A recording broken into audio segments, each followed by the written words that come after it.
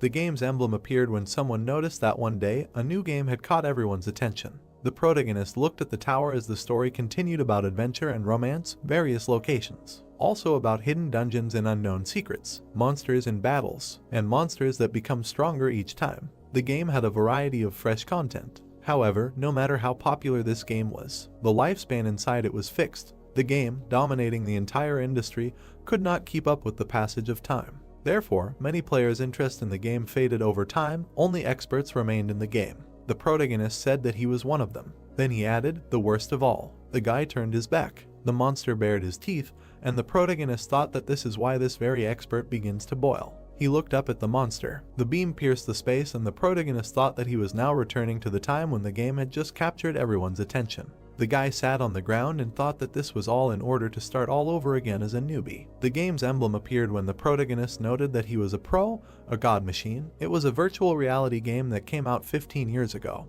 He continued to say that he instantly fell in love with it and became obsessed with it. Over time, he completely surrendered to this game. The protagonist stood in front of the gate 15 years later. Suddenly, Lee Eugene clenched his fists when someone called him and asked if he went to get the enhancement stone. He doesn't have any thoughts, right? Then he thought, lousy lone shark, he will follow him even in the game. After which the brunette opened his mouth wide, put out his fists and asked when he was going to make a fortune and return all the money. They only live once, right? As the protagonist headed for the door, someone told him to stand still, not to make hasty decisions, and to calm down. A split in space occurred when the voice added, please, just once. After which a sword appeared when the stranger said to show him hope. The protagonist noted that users who have been playing the same game for a long time without changes are called experts. He was a pro who had been playing this game for 15 years, then he opened his eyes wide and thought that all he needed was to become stronger. The guy narrated that initially, he liked everything and he did not even suspect that he had spent 15 years in the game. He fought with rivals and continued the story that he was the captain of the assault squad, the master of the guild and the lord of the castle. What he earned was enough to live. But now, the protagonist held a stone in his hands, looked at it and talked about a 7-fold increase. If everything works out, then the debts will be over. Then he closed his eyes and thought that he could end his life in debt. After which he threw the crystal into the urn. A notification came about the creation of the item, plus 1 executive sword. Then he frowned and thought that he had a good feeling from the very beginning. If he were a coward, he would not even be able to touch the enhancement stones. Notifications came one after another. Holding the stone in his hands, the guy opened his mouth and shouted, great, go, go. There were already plus 4 executive swords, but the enhancement was finished. After which the protagonist got angry and said that it was too early, a little more was needed. Another sword was created. The brunette smiled broadly and said good, today he is lucky. Suddenly a voice was heard asking Lee, is he on top today? To which he replied that he managed to enhance the stone 5-fold in one go. Excitement flared up in him. After which he thought that from this moment everything is for real and began to pray to all the gods, asking them to give him strength. He threw the crystal into the urn again and shouted, let's go. The sword lit up. The enhancement continued as the protagonist cheered and shouted, yes. He then opened his mouth wide, holding the stone in his hand, and said that he would succeed today. All that was left was to achieve a 7-fold enhancement. After which he threw the crystal again with a long cry, forward. The sword glowed even brighter. The 7th enhancement occurred as the guy loudly shouted hooray. Opening his eyes wide, he announced that he had managed to achieve a 7-fold enhancement in one go. The protagonist looked away questioningly, after which he smiled with fear in his eyes and thought that now he was not afraid of any borrowers. Considering how much he earned, he no longer needed to worry about debts, no. A tear rolled down his cheek as he said that this was a new beginning.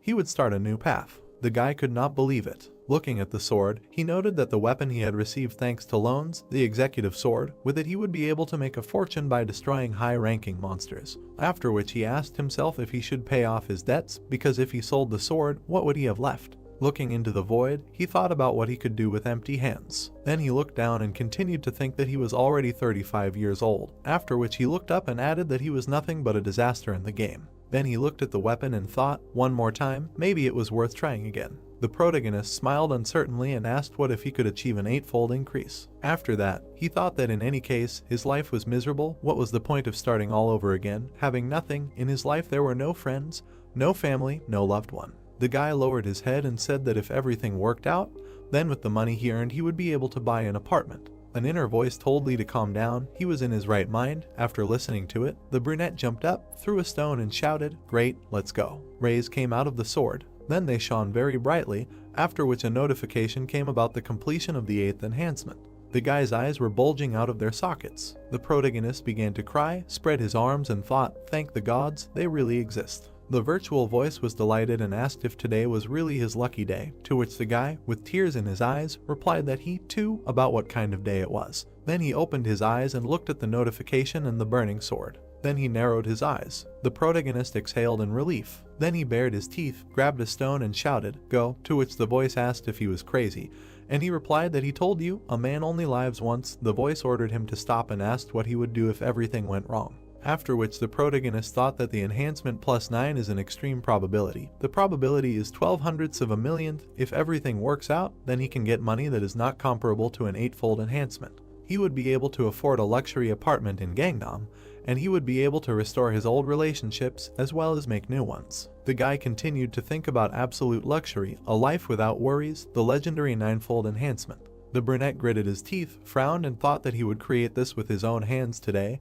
He would become the most special. Then he felt the power and realized that no matter what he did today, this was his day. But suddenly, darkness appeared around the guy and an error occurred. The sword disappeared and a notification about the enhancement failure came. The protagonist's eyes diverged in different directions. Sweat ran down his hand when he asked why the 9th enhancement did not occur. The guy was confused and thought that apparently today is not the day when everything is possible. A voice in his head called him and said that it was time for him to go. The protagonist fell into a stupor and asked himself where to go, into a barrel filled with cement or into a chicken feed grinder. He continued the thought that a new life would await him if he could stop at 7-fold amplification. And if he stopped at 8-fold, he could buy an apartment in an elite area, and then asked what happened to him. His thought continued with the fact that if he could stop, he would start living like a human. But suddenly he interrupted his thoughts and thought that everything was wrong. He should not have done amplification from the very beginning. He punished himself by having to use private loans. He should not have started this game at all. After which he cried bitterly and said that if he could go back 15 years, he would never have come to such a life, but it was too late. Everything was pointless. Although he was an expert, he screwed up at everything. Then he caught himself thinking that his head was spinning. He began to fall and asked, stress hypertension. The protagonist jumped out of bed in fear. There was confusion in his eyes. He saw an IV and a badge on the bed. Then he looked ahead and asked where is he? A voice was heard saying that he had woken up. The doctor looked at Mr. Eogen and said that he was worried. The red-eyed man asked what, to which the doctor answered him, he does not remember, he was in an experimental capsule of virtual reality. The man looked at the guy and continued to say that he later came to them at the hospital because he had a seizure while going through the beta version. The brunette opened his eyes wide and thought, experimental beta version, what is he talking about? The stranger in the suit and glasses laughed and said that their company would provide him with a new capsule and a small amount of money as an apology. The capsule he used was rejected. But in any case, the incident must remain a secret. The protagonist mentally asked if this was deja vu, then looked at his watch and thought that the realization of reality was slowly coming to him.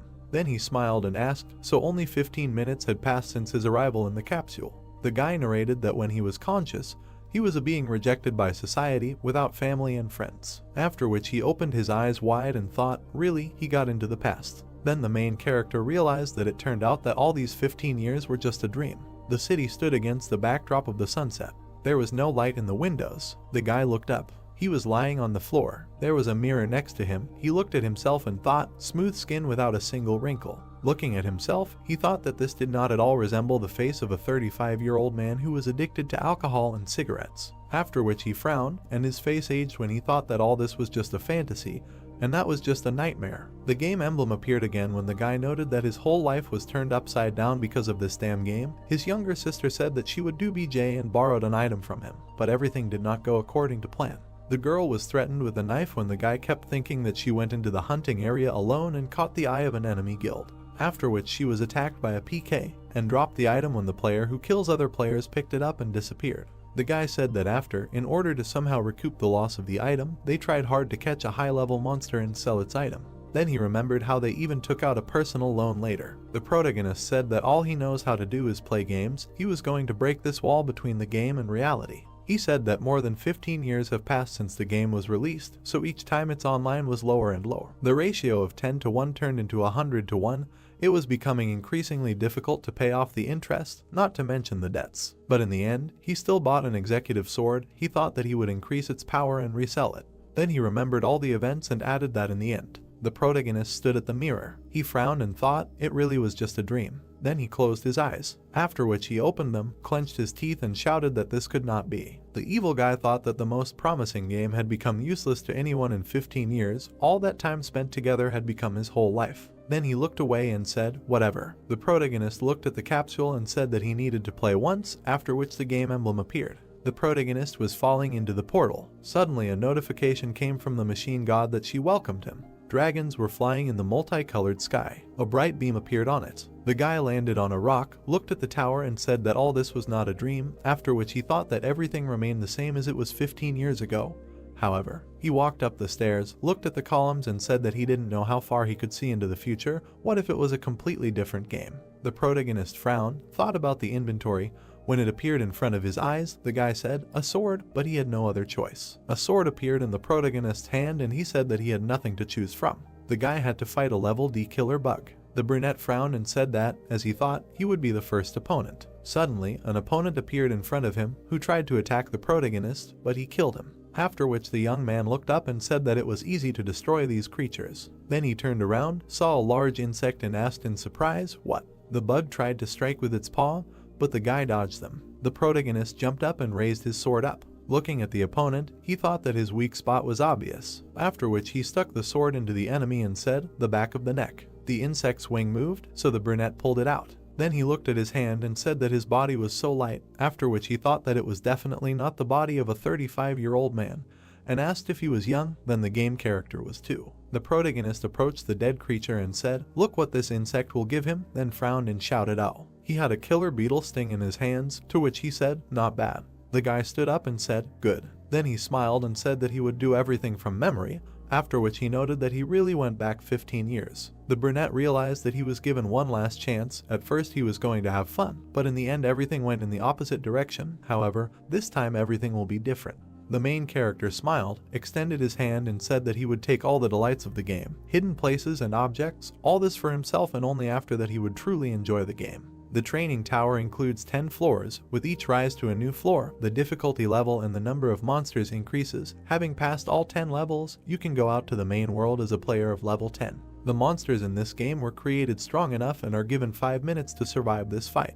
Usually he is controlled much faster because he already has enough information about this game. You need to attack the monster at vital points to minimize the time spent on its destruction. Lee Eejin saw the sign of the 3rd floor and thought that there were 3 monsters. He saw the sign of the 6th floor and thought that there were 6 monsters. He smiled and thought that there was nothing special even if there were several monsters. Killer bugs were approaching him from both sides. Damaged killer bugs were lying on the floor. The protagonist looked up, trying to catch his breath. He turned around when he heard an announcement that a new record had been set in the training tower on the 9th floor, and asked if he wanted to add his name to the record table. The brunette combed his hair back. He lowered his hand and called himself an expert. He looked straight ahead and heard that the username had been registered, and that it was possible to select a difficulty level on the 10th floor. He turned around and thought in bewilderment that he did not remember this before. He remembered that before they simply called the rank, the next mission, there were not many hidden privileges with hidden items in the training tower. Lee Eejin stared thoughtfully at the notification and said that, apparently, these privileges were available to those who managed to break the world record. A C rank boss is 10 times stronger than a D rank boss, and a C+ boss is 1,000 times stronger than a D rank boss. A person in his right mind would never increase the difficulty level too much. The boss was raised to level C+. The protagonist threw his hands on his hips and thought that he had become almost a pro, and people like him could fight a plus and S rank monsters in the future. He ran up the stairs asking why he should be surprised by things like C+ rank monsters. He smiled as he went up. Darkness appeared and people began to discuss the protagonist.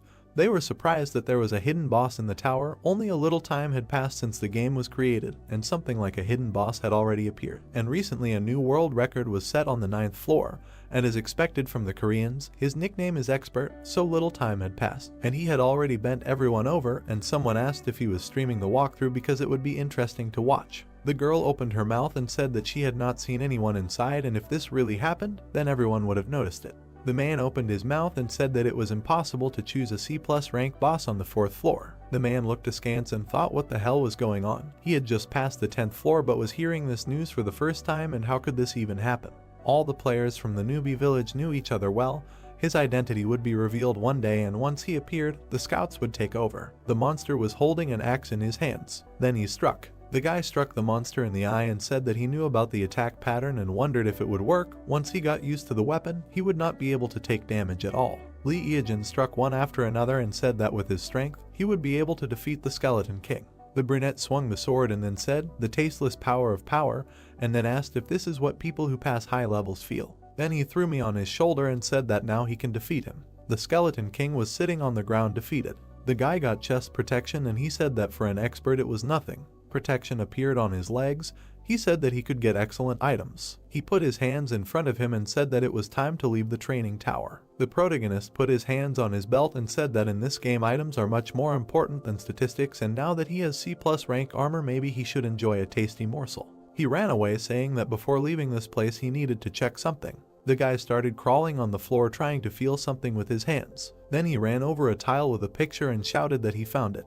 He clicked on this tile because he heard about this information in an interview with top-ranked players. If you successfully clear the 10th floor of the training tower in the shortest time, you can open another floor. The 11th floor opening notification sounded and a huge gate appeared in front of the guy. The protagonist looked at it and said that he hadn't gone through it himself, but he was curious. It was the highest difficulty level among all the hidden quests. He kicked and said, "Go ahead." Then he smiled slyly, but then something flew into his head. He lay on the ground in bewilderment. A huge fist hit him next to him. He tried to dodge. Lee Eejin started running and said that he had gone back 15 years and therefore all he could do was attack C+ rank monsters, and he didn't understand how this monster could just jump out. There was an explosion. The guy fell from the blast wave. He opened his eyes wide and said something like, "Making fun of me, and how could he possibly defeat him?" A huge monster stood in front of him. It was a dragon prison advisor. The protagonist looked at him in amazement and said that the monster in training was S rank, but did not finish and suggested that maybe it was created by mistake and that the world slapped him again.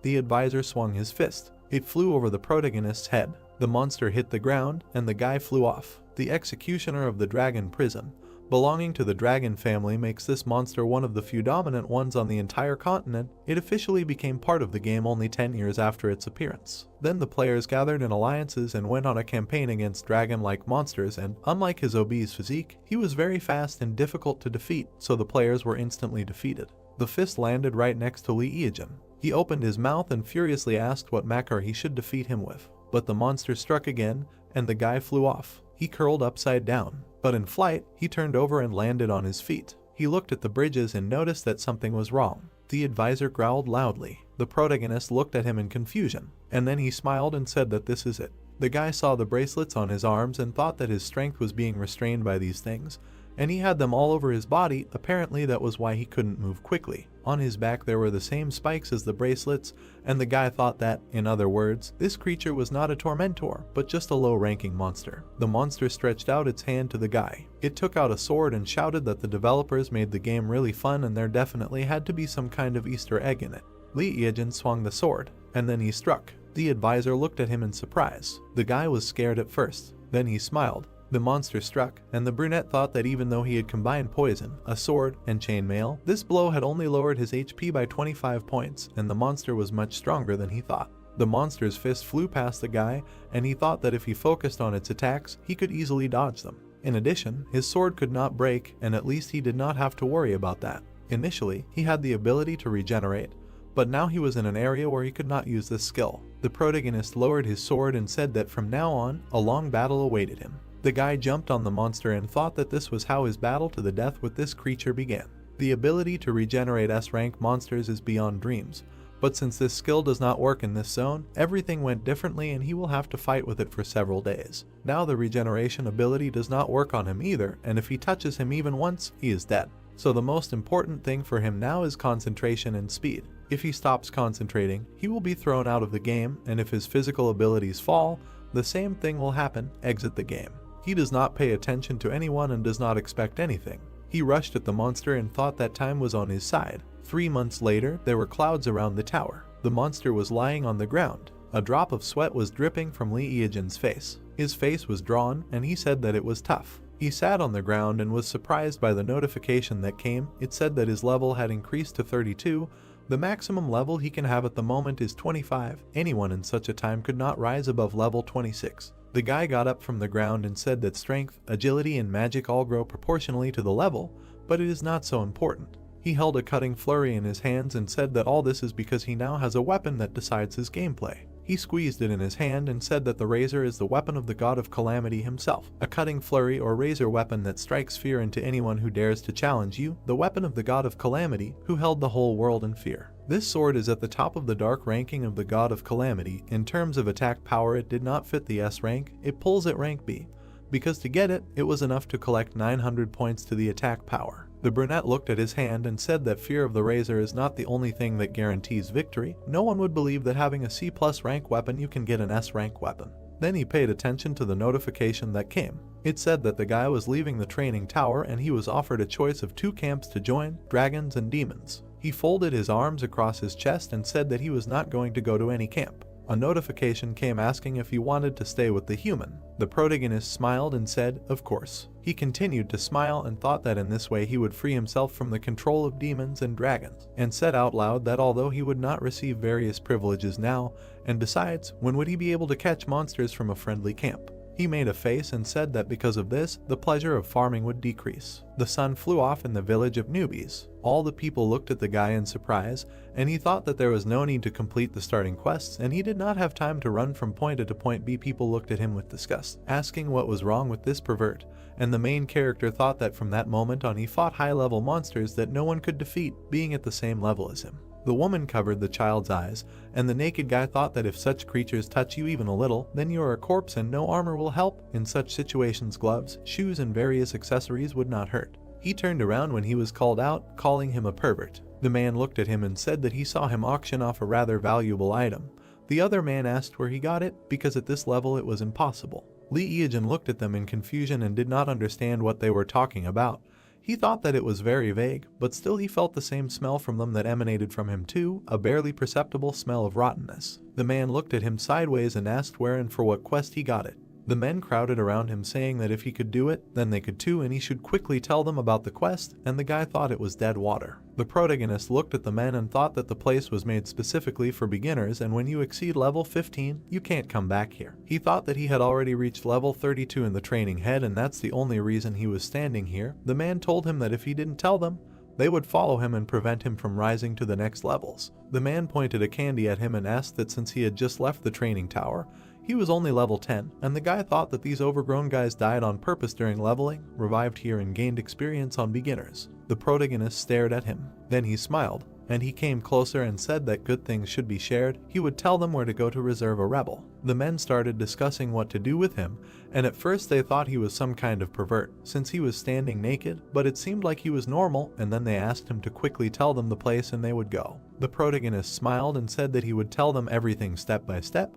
but first they needed to go to a quiet and secluded place. The sun was shining outside. One of the fat men looked at the protagonist and said to tell them, he should tell them about the monsters that would be on the way, to which the second chubby man said that he and his brother were cool guys. The guy turned to the people and asked if they didn't think something like, hey, we need to kill this guy and take all his items. The men looked at each other, after which the protagonist, holding a weapon in his hands, said that he knows people like them well. They deliberately wait for newbies like rats. They have gained enough experience and are level 15, and then they attack and take everything from newbies. After his words, the strangers frowned when one of them asked what he just said, and the second added questioningly, he wants them to make him change his mind about entering this game. The guy opened his mouth and said how impudent. Then he clenched his teeth, frowned, put out his hand with a weapon and shouted that he liked their impudence. After which the man swung and shouted that then he should get ready to give up his things and forget about this game forever. The protagonist pierced the fat man with a sword. Snot came out of his nose. The second stranger, looking at this, was shocked. Then the protagonist began to fight off the man in the helmet. The chubby one coughed when his eyes almost fell out. The tall stranger angrily began to take out his weapon and shouted, "What a bastard." Then he opened his mouth wide when the opponent pierced his hand, after which he received a blow. Seeing what was happening, the man in the helmet began to run away. But the brunette caught up with the brat and said how cute it was, after which he screamed in fear. The man hid around the corner, holding his hand and writhing in pain. Then he looked at the protagonist and said, "He's a newbie, who the hell is he?" To which he turned around and replied that newbies are usually taught to treat everyone with love. Suddenly he poked the guy with a spear and added that however, not in this case. Screams were heard between the houses. The protagonist was surprised that they did not have any useful items, then shouted, "Oh," and a slime unit appeared in his hand. The protagonist said that slimes are monsters from which you can't get anything valuable. It seems that these guys raised their level only by killing slimes. He was able to get slime quintessence, so he does not have to farm 1,000 slimes. The young man held out his hand with the slime and said that he thought he wasted his time, but everything went well.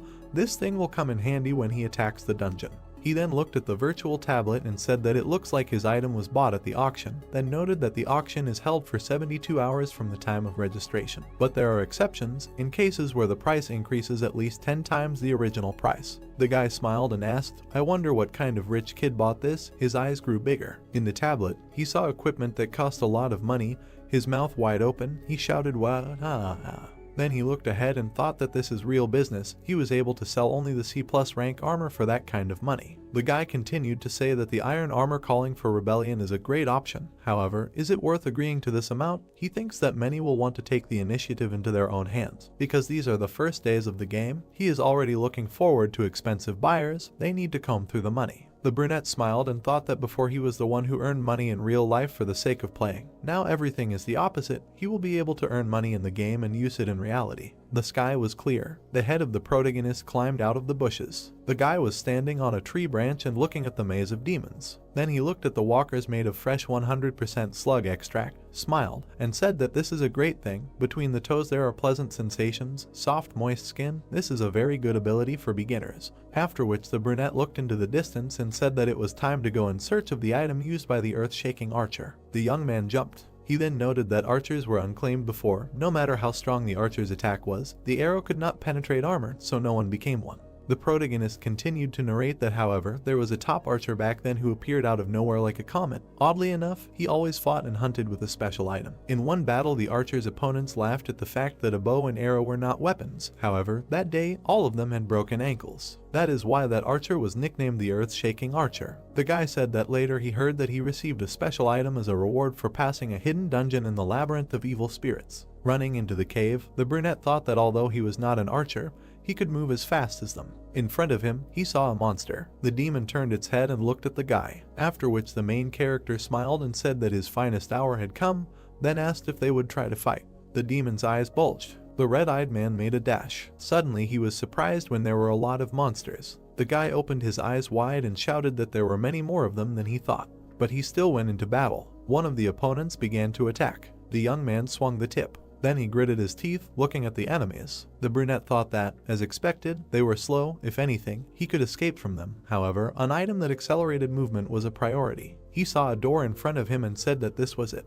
Then he jumped up and kicked it. Something was falling above him. A metal wall fell near him. Suddenly the floor broke and the main character began to fall. While he was flying, he said that this was great. He could find any way out of this labyrinth. It was not even more difficult than walking around his house. It was dark. The guy saw a monster in front of him. A danger notice came. It said that the dungeon boss was here. The protagonist was scared. The boss was preparing for a crushing attack. His footsteps were causing the floor to crumble. The monster was very big. Looking at its red eyes, the young man said that as he thought, if he was wearing armor, his speed would be reduced by more than 50%. The protagonist stood ready when he said that it would be the same even if he wore iron armor. That's why he doesn't wear it. The scarlet demon bared his teeth. The guy smiled and said that as soon as he came, he prepared a warm welcome for him, then asked if he was bored because no one had come to him yet. The brunette turned around, saw the demons and said that they were persistent guys. He looked at them sarcastically and added that they were not trying hard enough. Time was up. The monsters began to fall, yellow liquid pouring out of their mouths. One by one, they started dying when the guy said that when he looked at it, it was a terrible but powerful force. He then explained about the quick strike. It was a point damage technique that deals a certain amount of hits that cause bleeding, ignoring the shield, a cheating technique that made the Razor #1 in the rankings. The protagonist noted that the damage reduction for a second is 1/100th of the enemy's total HP. This effect lasts until the target is killed. He then looked at the demons and said that one by one, starting with the one who was injured first, it cannot be dispelled. Then he looked at the boss and said that now it remains to deal with him, and then asked, well, now only he is left. The demon took a deep breath. Fire burst out of his mouth as the guy began to run away and hid behind a stone. A notification came that the scarlet demon was caught. The floor crumbled under the monster's feet. The naked protagonist jumped. He jumped off the rocks and landed on his feet. The boy looked at his walking sticks in surprise. Then he raised his head, frowned and asked his opponent how long he thought he could last. The enemy stepped next to the young man as he swung the blade. 3 hours later, the brunette cleared the labyrinth for the first time. He spread his arms and asked if he could continue. In the beginner area there were 2 more C+ rank monsters besides the Akani, right? Then he looked away and thought. Lee looked into the distance at the nature and said, okay, he chooses it. The sky was brown. Insects were flying in the nightmare forest outside the beginner village. The protagonist quickly ran away from the C+ rank water spider. In motion, he turned to him and asked, since he had caught part of the prey in the net, why was he chasing him? Was even some insect an important prey for him? The rival was above the guy's head. Then the brunette turned around and saw an explosion. He jumped when a trap appeared under him. Then he smiled and said that this is exactly what he wanted. The spider was terrifying. The ground was shaking. Sounds were heard. The protagonist jumped off the cliff. Then he looked down in fear. An insect appeared behind him. It made strange sounds. The guy looked at it from under his brows. They stood opposite each other. The enemy made a dash, after which there was an explosion. Then the brunette laughed and asked. The intruder entered his territory, and he personally came to settle accounts with him. A scaly king cobra appeared, sitting on a rock. The young man said that this was a great chance to deal with 2 bosses at the same time and also increase his agility. Looking at the spider, he continued to say that the water spider, which never lets go of the prey, even if others are already looking at it, then turned his gaze to the cobra and added that the king cobra with scales, which will never let go of intruders in its territory. Continuing to look at them, he said that many players would have their legs buckled from seeing this. This is a funny sight for a person like him. Then the protagonist opened his mouth and said that seeing how they both die, a notification came about receiving the exoskeleton of the soothsayer and the scaly dream without blood and tears. Everyone was surprised that these are C+ rank items. People looked at this in surprise, wondering how he was able to get this and what monsters he killed, and also that this is impossible and this is just a bug. The man clenched his fists and shouted, 3,000, 5,000, are you kidding me, 6,000, 6,500, 7. Lee Eejin leaned back in his chair and said that he had only just started and the stakes were already rising. How much more could he raise? He pressed his lips together and asked if he was really like that. The guy looked to the side and wondered if the poor guys who were shaking over the crumbs that others were throwing down, was that really what they looked like when top players like him were looking at them? Then he looked closely. The phone rang. It was his uncle. The protagonist took the phone in his hand, scratched his head and said that he didn't want to pick it up, but if he didn't answer, the guy would start to annoy him even more. He brought the phone to his ear and said, hello. His head was blown off from the scream that when he was demobilized from the army,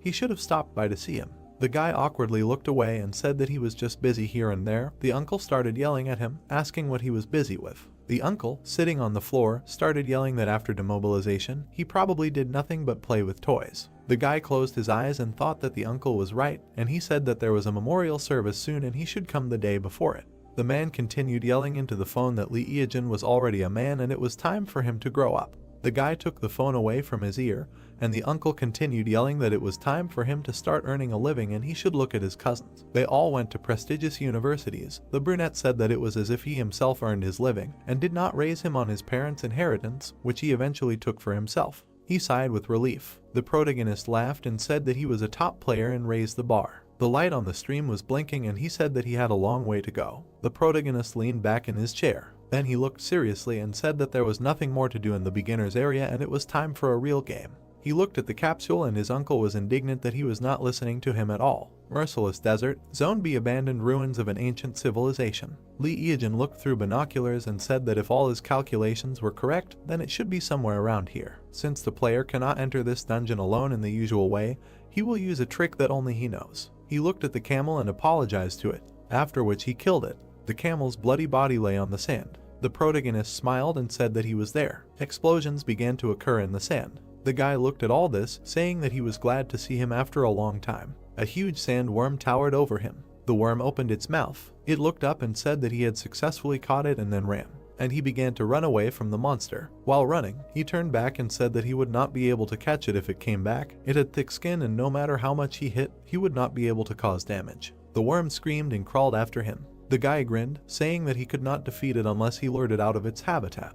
He saw the pyramid and said that therefore there was no need to think about anything and just run to the goal. The protagonist was rapidly approaching the pyramid. He ran up the pyramid. There was a roar, and the brunette disappeared from sight. He looked inside the passage. Then he smiled. He stepped inside the tunnel and said that this was great and he was able to overcome the path. He went in there and was surprised. These were abandoned ruins of an ancient civilization, the 7th floor underground. The protagonist looked into the tunnel and decided that this was the place where the sandworm came from. He ran there and said that thanks to the sandworm he was able to get there easily. If he could meet the boss there, it would be great. He looked at the door. He was surprised and thought that the door to the boss room was open and there was already someone there. A conversation was heard from there. The brunette's eyes widened in surprise. The girl looked at the protagonist and said that there really was a person who could get to this place. The guy also looked at him and asked if all his comrades were buried. They both stared at him silently. Lee Eajin looked at them in surprise, and then he frowned and thought that it was Yu Da-hyu. Nuna looked at him and said that it was a coincidence and asked if he wanted to join the raid. They had been waiting here for several days for the last remaining boss. The protagonist wondered what this woman was doing here. He remembered how she asked to take her to the boss, how she was going to stream the walkthrough and asked to borrow a knife, and how she apologized for faking like a fool, and how she offered to borrow money. The guy moved closer and asked if he was interested.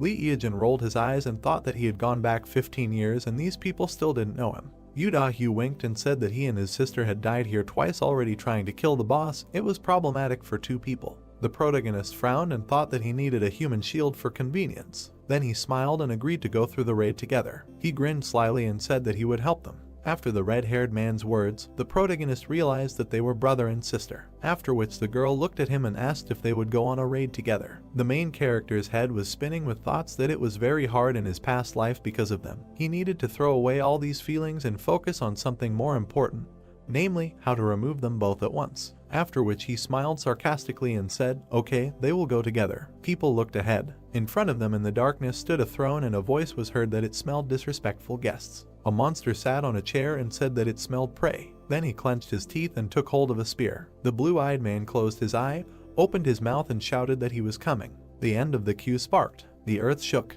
The girl opened her mouth wide and shouted that they were all good at close attack, so they would come close to him. Let's go. The brother and sister turned around. There was no one behind them. The boy frowned and asked where the bastard ran off to which his sister looked around and replied that he was just here. The thought occurred to her that if there had been at least one more of them, they would have caught him. The girl got angry, frowned, and thought that she should use this idiot as a shield. The red-haired ones looked forward in surprise, screaming. Looking at the door handle, one of them asked what it was. Nuna opened her mouth wide, stretched out her hand and shouted that the handle was broken. This bastard, he was up to something. Then she clenched her teeth. The brother looked at her when she clenched her fists and said that nothing could be done. There was only one thing left. The boy narrowed his eyes and replied that he understood her. If they caught this monster, they would officially become pioneers. The unnamed B-rank queen rose up with a spear in her hands. The brother stepped forward and shouted that he was attacking. The monster swung as the boy raised his shield in front of him. The opponent struck. His weapon glowed. Then he used magic. Yu Chang defended himself with all his might. Suddenly, the monster's weapon and the boy's shield collided. The young man, gritting his teeth, shouted to his sister, "Forward." The blue-eyed girl dashed forward with knives in her hands. Then she jumped up and swung at the enemy. A scream was heard, first with the spear, after which the brother opened his mouth wide and screamed. He made a strike with his weapon. The red-haired girl turned around, opened her mouth and said that he had low HP, so a few hits would be enough. In response, the guy said that he understood. They would go like this and headed towards the opponent with a shield. Someone's voice was heard that the connection was really a worthwhile thing. The protagonist, peeping at what was happening through the crack, asked, "Are they now level 30 tanks, right?" Then said that if you skillfully use the tank's ability, then there will not be a single monster that could not be defeated. After which he frowned and continued, "But there is something to be afraid of in the nameless queen." The monster's eyes glowed green. He dealt many blows to the guy. Gritting his teeth, the young man shouted that her attacks had changed, and the speed had increased sharply. They would not be able to avoid all the attacks. The queen dealt a blow, after which there was an explosion. The fragments flew apart when the guy, closing his eyes, screamed. His sister tried to attack her rival. Then she opened her eyes wide and said, "Damn, they have already gotten used to her previous attack style. Now it will not be easy to dodge her blows and her speed." Suddenly the enemy appeared in front of the girl when she closed her eyes and said that it was too late. There was an explosion when the lady opened her eyes. The monster was lying on the ground, blood was flying around him. The protagonist was striking and saying, "Checkmate." The blue-eyed girl opened her eyes wide, stared at the protagonist and asked him. Then her gaze became angry and she continued, "He appeared at the very last moment." Her brother, gritting his teeth, shouted in rage that this coward was sitting in ambush the whole time. They could not get out of here because he broke the door handle. Throwing his sword over his shoulder, the guy replied that thanks to him they defeated the boss, and after all, it was he who saved their lives. Suddenly, a notification came that the nameless queen was successfully defeated, and there was another female player in their group. They were able to discover a hidden quest of forgotten ancient ruins. The heroes asked in surprise, "Female player, hidden quest, what kind of nonsense?" The red-haired ones turned around when the guy said that this bastard ran away again. The guy frowned and asked, "Doesn't she think it's weird? Why didn't their level go up? And why didn't anything drop? They weren't done yet." A voice was heard calling the girl. She grabbed her head when the voice said, "Her body." The monster, lying on the ground, whispered that she must give it to him. The heroine, holding her head, screamed loudly. Suddenly, her face turned black. Smoke swirled around her. Then her eyes turned yellow and she laughed. Standing with the monster's spear in her hands, she shouted, "Scum! They must kneel before her." Her brother was shocked. The protagonist turned his head and said that in order to enter this dungeon, more than 2 people were needed, and at least one of them had to be a girl. That was the reason. A question appeared inside Yu. What was going on? She was controlling her body. The brother looked at his sister questioningly. He received a notification that his partner's soul had been taken over by a monster, the new name of the queen Yu. The girl was told to forget her previous connections. Now she was the mistress of this dungeon. The blue-eyed girl's eyes widened and she thought that she couldn't believe her eyes. Why did they make such conditions for entering here? The red-haired man looked at her, cowering, and thought, all monsters are so crazy. The protagonist turned his head and said that in order to enter this dungeon, more than 2 people were needed, and at least one of them had to be a girl. That was the reason. Then he looked away and thought that in order to attack alone, he thought of cheating with these 2, but everything did not go according to plan. The guy looked ahead in surprise when an explosion occurred. The yellow-eyed girl stood in front of him, saying that she was the queen of Rhodesia, an ancient state that was destroyed during the war between dragons and demons. Then she opened her mouth wide and shouted that today she will revive Rhodesia. They are wild beasts. The real heroine was apologizing to her brother in her thoughts, and thought that her punishment is much more serious than his. Well, at least she will be able to find out what the reward is for this raid. Looking at the notification, she was surprised. It's strange why it hasn't appeared yet. The protagonist began to undress. Then the blue-eyed girl looked at him and shouted, "That's right, that pervert, the raid is not over yet." The naked protagonist raised his weapon and asked, "Well then, they will begin." The 2 personalities of the girl screamed that he was a dirty creature and a fucking psychopath. Then the heroine used force with a spear. The guy swung back. Then he smiled and said that she missed. The queen got angry and bared her teeth. Sparks flew. The brunette rushed from side to side. The girl struck again. The protagonist dodged him too. The yellow-eyed girl looked at him in surprise and asked what. Then she became furious, raised her hands and screamed that he was a fucking rat. She launched force around herself. Then the heroine looked down and asked what he was doing. The protagonist was lying on the floor, writhing in pain and saying that he hit his head. He would lie down for a while. Suddenly, he crawled away like a centipede. The red-haired girl fell into a stupor and her eyes became square. Then she silently raised her hand. The red-eyed man looked at her emotionlessly. Illustrations of power were displayed on the ceiling, with the girl standing with a staff in her hands and the guy sitting on the floor. After which the lady looked at her opponent and told him to die. The brunette smiled and said that the atmosphere was heating up. Sparks flew from the ceiling. The protagonist's legs ran when he said that then he shouldn't stand like a pillar either. He showed different techniques when the girl looked at it in surprise, after which the main character landed on his feet and spread his arms out to the sides. The heroine's pupils narrowed when she thought about what this idiot was doing. Suddenly the guy approached her when her thought continued with the fact that he seemed to have been on such raids more than a dozen times. Then power flew at her. She told her to stop. The brunette delivered multiple blows when the girl rioted and screamed, "Stop, enough." The protagonist smiled wickedly and thought that since the previous battle her HP was almost at 0,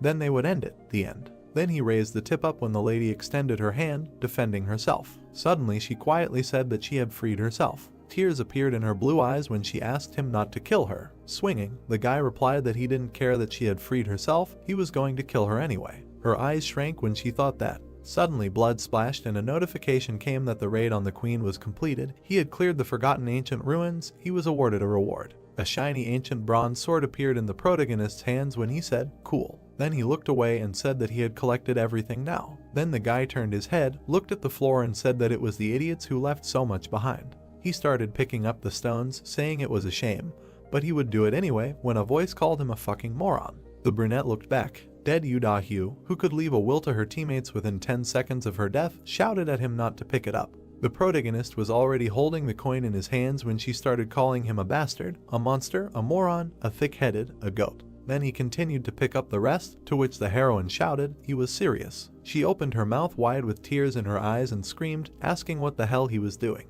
A notification came asking if he wanted to leave his name. The protagonist looked away and said, stagnant water. On the tablet screen was a moment from the battle when the queen missed. The brunette sat in the capsule with a tablet in his hands and remembered that he then hid in a clay pot and recorded it all. The recording continued all this time. Looking at the screen, he continued to say that the girl had such a face, he could not help but film it, did not think that he filmed the entire raid. Then he looked up and said that this is a video from his first raid. After which the guy sat down at the computer and said that it was somehow boring, maybe he could edit it and post it to the group. The protagonist was fast asleep when his phone was blowing up with notifications. The building stood in the evening city, one of its windows was open. The trash can flew off when an enraged Yu Chang walked around the office and shouted that the more he thought about this pervert, the more he pissed him off, to which his sister answered him that his rage would not change anything. Gritting his teeth and frowning, the brother looked at his sister and asked if she was laughing. He made them look like idiots. The girl silently filed her nails. The brother looked at the redhead when she told him to stutter, then turned to him and angrily asked who he thought was the face all over the internet. The guy stood there and listened as she continued to say that this pervert had uploaded a video in which he had censored only his own face. The brother only nodded. The blue-eyed girl bared her teeth and said that she would find this bastard. Then she hesitated and thought that her plans to become a beautiful brave mystic were ruined at the very beginning.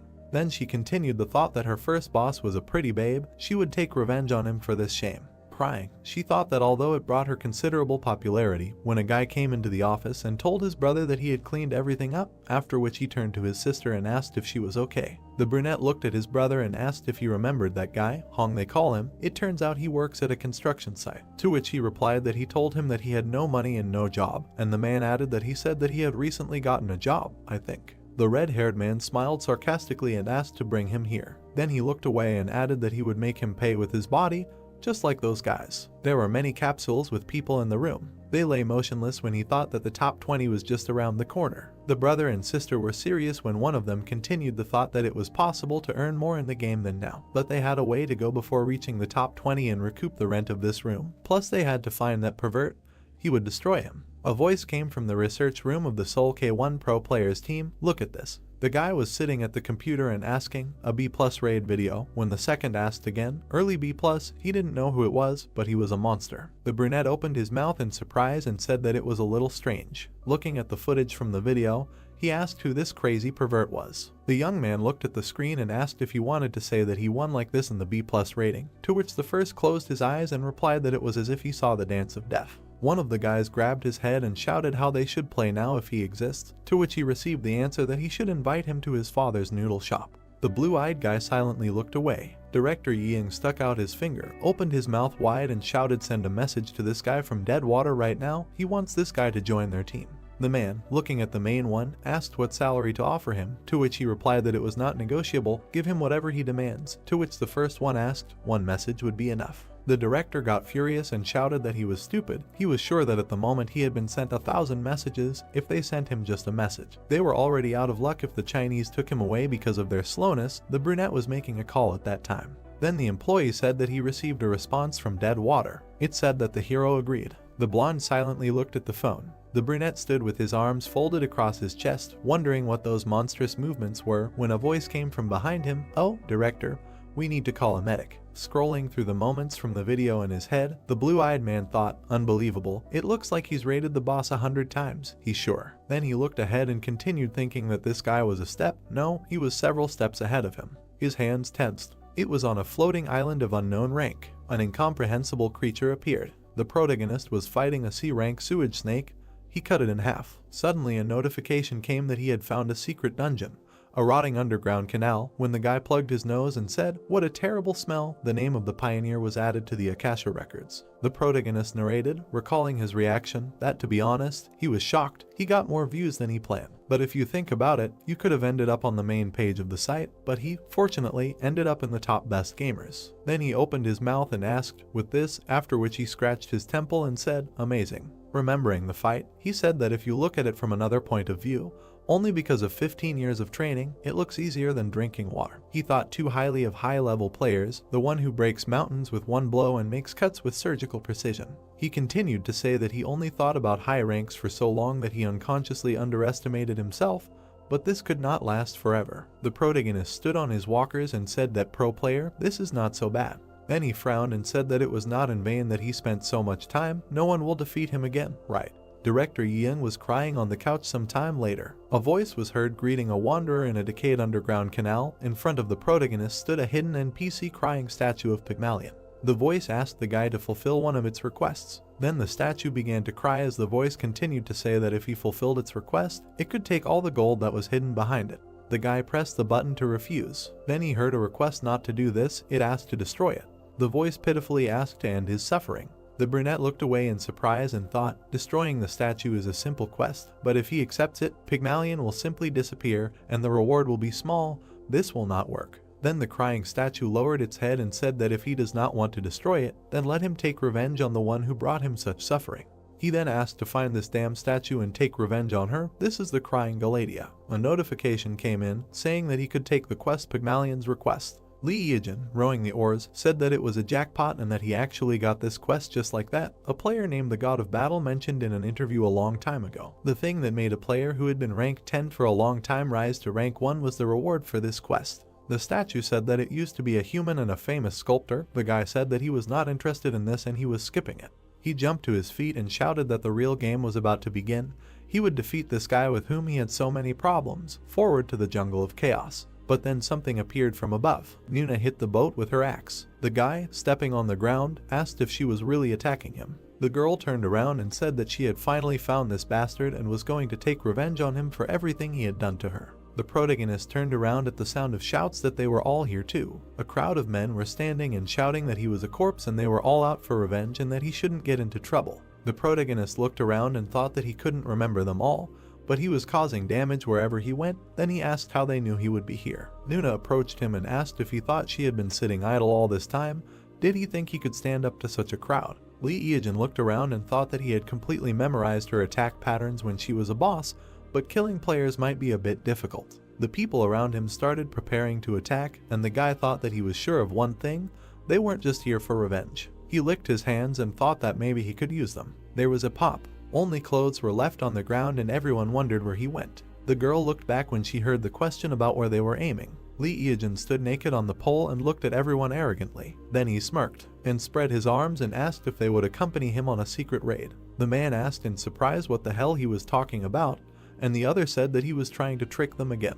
He raised one hand and said that he knew what they really wanted, and that was information. He threw his head back and said, bosses, hidden dungeons, information about quests, and the first run, because that was why they were chasing him. Everyone looked at him in confusion. Then the protagonist scratched the back of his head and said that he thought his outfit was also quite unique. He spread his arms and said that in any case, as they expected, he could provide them with all this special class information. The girl pressed her lips and thought, the first run. Lee Yijin extended his hand and asked what they were going to do now, if they wanted to go with them. And thus, their team was formed. Yu Da-hyu, Nuna, the Lone Shark Twins, Li Dongbai, Li Yunbai, Li Jianbai, the three beautiful musketeers, the mobs, the rest he sent in case of trouble, and the professional player of the Soul branch of K1, Ma T-Gang.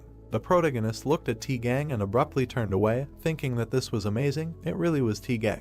The number 1 god of battle in the national rankings, the ace of the national team, the best in the hero category. He was standing right in front of his eyes. The protagonist smiled. Then he looked into the void and thought that he didn't seem to have done anything to him that could anger him. Someone cut up an insect. The girl grimaced and said that it was disgusting and there were too many parasites here. They were in the jungle of chaos. Nuna said that only lowly D-rank monsters appeared here and asked if there really was a hidden dungeon in such a place. The protagonist turned to her and said that they were almost there. The man opened his mouth and said that it was so hot and humid here, his panties were already wet, and where was there water or at least fruit? Nuna turned to the protagonist and asked who he really was and how he knew that there was a hidden dungeon here. The guy looked up and said that he just found it while walking. The girl, walking past the bushes, told him not to lie, because the dungeons in the beam are created by monsters or NPCs, so even the game masters do not know the exact location. They walked deeper into the bushes, and the girl asked if he was sure about the correct direction. They plunged into the darkness. They came out to the circus tent. It was a secret dungeon, a secret meeting of dolls. Lee Yijin ran forward saying that he would go first. Da-hyu looked at it and concluded that he wanted to appropriate everything for himself. He ordered him to stop. They entered the hidden dungeon of the secret meeting of the dolls. The controllers behind the scenes were on alert, the entities on the stage awakened, the jesters began their performance. The blow fell between two guys. They were the serial killer pirate and the gargoyle. The protagonist rose into the air with the help of red leather steps and said that for guys like them who live for performances, there is nothing more terrible than the disappearance of the stage. Then he stamped his foot, and the ground began to crack. The monsters began to shake, and the protagonist said that for clowns and clown-like monsters, the damage from the earthquake is double. They also have the attribute of a minion, so the blood is doubled. The gargoyle tried to strike, but the guy dodged, and Pirate put out his hands. Lee Eugene continued to dodge the blows and said that in other words, they receive 4 times the damage from one blow. The protagonist plunged the blade into the clown's head. He smiled and asked what he should do because he wanted to be hit, but his body reacted on its own, so he missed again. The protagonist looked at the battlefield and thought that he had killed a whole bunch of C+ rank monsters in an instant.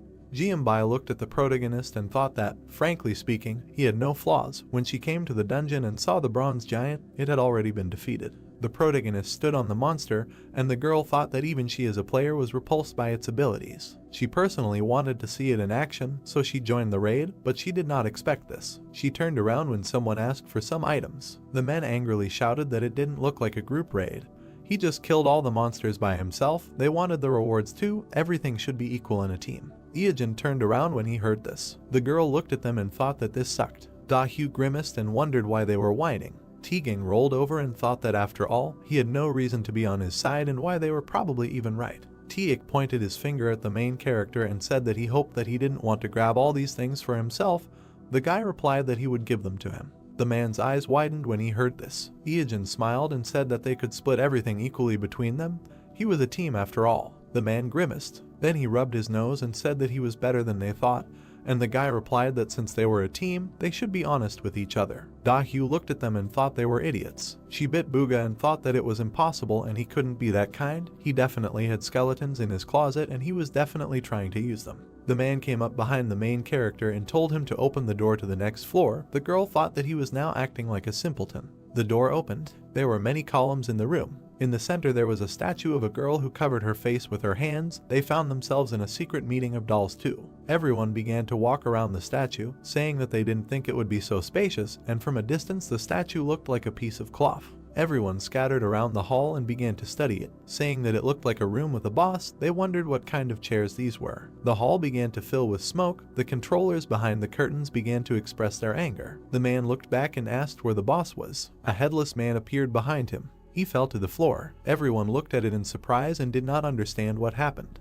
And now the second person died and fell. No one understood what happened. The girl opened her mouth and said with surprise that it was her doing.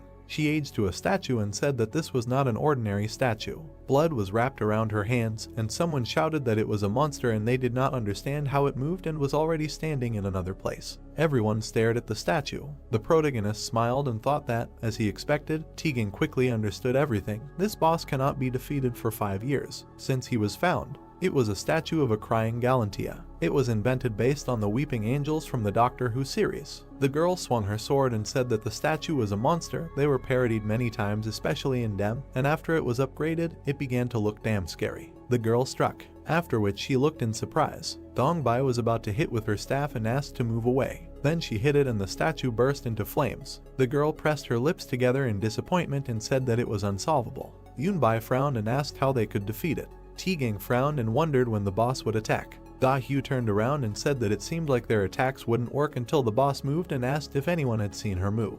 Everyone stood tense and the girl said that she didn't know when she would move, but they definitely wouldn't be able to block the attack and they needed to calculate the time to attack. The man raised one eyebrow and asked how they could make her move. Everyone stared ahead silently. Then they turned their heads towards the sound. Ieogen was standing there wearing a cloak and smiling. Chang opened his mouth and shouted what he was going to do, and anyway, he was the one who dragged them here. The door was locked. They couldn't get out. Then they asked if he had a plan. The protagonist cleared his throat. He raised his finger and said that there were only 2 ways to leave this dungeon.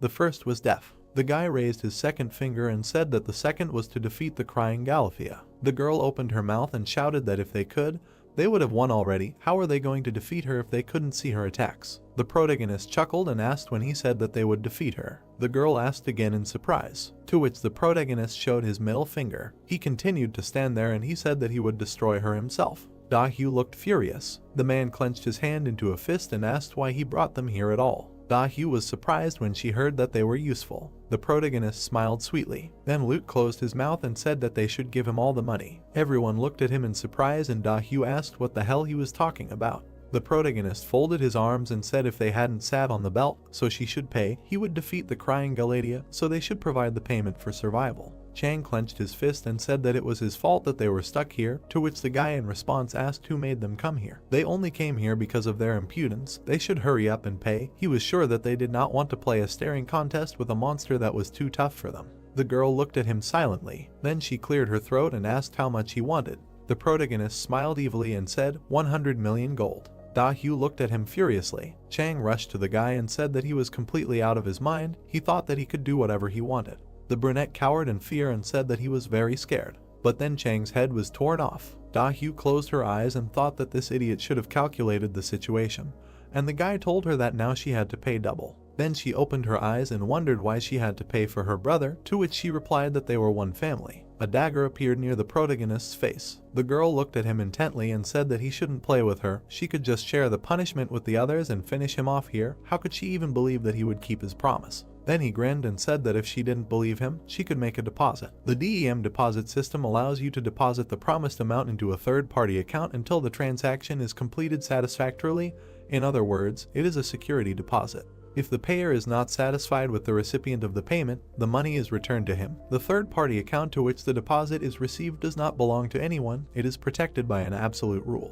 The girl remained silent. The SU stared at them in surprise. The boy glanced at everything and continued to say that she could take the reward for defeating crying Galatea. He moved his hand to the side and said that he did not claim it. Everyone stared at him and thought that crying Galatea seemed to be a B+ rank boss. Also due to the advantage of being the first in the world to defeat her, the reward should not be less than B+ rank. T-Gang stared at him. Everyone stood silently. Out of all the items in the market, the current highest rank is C+.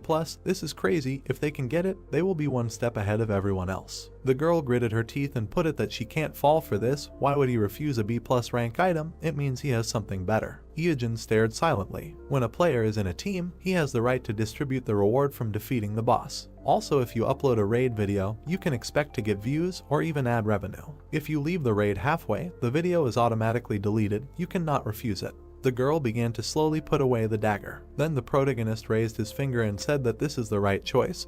They have 6 people and the fee is 100 million, so each one needs 14 million. He was very surprised when he saw that the girl contributed 200 million gold. Golden Rain contributed 100 million, Silver Rain contributed 100 million gold. Bronze Rain contributed 100 million, Teak contributed 100 million gold. The God of Battle contributed 100 million gold. Iyajin looking at this, he stared at them and thought that he wanted them to pay a total of 100 million. He seems to be these guys really want to finish this. The girl asked him to keep his word. She looked closely and corrected to make sure that he really will defeat the statue and all the loot from the boss will go to them. To which the protagonist nodded affirmatively, and he began to walk forward, thinking that they must really want to be pioneers. That was the reason for their success in the future. He frowned and thought that in their place he would give up and die, and out loud he said that when he gave the signal, everyone should turn away from the statue. He came close to it. 5 years after the discovery of the Weeping Gallatin, collective reflections, inductive records, counting every unexpected change, hidden options. He put the shield in front of him and thought that only after collecting all this,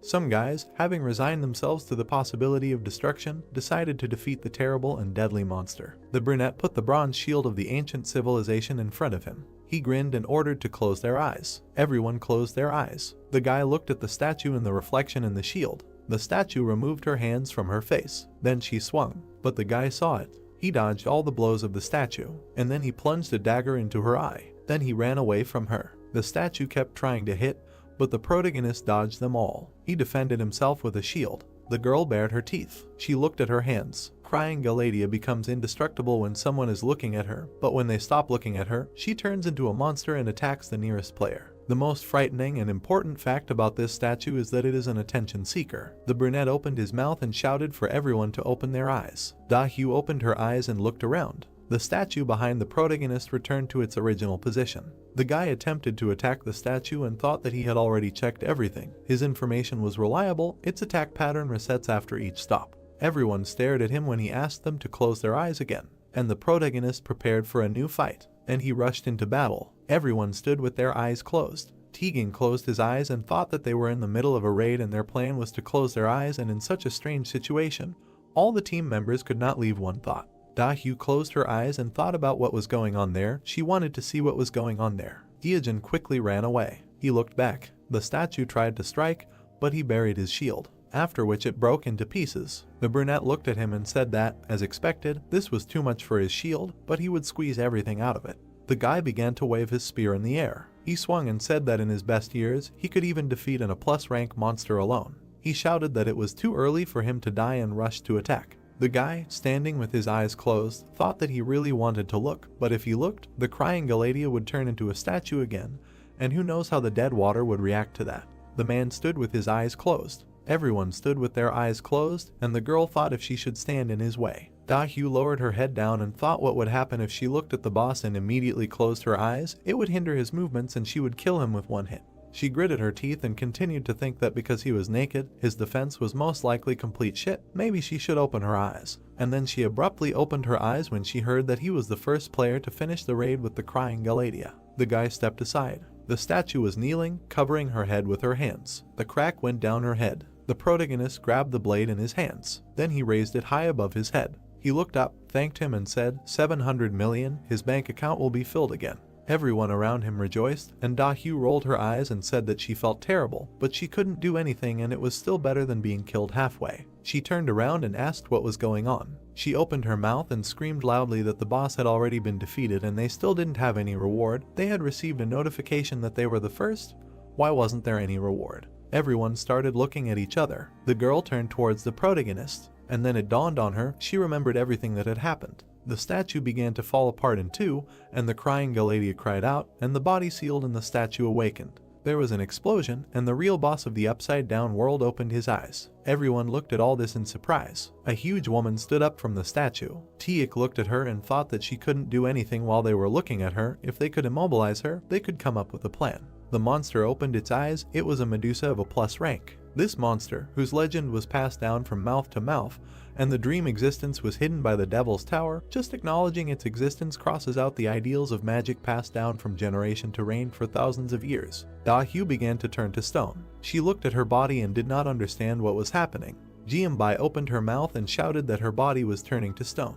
Yunbai looked at her hands that had already turned to stone and asked, didn't he tell her to look at her? She was indignant. Why did the scheme turn around so suddenly? Da-hyu turned around and looked at the protagonist with confusion. He stood there and smiled, after which he closed his eyes. The girl's eyes widened and she started screaming that the bastard knew what was going to happen and asked why he didn't tell them. The girl sighed and said that she was shocked and she shouldn't have interfered in other people's affairs out of curiosity. She frowned and said that she remembered his face. The protagonist looked at them in surprise and didn't understand what they were talking about, and then asked if they wanted to kill him. Absolutely all of the bodies completely turned to stone, and the guy said that in this day and age, information and experience are as important as money. The information and experience gained during these days are well worth the money, so for them it was a good deal. They even learned the location of a hidden dungeon. The guy narrowed his eyes and said that knowing the location wouldn't help them get through it. A jellyfish appeared behind him, and the guy wondered if he should play with it.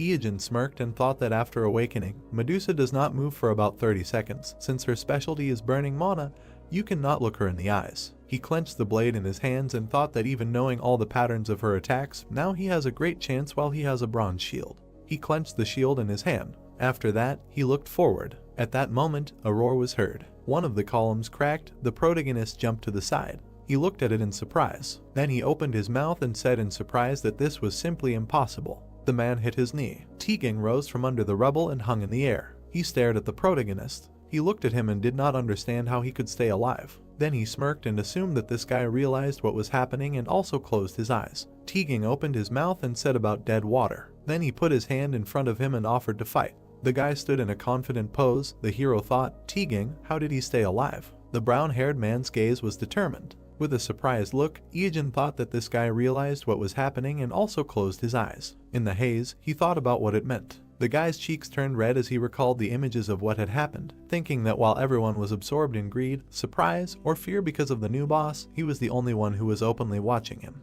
The brown-haired man pursed his lips. A swift movement. A fist flew past the brunette's face. A mark from the blow remained on his cheek. Hyejin managed to dodge a new attack. His gaze was surprised. Tegan hit with his knee. Iijin held the shield. The opponents stopped opposite each other. The hero grinned, thinking that he needed to calm down. He just needed to use the increase in movement speed. The brown-haired man stood with his arms bent, and then he quickly rushed into the attack. He repeatedly hit the shield. Cracks appeared on it. Looking at the shield in surprise, the brunette thought that it was about to collapse. He had to dodge the kick. The guy in the cloak jumped back. He thought with a frown that he relied on one of the red leather feet options. How could he become so cool after playing for such a short time? Standing nearby, Iijin thought that he could easily go solo raid a C+ mob now, and he really was a monster. Clenching his fist, Tegan said that as he thought, he was not that strong in a one-on-one fight. He could not withstand his attacks with such bad equipment.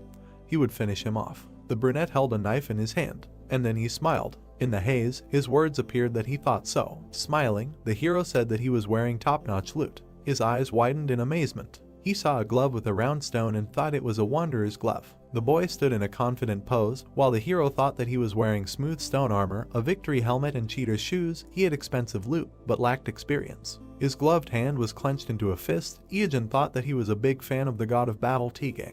The brown-haired man raised his hand. The hero thought that when he defeated countless strong opponents, rose to number 1 in Korea, he was even more excited than others. Iijin remembered how he cried in front of the monitor, and thought about how much he cheered for him and called him his mentor. Although he was even older, the attack style of the god of battle was firmly stuck in his head. He chuckled, thinking that a series of strikes that he repeated over and over again. With a wide smile, the boy asked, how can he forget this? The hero dodged the bright attacks of the enemy. Tegan frowned, thinking that it was impossible.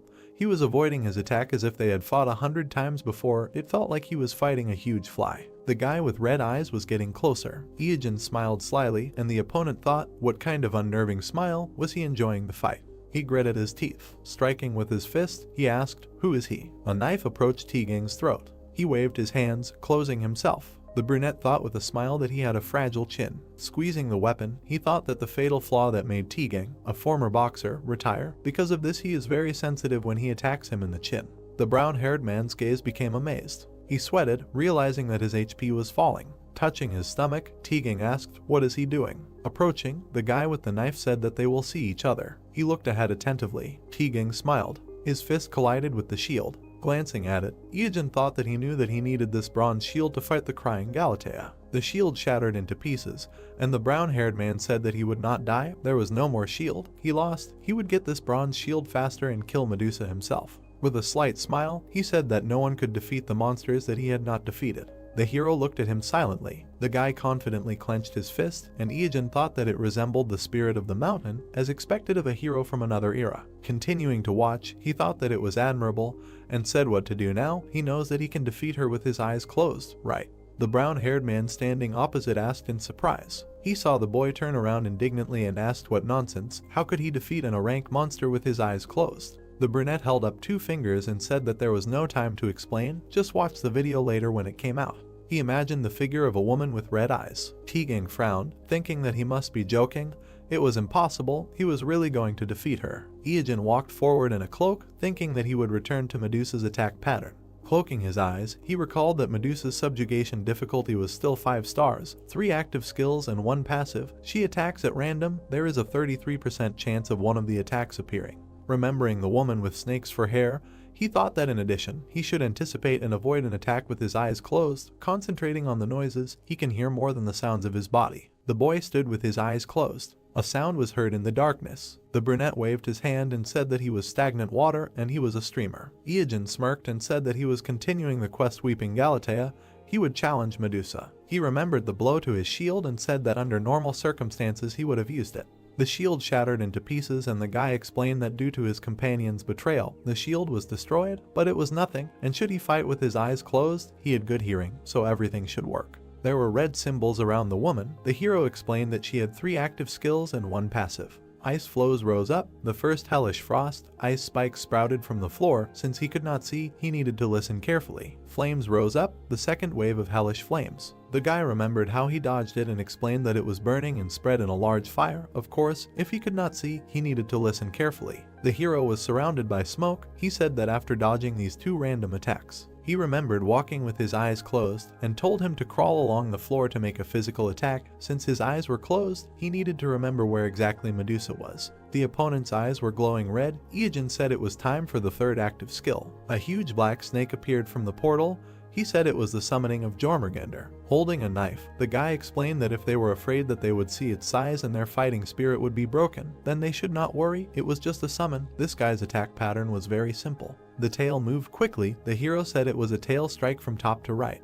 The snake moved along the ground. The guy continued, writhing his body from bottom to right. The cloak flew up from the attack. The hero continued, a headbutt and again repeat, until they can't see, let them dodge. Poking the snake with his weapon, Iojin explained that since it can resist magic, physical attacks are its weak point. To defeat it, one must be focused and attack continuously. Sparks flew. The snake's head fell to the ground. Medusa appeared next to the boy who had his eyes closed, who said that after avoiding the endless hellfire and frost, an enraged woman would approach him. He imagined her waving her arms, turning him into stone, and explained that she would try to use her passive skill, mana burning. Raising his thumb, Iojin said that this meant that her HP was almost depleted. Now should he fight her? He remembered holding the shield and said that he was originally going to use the bronze shield to finish her off, but it was not the one. Also okay, as always, there is an alternative. The hero clutched a shiny weapon, a bronze sword of an ancient civilization, made by an ancient method. It is too old, the attack power is almost gone, very shiny and perfectly reflects the owner's face.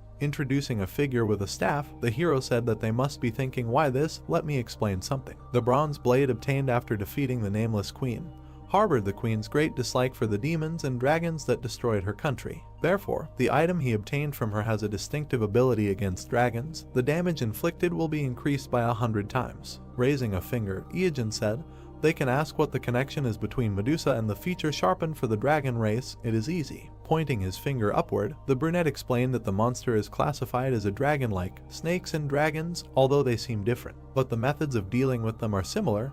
To be honest, he thinks that there is some kind of error in the settings of Medusa. He presented the sword, saying that the bronze sword's basic attack power is 80, adding the one-time boost that applies to the dragon flame. He presented the shining sword, saying that it would increase to 8,000 in one hit.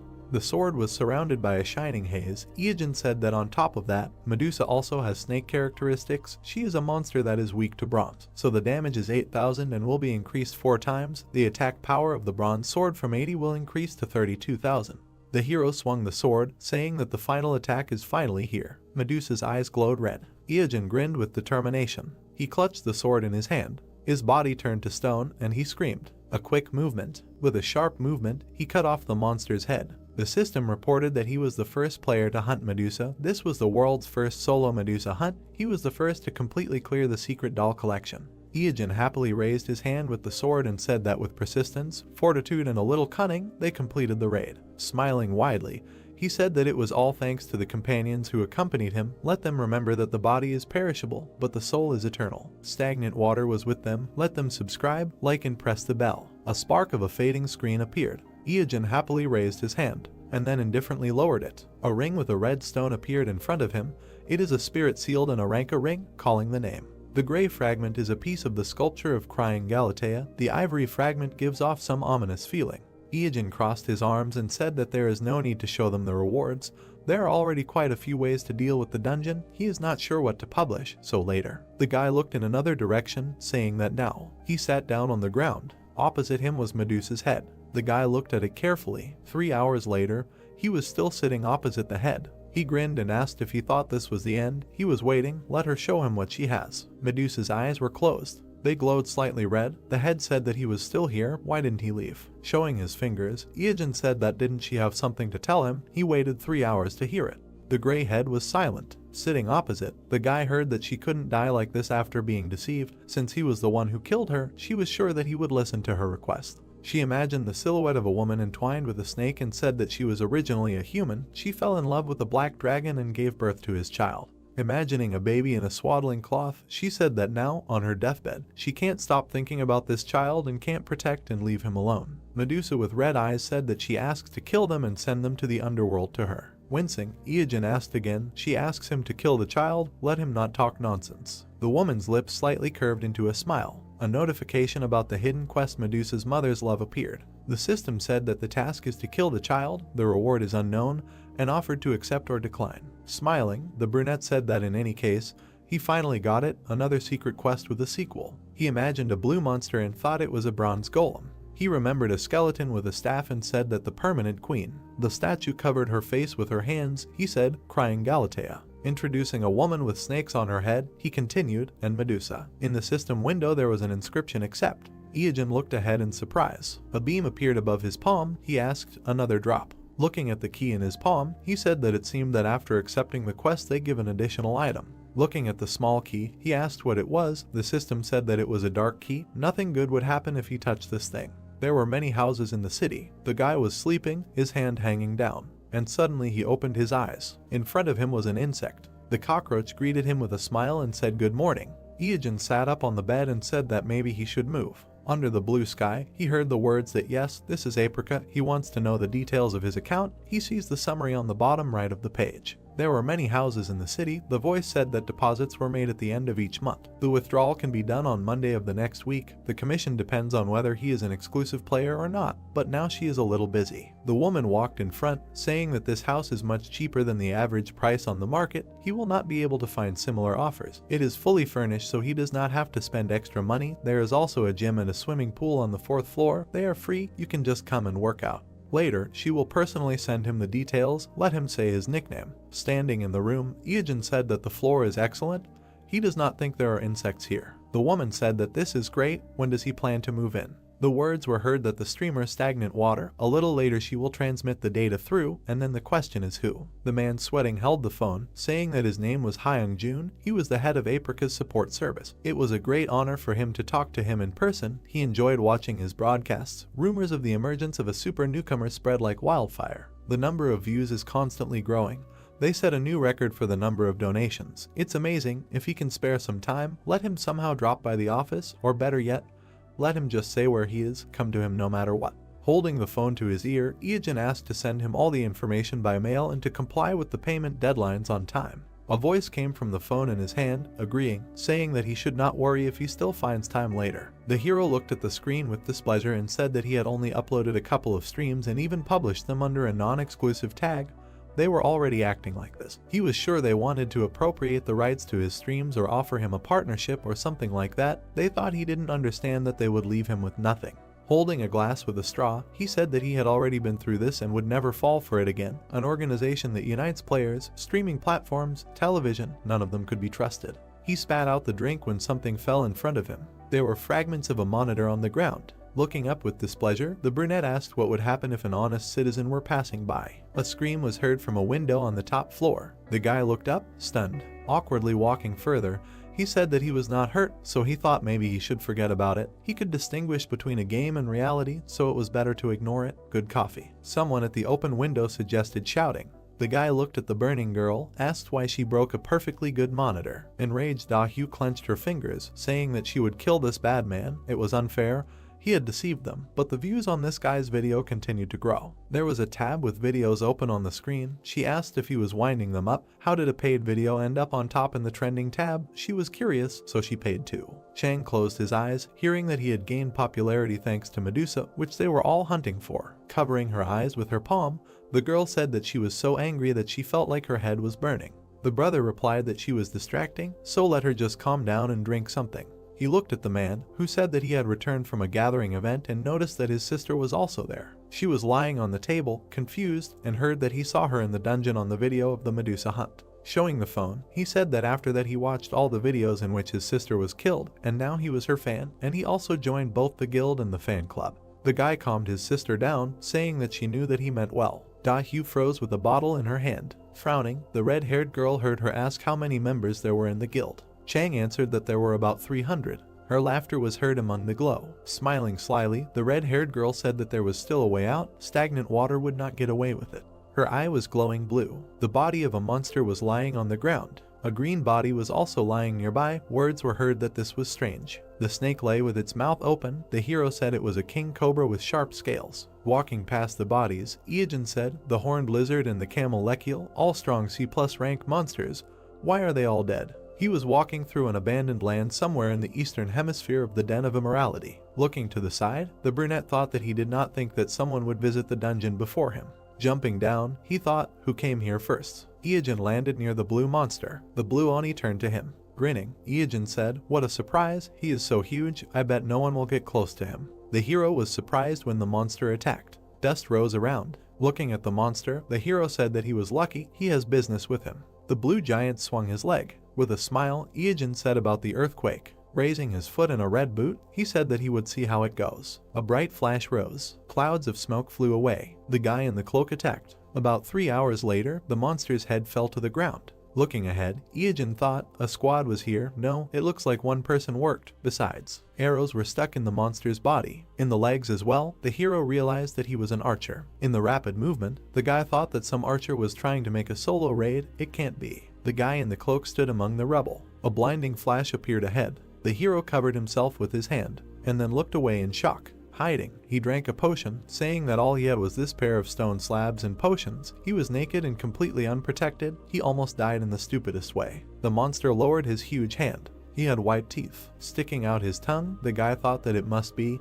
He had never fought him before, but this is Gorgon. Ahead was a horned one-eyed monster. The hero thought that this monster had everything balanced. Strength, speed, endurance. He also had special abilities. He can even use mana burning. Looking from behind cover, he said that in general, he is not an ordinary guy. This is a top-level opponent at the moment. A long-haired guy appeared ahead. The hero thought, who is this? There was a blue scarf around the guy's neck. He held a crossbow in his hand. The brunette's eyes became surprised. Sparks appeared near the stones. A trace remained from a quick jump. Iijin looked ahead in surprise. Having jumped, the player shot at the monster. It raised its head up. The long-haired guy confidently held the crossbow, and then, looking to the side, he exhaled. Iijin smiled, thinking that this was Drake, a professional player who is at the top of not only the official rating. The guy shot at the one-eyed monster. Having mastered the non-standard type of character archer, he became the undisputed #1 in the rating, and many players recognized him as #1 in the world. A paw flew near the fair-haired man, so he received the nickname 1 in 7 billion. A blade appeared in his hand. He became so popular in Korea that he even received a cute nickname Drakey. The paw reached for the guy. One day he suddenly disappeared from the game, but no one knew why he left. Drake looked with yellow eyes. He is a real mystery. This made him famous as a legend. Iijin looked away and thought that he was cornered. The guy stopped, stretching out his hand. The enemy, opening his mouth, ran towards him. Drake grinned and quickly attacked him. The monster looked surprised. It fell sharply to the ground. The brunette stared forward, thinking that it was the same. There was transparent mucus on the paw. He thought it was the gel of snail skeletons. There were many sharp weapons on the ground. The guy thought that there were sharp spikes on the floor. Looking forward, Iijin thought that it was impossible. Such a short period of time, he was able to set such a trap. He remembered how the guy slipped under the paw of the monster. Drake stood with the crossbow in his hand, while the hero thought that this was incredible. The blonde-haired man smiled, thinking that Gorgon's HP had decreased to 5%. Great. He took out a short blade, a weakling sword, which has a feature that helps defeat an enemy with less than 5% of his health left. The blade glowed blue. Looking ahead, Drake thought that this was his 20th attempt. It was time to use the 5% chance. Iijin looked ahead tensely. The long-haired man rushed to attack, thinking that now. The monster's eye glowed red. Drake grinned, asking from the mana burn. The stone on his sword was shining. He said what it was. The impact left a mark. He said that it was bad. The blade pierced the monster's eye. Lightning began to emanate from it. Gorgon fell back. He fell next to the hero. Looking ahead, Drake exclaimed that he did it. He finally defeated this monster. Iijin opened his mouth and shouted at him not to move. The boy turned around, hearing that it was not over yet. A snake appeared in front, the tail of Gorgon. The yellow eyes widened in surprise. He saw the huge Jormungandr chewing on the tail. After all, it is immune to poison and magic. On his finger, a ring with a spirit sealed in it glittered. Standing behind, Iijin said that he did not mean to interrupt. Turning, the blonde asked, did he summon this? The brunette nodded with a slight smile and thought that Drake's meta was originally supposed to be an archer who caused an earthquake that occurred when he fired a barrage of arrows from a long distance, an excellent fighting style. He imagined a red boot and thought that the red leather feet were the item he used. Imagining the blue monster, he thought that if he had defeated the red Oni first and got the earthquake meta, he might not have had to fight Gorgon for so long. With a slight smile, Drake said that he had no use for it. If he died here, he would have nothing to do because the game would block access for a while. The brunette looked surprised. A notification appeared saying that he had successfully completed the world's first Gorgon raid. The solo raid rankings were compiled. Drake in first place, 7 deaths, 182 surrenders, 62 hours 3 minutes 21 seconds. The long-haired man reached for the dropped item, a fragment of Gorgon's horn, and said that they have a saying in their family, pay back a debt twice as much and revenge tenfold. Smiling, he said that he saved his life, so he would definitely save him twice, no less. Iijin looked at him with a slight smile and thought that this was not bad. As a character, he mentally raised his hand and thought that the #1 player in the world promised to save his life twice. In comparison, the reward for killing Gorgon was nothing. On the outside, he smiled calmly and agreed, saying that he would probably use it once, probably right now. Standing next to him, the guy in the cloak said that he planned to reach the very depths of the den of immorality. Drake turned to him and asked again, isn't this the lower floor? Iijin passed by. He approached the stone building. Looking at it carefully, he thought that if the information he had was reliable, the way there lies behind this altar. A flash appeared in the darkness. It was a small keyhole. Smiling, Iijin said that he found it. A dark key hovered above his palm. He inserted the key into the keyhole. Drake watched this in surprise. There were cracks in the ground, and suddenly the floor under the guys collapsed into rubble, causing the blonde to scream. The system reported that they had descended to the hidden location of the Den of Immorality, the 8th floor. The first characters' names were entered into the Akashic Chronicles. The real boss appears. Looking down, Drake said that there really was a hidden floor. Smiling, the cloaked hero said that yes, the final monster he had been walking towards for so long. In front of them was a huge black monster with a long tail and wings, Medusa's son, Basilisk. Light was pouring out of the rift. The black dragon had imprisoned his son in an underground prison before he could rebel. His mother Medusa he had sealed in a statue, so Basilisk was separated from his mother after his birth. The black silhouette of the monster appeared. All this time it had been building up rage towards the black dragon. Iijin exhaled and said that it was quite cruel to imprison his son in the sewers out of fear of being usurped. The black dragon is a coward. Drake added that he did not know about this hidden boss. Smiling, he said that he was excited. The brunette chuckled and clarified what he said. The guy shot down. A spark flew off the monster's armor. Drake looked away questioningly. Iijin, who was standing next to him, said that it was because of his ability called immorality. Looking down, he continued that it was a passive skill that returned 90% of the damage to the attacker. His defense was high, so he would not suffer much damage anyway, but this skill was annoying. A fire ignited in the monster's mouth. Iijin clenched his teeth, saying that he was about to exhale. Flames burst out of the monster's mouth under a cry to dodge. The hero ran away in fear. Sparks flew around the boss's head. Looking there, Drake said that it was a strong poison. He could take damage from a simple impact. He turned around, hearing that the hero would go first. Iijin resolutely jumped into the pit.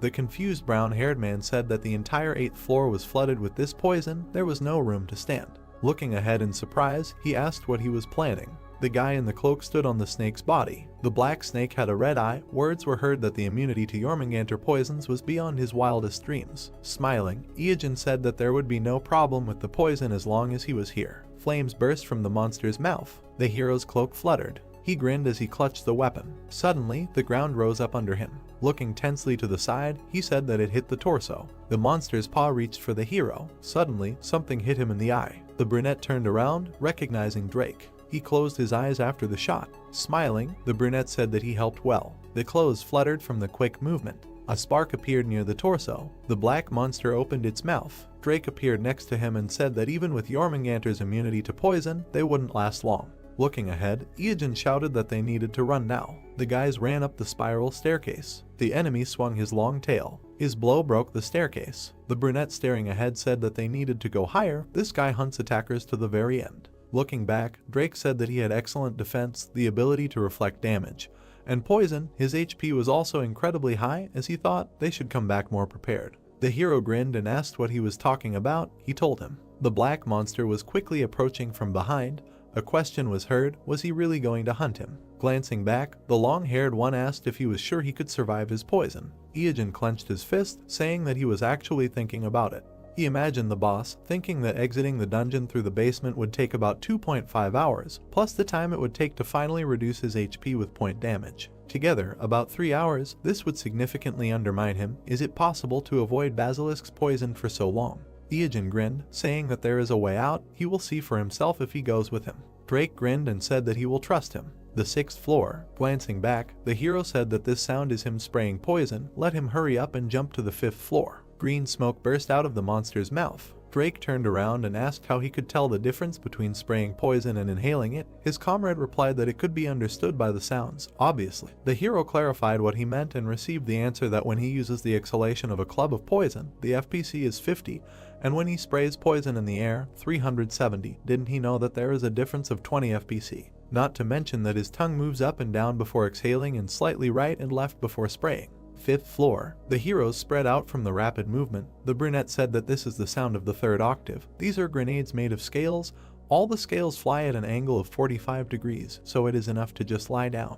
4th floor. Flames flew above the guys. Drake said that every monster on this level could destroy enemies just with a breath of poison. The item said that they were all so strong that he could not kill a single one. 3rd floor. Basilisk's face appeared in the darkness. Looking down, the brunette thought that he still had 80% HP left, and in the meantime, there was less than half to go. The comrade standing behind exclaimed that he would be caught if he just stood there. Iajin turned around and said that he would take a look. He thought it was about time. There were 2 cracked columns ahead. Running up to them, the guy called there. Looking at him in surprise, Drake thought, isn't the exit on the other side? Why here? Suddenly, Basilisk appeared in front of the hero. Sparks fell. Lightning appeared in the haze. Iajin smiled, saying that it was great, just in time. A bright beam shone among the lightning.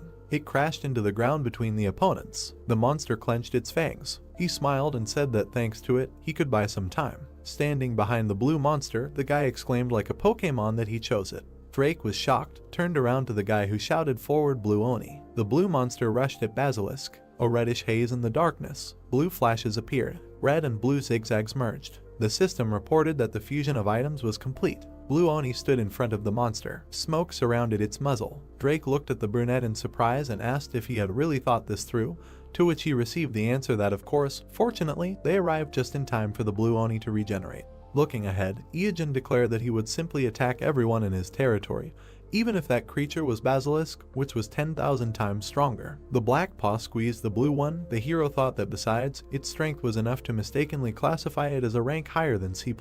Basilisk squeezed the Oni's hands. Iajin thought that he hoped. Black fingers squeezed the wrist. The blue monster screamed. The boss opened its mouth. A stream of flame burst out of it. It surrounded the head of the screaming monster, and then everything disappeared into the haze. Basilisk was standing next to the remains of the skeleton. Iajin quickly ran forward, saying that great, he bought them 10 seconds. The heroes ran up the stairs. The guy thought that Basilisk's HP was now 50%. They had fallen significantly. Turning back, he thought it was worth a try. The monster was smashing the steps. The 1st floor. The guys stopped in front of the huge boss. Drake said that Basilisk was still alive and kicking. It was a shame that they did everything they could. His comrade giggled and asked what he was talking about. They had exhausted themselves so much to get here, could they give up now? He imagined the image of the red monster and thought about his secret item he had patiently prepared all this time. A blue monster appeared in his memory. Imagining the fusion of blue and red, the hero thought that his finest hour had come. In front of him was a boot. The system reported that it was the skin of the legs of Jormungandr, rank B+, attack plus 500, movement speed plus 50, and the ability to use the earthquake skill. These shoes were created by fusing the skin of the legs of red and blue Oni. The boot was put on the hero's foot. With a determined look, looking forward, Iajin said that his preparation for a full-scale dungeon raid was finally finished.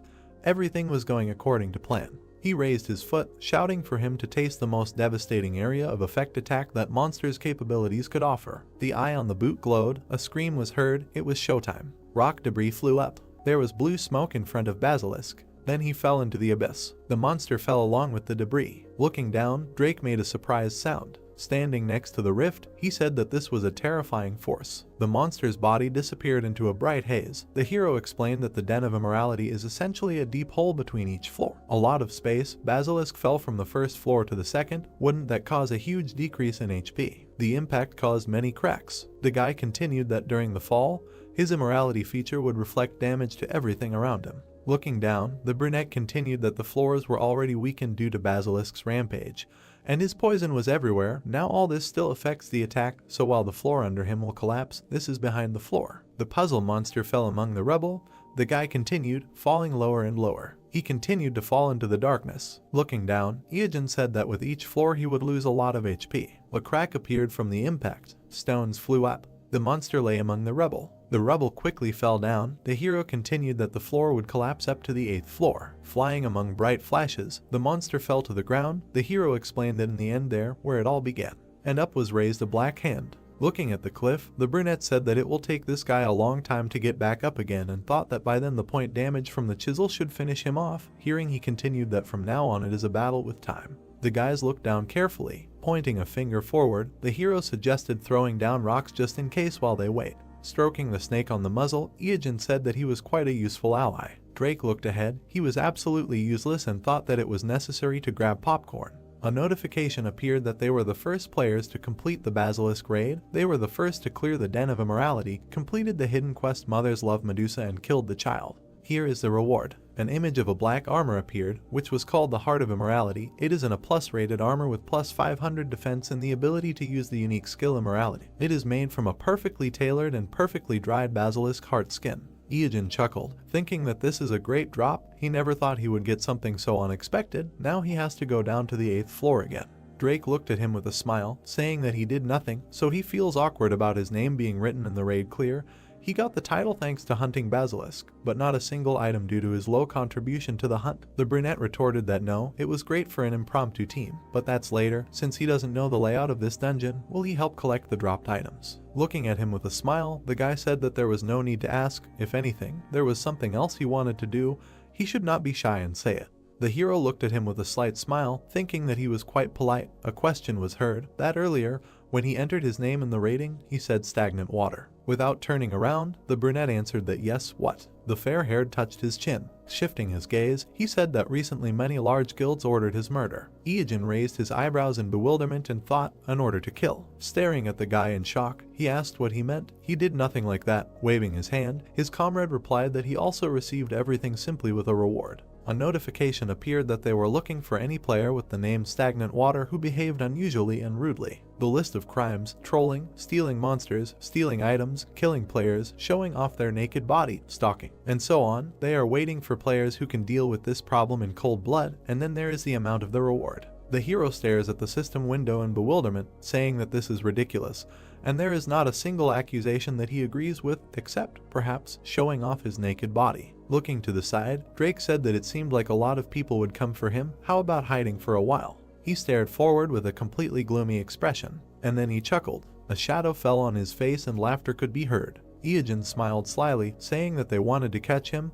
It was so cute. He imagined an image and many birds, thinking that imagining the faces of all these newbies who would surround him like chickens, wouldn't it be exciting? Drake was surprised to hear the guy say that before these chickens grew into fighting roosters. The brunette stretched out his palm and asked that getting rid of them early wouldn't be such a bad thing. Among the sands of the harsh B-rank desert, there were black thorns. Sparks flew around the monster. The man clenched his fist, shouting that he was the one who caught it. Let him give it to him. The man with the sword replied that he should take his hands away, or he would cut them off. Pointing his finger, the man asked if he shouldn't apologize if he bumped into someone. Replied, why would he? He bumped into him, wanted to fight. The crowd cursed and pointed their weapons at each other. A quick movement and a shout to everyone. The people turned around in surprise, hearing that they hadn't forgotten why they came here, right? The guy holding the mace, hearing how they were told not to waste their strength. The silhouette of the platform appeared ahead. The girl with the microphone raised her hand, shouting that today they had a common task and only one goal: to kill stagnant water. The red-haired man exclaimed in surprise that it was the leader of the UD Guild. The second exclaimed that it was the beautiful boss. Dahu held the microphone, shouting that they would not lose precious HP by fighting against each other.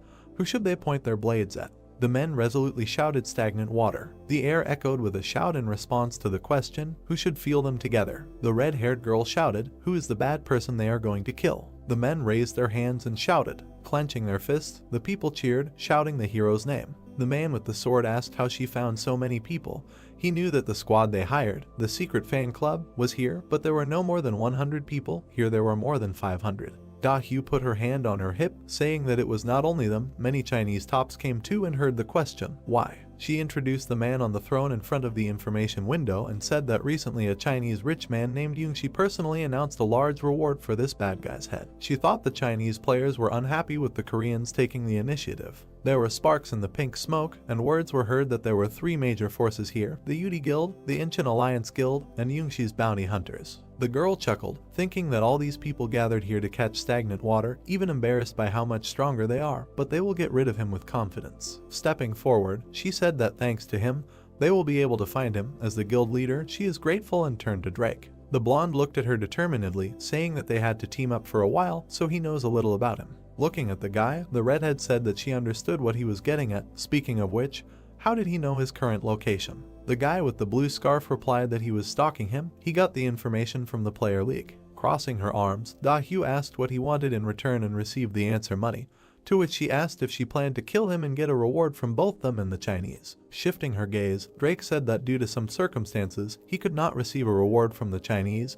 He would transfer the entire amount from their guild, so let him pay him everything. The girl looked at the hero carefully. Imagining the guy with long hair, she thought that Drake was not in the official rankings, so she did not know his level. The guy dodged the claws. She thought that he was already famous in the underground gaming world. She imagined him with a determined look, thinking that as long as he did not oppose the Yudi Guild, this could work. The girl said that it was fine, as long as he definitely finished him off. Turning around, she said that they would see each other later, but the guy stopped her. Da-hyu turned around. Smiling slightly, the blonde man asked, was she by any chance planning to kill him and be done with it? The next day, clouds were floating above the desert. The warriors with weapons gathered together. Clenching his fist, the guy shouted for him to come out already. The red-haired man chuckled, saying that they would incinerate him and cook themselves a roast. Da-hyu held the scroll, thinking that she had spent a lot of money to get this scroll, a lightning strike. She could not let him die until she personally pierced him with her sword. A bright spark appeared in front. More and more. The girl pulled out the melody surrounded by lightning, shouted a death wish. Lightning came from the hands of the warriors. A green ball came from the man's palm. A bright glow went forward. There was a bright flash. The girl looked ahead tensely and thought, did it work? Clouds of dust rose up. Among them, the silhouette of a pile appeared. The amazed players looked at it, shouting, what is this? The girl looked at it in shock. There was a neat pile of shit. Then it disappeared. Dust rose up. Then a lying camel appeared. The man looked at it tensely, exclaiming, what is this? The blonde man in a huge mask exclaimed that he thought he saw a huge poop, and now there is a camel. Did they attack a camel? Frowning, Da-hyu thought, it can't be, they got false information. She used an expensive scroll just for the sake of it. Suddenly, her eyes widened in surprise. She thought, what is this? An earthquake. The sand hills were really shaking. The cloaked brunette who appeared said with a laugh that they had asked for it.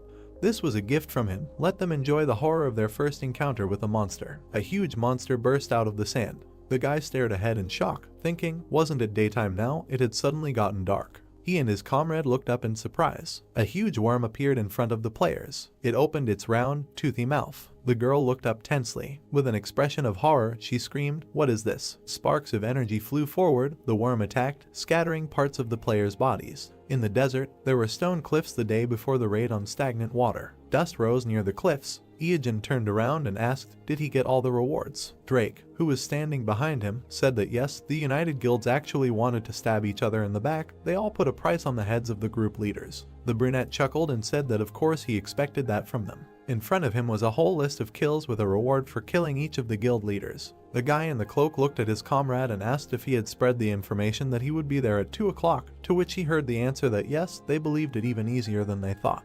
The brunette continued that he was not affiliated with any of the groups, so they should believe that he had no reason to lie to them. As long as he was fighting these 3 guilds, tomorrow he could remove the targets from the list and get the reward. A question was heard in the sandy desert, is this what he planned? Drake looked at the guy, saying that there were already hundreds of people gathered there. Tomorrow there would be even more. Each of them an experienced player, and they all gathered to kill him. Yungshi from the Chinese player base only made things worse. Yellow eyes widened in shock. Iyajin closed his eyes with a smile, saying that the name is made up of a part that means snort and a part that means won't tell. Sticking out his tongue, he slyly said that therefore, if someone wanted to know his name, he would have to say that he wouldn't tell. Drake looked at him dumbfounded, and then opened his eyes wide, that it was him, wondering what he was going to do with the crowd that had gathered. The hero replied that he would understand tomorrow. A bloody camel was lying on the ground. A swift movement. A 50-meter-long a plus-rank sandworm was scattering the players' body parts. The red-haired man exclaimed in shock, where did it come from? The players clutched their heads in fear, screaming.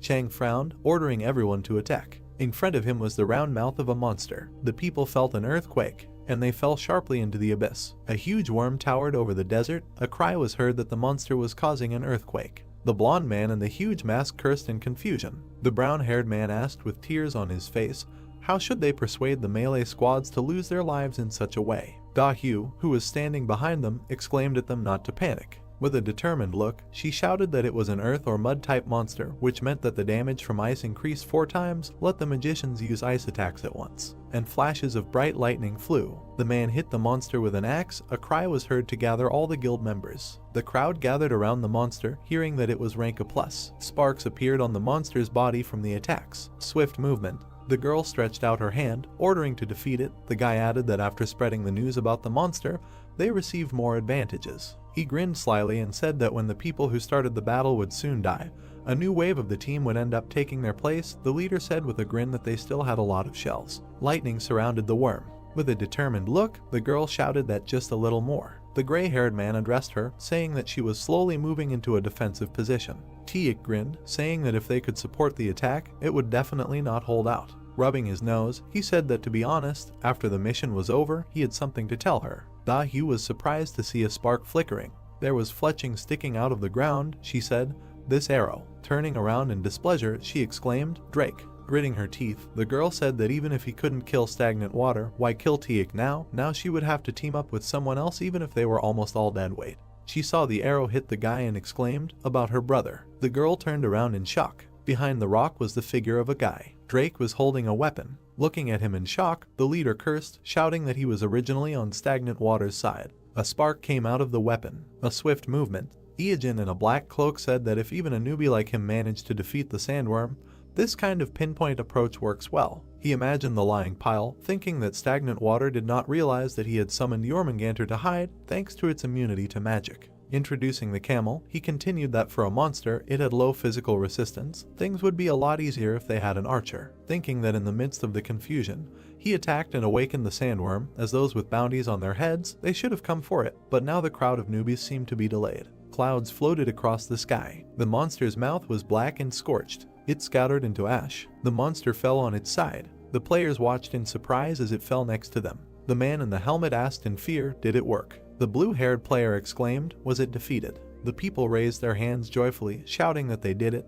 They defeated an A+rank monster, they won, but suddenly the answer was no. The ground beneath their feet shook again, and they exclaimed again. The armored men looked at each other, asking, is it still alive? A leg in a blue and red boot appeared. The hero said that they did not win. The guy in the cloak grinned. Surrounded by sparks, Iijin said with a smile that he won. The armored men asked with displeasure, what is he talking about? Standing in front of the hero, they exclaimed, does he want to take their loot? The brunette grinned, thinking that he could not do this if they did not help him complete the task. His eyes widened. He thought that he could not believe that he actually defeated the sandworm. In his past life, he was defeated for the first time 5 years after the release of the game. He thought with a smile that now only 6 months have passed since the launch, that's 10 times faster. The hero turned around when he heard his name being called. A figure with a sword was approaching him. Surrounded by lightning, Da-hyu shouted that he had lowered his defense. The girl hit the hero in the chest. Da-hyu opened her mouth, screaming that he had weakened his defense. She hit the guy with her sword, wishing stagnant water death. Smiling evilly, the girl said that his defense was poor. She was surprised, barely managing to finish, that he would not survive with such a thing.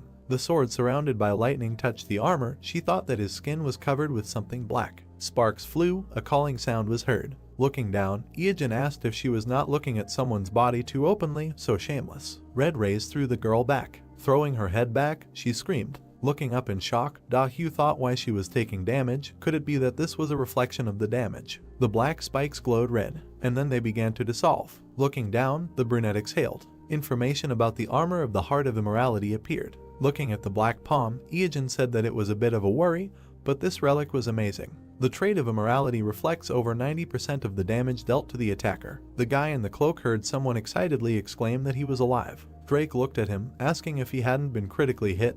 How did he even survive? Iijin replied with a smile that it was nothing, you could say that he was fully armed. The edge of the cloak fluttered. The hero said that since all the guys who attacked the sandworm were killed. The wind fluttered the cloak. The hero continued that the pinpoint damage he dealt finished off the monster, making him the only player to defeat it. Standing next to the monster's body, the guy said that thanks to this, he received another amazing item. The information said that this was a sandworm skin of rank A+, can use the unique traits of foul play and tenacity. The boy imagined himself standing in front of a flaming ball and thought that the sandworm's passive skill known as Fortitude would activate if the user of the shroud had full HP before taking damage, and would always leave 1 HP if the user took damage exceeding 10,000 HP. In other words, even if a meteorite destroyed the entire planet, he would survive with 1 HP left. Iijin drank the red potion, saying that with 3 items like this, he wouldn't even need any more regeneration potions. The empty container flew away. The brunette clenched his fist in joy, mentally rejoicing that he got 2 of the top 3 items he was aiming for. He twirled around happily, telling Drake that he was in good shape. Let him watch carefully. Isn't this cool? He replied that all he saw was a pervert in a black leather suit and cloak. The guy crossed his arms and said that he would definitely not be boring, so he would continue to follow him. Iijin smiled. The guy introduced Dahu and asked if he had noticed that she was very skilled. She was able to dodge all of his arrows, escaped, and even tried to deliver the finishing blow. Iijin turned around when he heard a demand from behind him to stay put. The figures standing behind the monster's body were indignant that this was their sandworm, first dressed as a pervert, and now wanted to carry off their prey.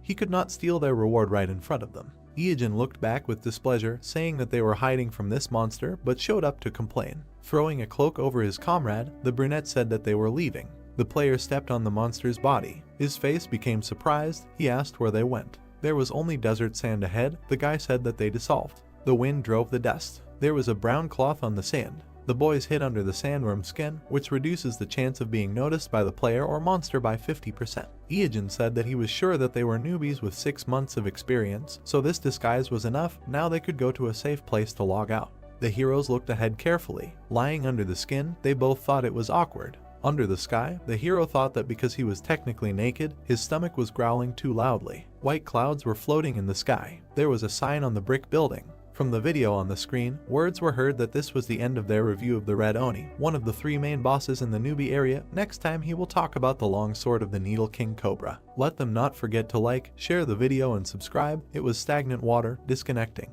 The guy with the phone exclaimed how cool he was. The other said it was amazing how he could explain things so well while fighting an Oni. The student sat with his head on his hand. Teagang turned around when he was called. 2 guys approached him. With an indifferent look, the professional player of the K1 Soul branch asked what they wanted. The blonde looked at him awkwardly. Standing next to him, he hesitantly said that it was nothing, just what they talked about last time. He wanted to know if he got them. His hand squeezed the handle of his backpack. As he walked away, Teagang said that if he meant the hunter's bandana and the bold armor, he already had them. He interrupted the thanks, saying that there was nothing to thank him for, just to get the money ready. The blonde standing behind him asked displeasedly why he was leaving. The class hour had not even started yet. Looking after him, he sadly thought that he had hoped they could play together. White clouds floated across the sky. Teagang looked ahead with dissatisfaction, saying that he couldn't continue to earn so little. Professional gamer groups forbid their members from participating in other commercial projects. He walked with his hand in his pocket, thinking that the regulations monopolized the players. Because he dropped out of school,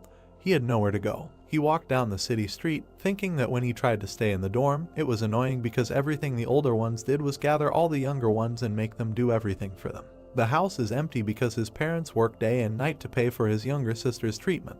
There was a bright building ahead. Teagang thought that he wanted to debut quickly to participate in tournaments, but with his history and the school's interference, even that would be difficult. He closed his eyes and said that since he was a rookie who hadn't even debuted, he couldn't get anything from sponsorship or advertising. He had to earn money somehow. Something black was flying quickly. Teagang caught it with his hand. He looked at it and asked, "What is it?" He was holding a blue poster of the East Pacific ship, Toto League, which said that there was a cash prize of 1 billion won and that they were looking for the best young professional players in Korea. If you wanted to bet, all types were allowed. Feel free to call, come and become a superstar. White clouds were floating in the sky. There was a car parked not far from the house. The woman in pink was shouting discontentedly, so this is how he decided to spend his father's inheritance. The man in the tie reminded the older man that he had said that he could get a bigger share. The man angrily shouted that he had his own needs too, if he had forgotten, and besides, he was the oldest of them. He should give them a bigger share. Iijin heard someone shouting with an awkward smile.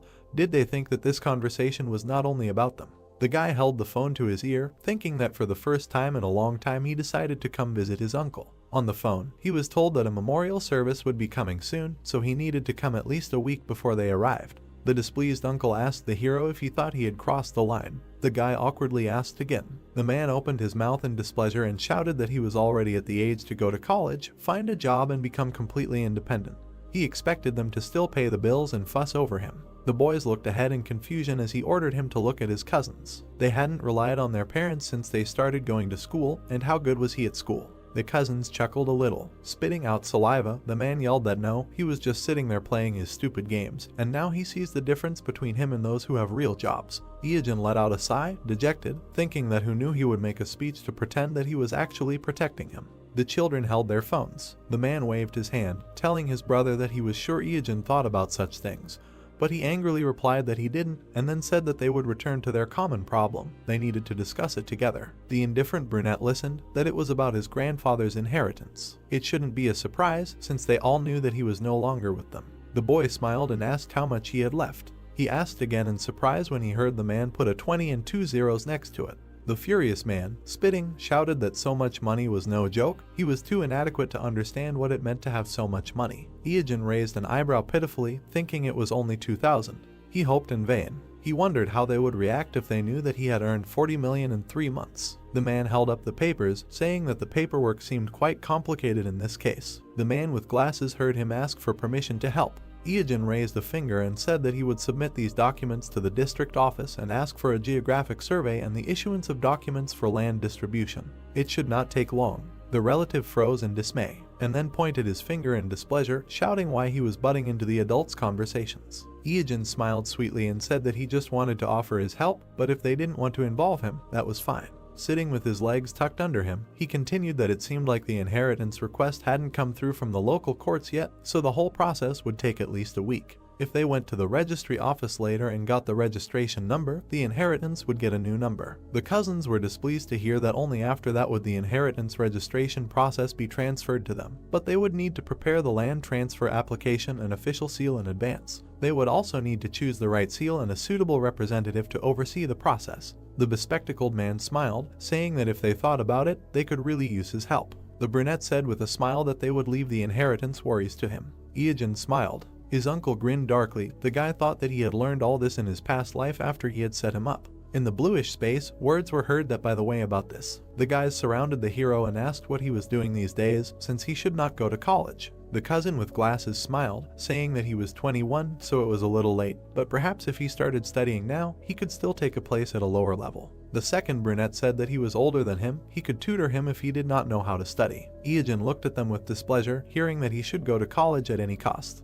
Then he turned his gaze. The children continued to look at their phones. The uncle shouted at them with displeasure that they were sitting in their phones all this time, as if glued to the screens. He smiled nastily, saying that perhaps they wanted to end up like their elder Iijin. Arching his eyebrows, the brunette thought that he had already started on the children. He knew how much pressure they would be under from their parents. He imagined a boy studying, being told that his brothers had become doctors and lawyers. Do they think it's enough for them to work all night? A girl wiped away tears, hearing that they should be doctors or lawyers like their brothers. Their parents, spitting, said that it was for their own good. The brother with glasses smiled. The hero thought that 15 years later, the older brother, a paid medical practitioner, caused a major medical scandal and became an alcoholic after leaving the hospital. Remembering the brunette looking down, the hero thought that the younger brother, who became a lawyer, saw his business fail and got divorced thanks to his trademark arrogance. In the end, they used up all of his uncle's severance pay and pension fund and tried to encroach on his property as well. Clenching his fist, Iijin thought resolutely that he would not return to his old life and would not allow this to happen.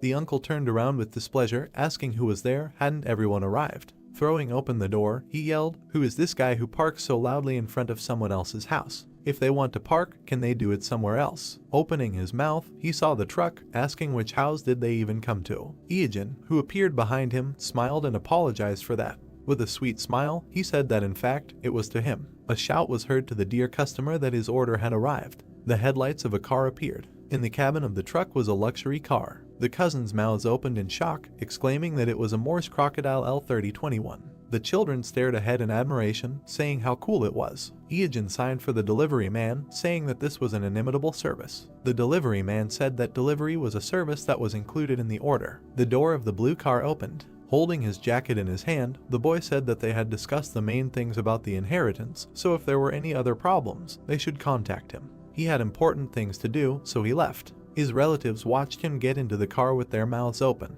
The uncle looked extremely surprised. The sky was clear. Opening his mouth in displeasure, he shouted that they were looking at their phones again. How many times had he told them to study? Frowning, he continued, unless they wanted to become like Iijin. Then his eyes widened in shock. Holding the phone, the boy said that they wanted to be cool like him. A video was open on the phone screen, and words about likes, subscriptions, and that stagnant water was with them could be heard. Rapid movement. The car moved forward quickly. The boy said that it was really a waste of time. He tried to give them a chance. With a smile, sitting behind the wheel, he continued that in any case, the moment had come, the big event that everyone had been waiting for. On the seat was a crumpled poster. In South Atlantic, the Amazon, a red beam was rising from the device. Words were heard that the Asian Toto League was finally starting. The man spread his arms, saying that he thanked everyone for joining them today, whose decisive victory would bring the player a huge prize of 1 billion won. The girls had masks with ears on their faces. Words were heard that today's match had already begun. This was the first duel in honor of the opening of the event. A long-haired man in armor stood in a confident pose. Words were heard that their first player was a private league participant with impressive skills and past experience defeating opponents in this tournament, number 48 PK Joe. The man smiled widely. The guy was warming up his hand. Words were heard that on the other side was a newcomer to the event, number 9 Machios. The guy looked forward with determination. The words were heard that this was the first duel in honor of the opening of the event. The brunette grinned predatory. The host continued, number 9 Machios against number 48 PK Joe. The participants stood opposite each other. The audience chanted PK Joe's name. Someone asked, who is the second? In the stands there were blue figures of temporary avatars to hide the identity of the participant. A question was heard, didn't they hear that he had a Korean accent when he spoke earlier? Another exclaimed that there was no way he would bet on Korea. Japan would definitely not lose. This was probably a child with a fake avatar created to bypass the law on the closure. In the orange glow, the order was heard to get ready and begin. PK Joe with a predatory smile pulled out a sword, saying that everything will be over in an instant. A quick move, a quick draw. A powerful energy crumpled his face. The guy standing opposite attacked. The fingers were clenched into a fist.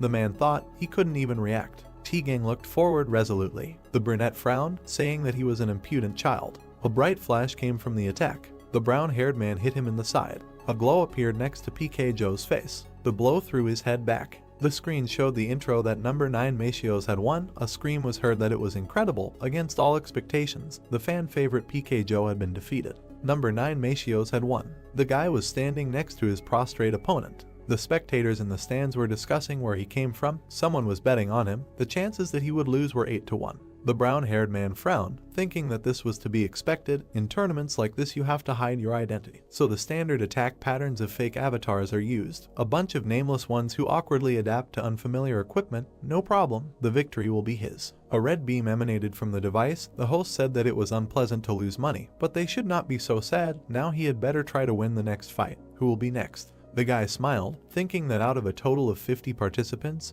25 survived, another 12 people were eliminated, then only 7 remained. Being part of 3 participants who are claiming the prize money, he needs to win 3 more times. The host with a mustache exclaimed that the atmosphere is heating up. The next confrontation will begin soon. The bet number 9 Machios appeared on the screen against number 21 Stagnant Water in Korean writing. The guy's eyes widened. He said not to tell him that this guy is also here. A man in a black cloak appeared. There was a black mask on his face. He heard the words, stagnant water, is it really him? Blue eyes looked forward. Frowning slightly, T-Gang thought it was an imposter. Standing in front of the guy in the mask, he thought that this shorty was clearly not 2 meters tall compared to their last meeting in the dungeon. His height had changed by at least 20 centimeters. It was impossible to grow like that, even if he ate well. The man in the white mask told him to start. A cry of the beginning was heard against the orange background. The player was clutching a spear in his hand. An eye flashed in the slit of the mask. The guy said, "Come closer." None of his blows would reach the target. The brown-haired man continued to stand, and then he grinned. Stagnant Water was surprised by the rapid movement. Machios was quickly approaching him. Flashes appeared from the blows. The guy clenched his fists. Then he attacked under the knee. The brunette in the mask made a dissatisfied sound. A red beam appeared from the attack. The hand was clutching the blade of the hedgehog needle from the dungeon. Looking at this, the blue-eyed guy thought that he was a melee player, but chose the style of this. Probably he has low HP. The masked guy's cloak was fluttering. The hero thought that he had an advantage in a large reserve of HP. That's why he should develop melee skills. Not to mention that this guy's speed is much lower than the real one. He dared to pretend to be naked in front of him. Clenching his fist, T-Gang thought that he asked for it himself. Resolutely knitting his eyebrows, he offered to dance. The stone on his forged glove of rank C+ glowed. An orange haze surrounded the enemy. The masked guy cursed that he had become even faster. The fist was surrounded by bright swirls. The glow was getting brighter. Clenching his fists, the guy appeared on fire. The avatars in the stands were discussing that this guy was a professional player. These were fire fists, amazing. The round stone on the glove was shining. The guy thought about a full charge. Flames were coming from his fingers. Gritting his teeth, T-Gang thought that this was the attack he was waiting for. Let him receive it. A vein bulged on the brunette's neck.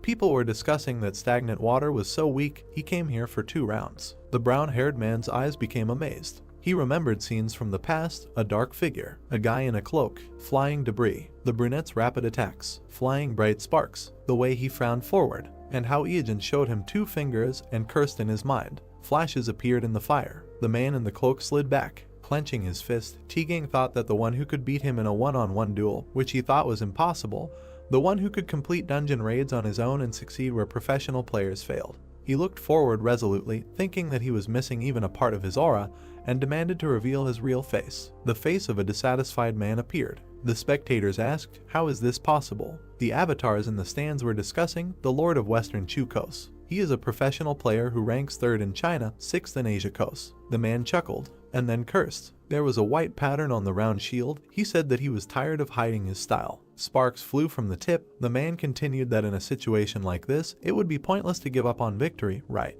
He would get the prize money, but the bettors would cut him out. T-Gang looked forward resolutely. The man in the golden armor told him to come here now. This time it would be different. T-Gang clenched his fist. A bright flash appeared near the armor. Kos only chuckled. Smiling, he asked, decided to tickle him. Didn't he tell him that this time it was serious? Sparks flew. The attack left a bright trace. Covering himself with his hand, the brown-haired man thought that he was too strong. If he really hit, then the end is near. Looking ahead sullenly, he thought that, in addition, despite his size, he was too fast. First he should create distance. The guy took a step back. Kos smiled wider and said that he was scared. Let him come closer. He does not bite. As if raising his sword, he exclaimed that he would show him the power of the Great China. Bright rays crashed. The guy froze, thinking that this was a long-range attack. He frowned at the flash. He jumped aside from the rising beams. The hero gritted his teeth, and was surprised when the man appeared behind him. T-Gang shifted his gaze. Kos hit him from top to bottom. Dust rose from the beam. Sparks flew in all directions. The brown-haired man held the sword with his hands. With a wide smile, the brunette said that it looked like his HP was already running out. What would he do next? The armor on his hands cracked. A demand was heard to answer what he would do next. The hero gritted his teeth. He closed his eyes and said stop. He gives up. The screen showed the inscription that number 21 won. Words were heard in the blue glow. Who could have thought that the ruler of the West Coast himself would be here? They saw the expression on the guy from Korea's face when he gave up. But we need to go back to the question, what is a professional player with a 6-figure salary doing here? The man in armor said that this Korean does not have an ounce of courage. The avatars in the stands heard that the next opponent would be the contestant number 3. Who is it? He hadn't seen him before, and besides, he barely got out of the nameless group.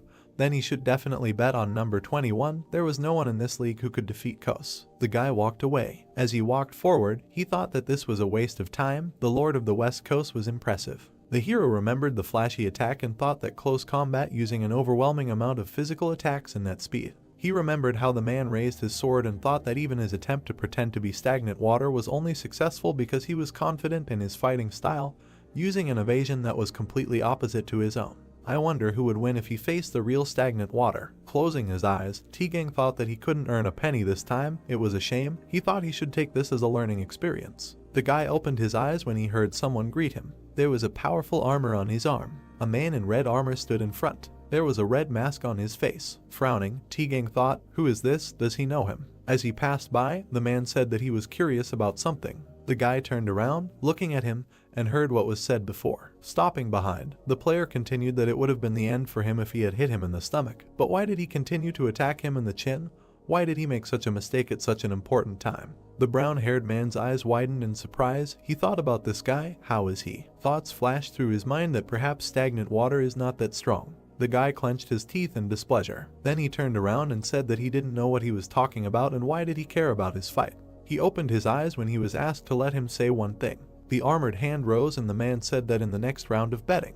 The guy looked surprised when he was asked to bet all in on him. The man walked forward and showed 2 fingers. The guy remembered Iajin showing the same gesture. His eyes became amazed. Turning to the man in armor, he exclaimed that he was stagnant water. The screen also showed the images of the participants and heard words saying that the next fight was now participant number 21 Goinmul against number 3 Madingwang. Kos scratched his ear and said that the Koreans have no courage. Did he agree? The masked player was silent. The man opened his eyes slightly. He made an inviting gesture and said that he was so confident. Let him start. The man in red knelt down on one knee. The weapon on his hand touched the ground. Bright rays flew from it. The brunette clenched his teeth, thinking that the arena was shaking. His knees were shaking. He exclaimed that he could not stand. The enemy approached him. The eyes of the slit of the mask were burning, and words were heard that he had begun. He grabbed the man's face with his hand. On the screen was a video splash screen. Words were heard asking to like, subscribe, and not forget to like other videos. On the screen were preview images. The hero thought that all his broadcasts were becoming popular, each of them gaining more than 1 million views immediately after publication, and this despite the fact that you have to pay to watch them. Iijin ran forward, thinking that the sponsorship and advertising revenue he received was impressive enough. Running forward, the hero thought that, however, such income would not be enough for his plans for the future. He had a long way to go. Rapid movement, the guy thought that there must be a better and more profitable way than just streaming dungeon raids. Suddenly, a piece of paper flew into his face. He took it off and saw a blue poster. A red beam was rising up. Iijin thought that this was a private and illegal tournament for players. The Toto League. He still remembers all the pro players from the ratings, so he knows with almost 100% certainty who will win and who will not. In short, victory is in his pocket. In red armor and a helmet, he sat among the avatars. There was a wide smile on his face. The guy thought that he joined the league to bet on the winners and losers of each fight. The brown-haired man stood in the ring. The hero thought, isn't this T-Gang? Sitting in the stands, Iijin thought that he registered in an illegal league of players. He did not think that this could happen, although he is not very familiar with his personal life. The brunette had a mask on his face. He thought that judging by the incredible height and nationality of his opponent, it was probably the overlord of Western Chu. No wonder such rumors spread. After all, he really participated in an illegal league. Crossing his arms, the hero thought that he was undoubtedly still #1 in Asia, but at this moment, the overlord was the one who, he may be a fan of T-Gang, but the money he bet was on the line. The hero's eyes widened. He raised his hand, encouraging Meishios, although he himself bet everything on Kos. 10 minutes later, flashes erupted from the blows. Iijin swung his fist, shouting, why is he going on the defensive? What is his problem? He can't stay so quickly. The guy's fist was engulfed in flames. He hit his opponent in the chin. The armored guy froze, thinking why he suddenly changed the trajectory of this blow. No matter what, he would be able to keep his 3 million thanks to T-Gang's mistake. Moreover,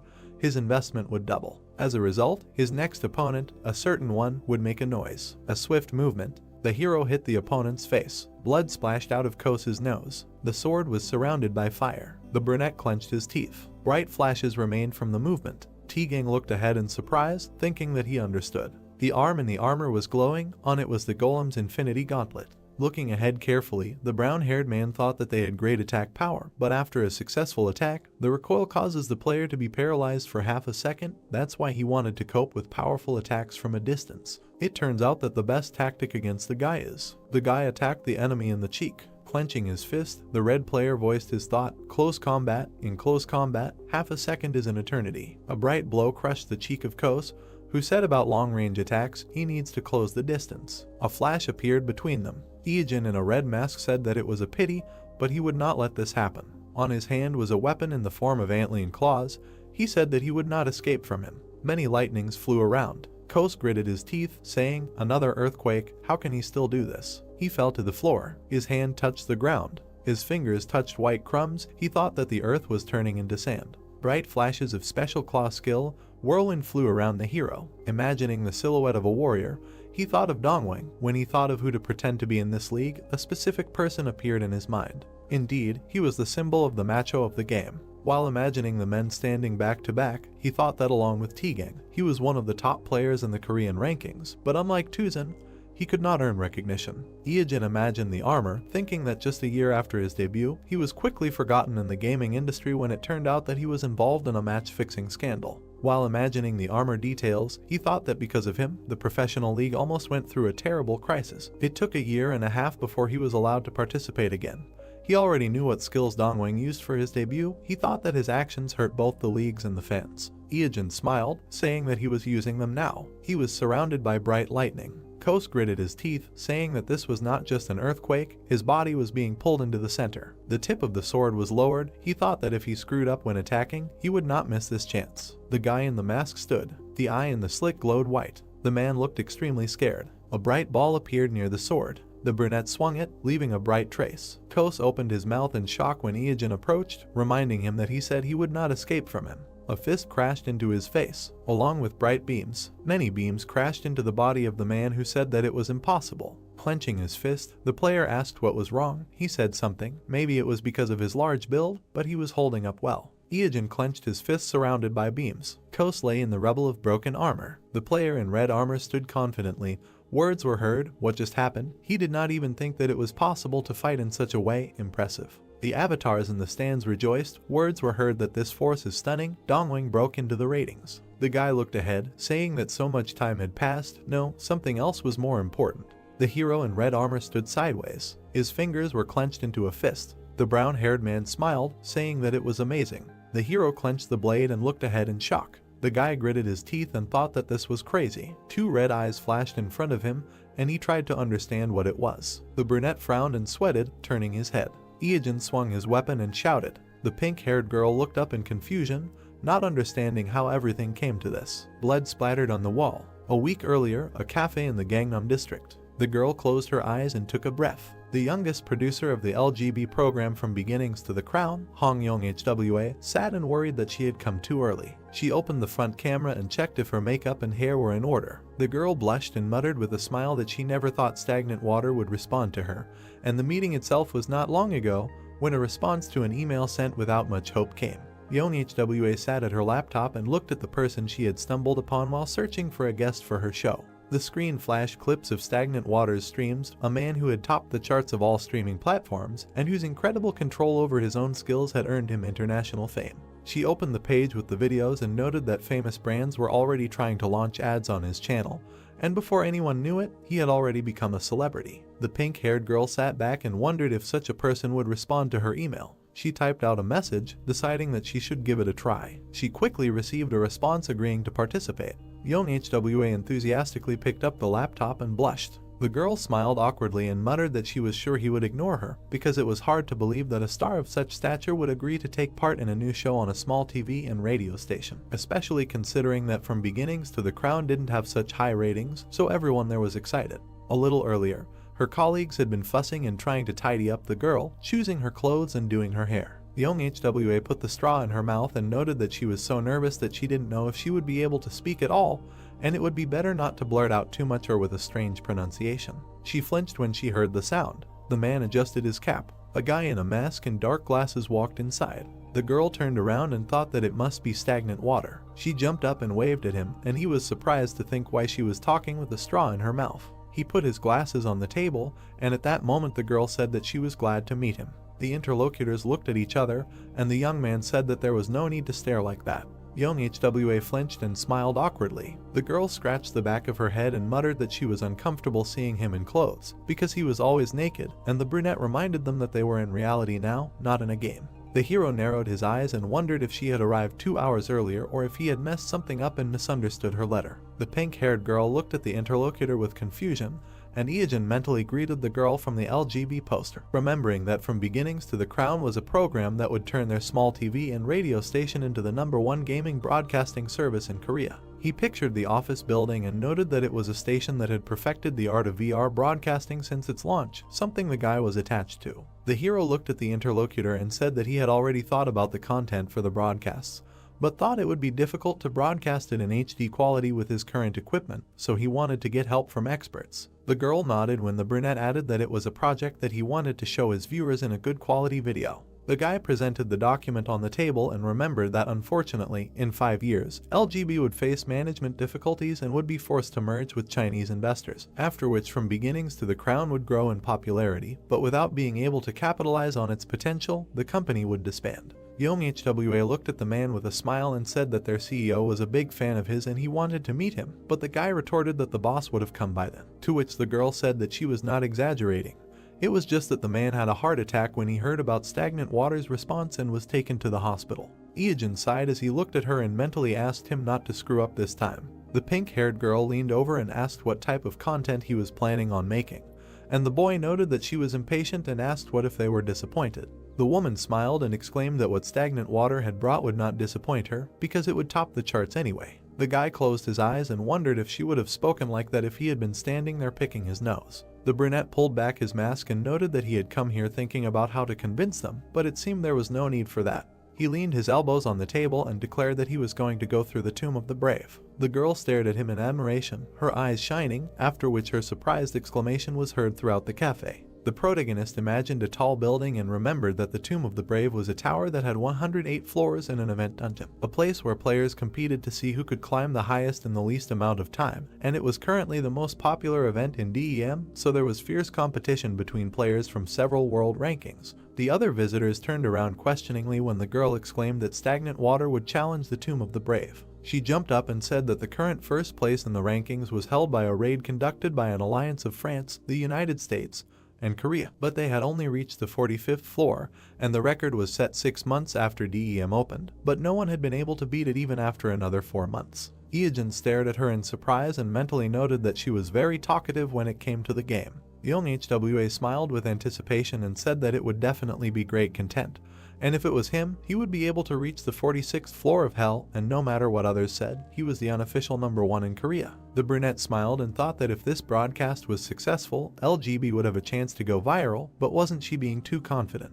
The guy smirked and remembered that he had another reason, and the girl kept shouting that stagnant water would definitely be able to do it, and the hero and the waiter asked her to calm down. 1 week later, the sky was covered with clouds. The hero was standing in front of the Tomb of the Brave. The guy looked ahead and asked if the broadcast was going on now. He turned to the blue light, the camera in support mode, and young HWA replied that she couldn't go on air right away. The girl was sitting at her laptop with headphones on and was saying that after recording the video in HD format, she needed to do the timing and write subtitles, and also edit the frames, so there was a lot of work. The tower was hidden behind the clouds. It was an event dungeon created in the likeness of the 108 earthly filths, and the participants needed to defeat the monsters that multiply on each floor. The hero mentally divided the tower into several levels of difficulty and thought that the ranks of the monsters increased depending on the floor. His body began to be covered with black energy, and the guy noted that even after 15 years, this place had not been completely cleared. He smiled and thought that the last thing he remembered from the future was the news that the 106th floor had been cleared, and 10 months had already passed since the launch of the game. At the moment, the record is still the 45th floor. Iogen frowned and decided that it would be nice to break records, but he was not interested in advancing in ranks. The brunette smiled and reminded himself that his real goal was to find a clue to obtain the last of the 3 artifacts.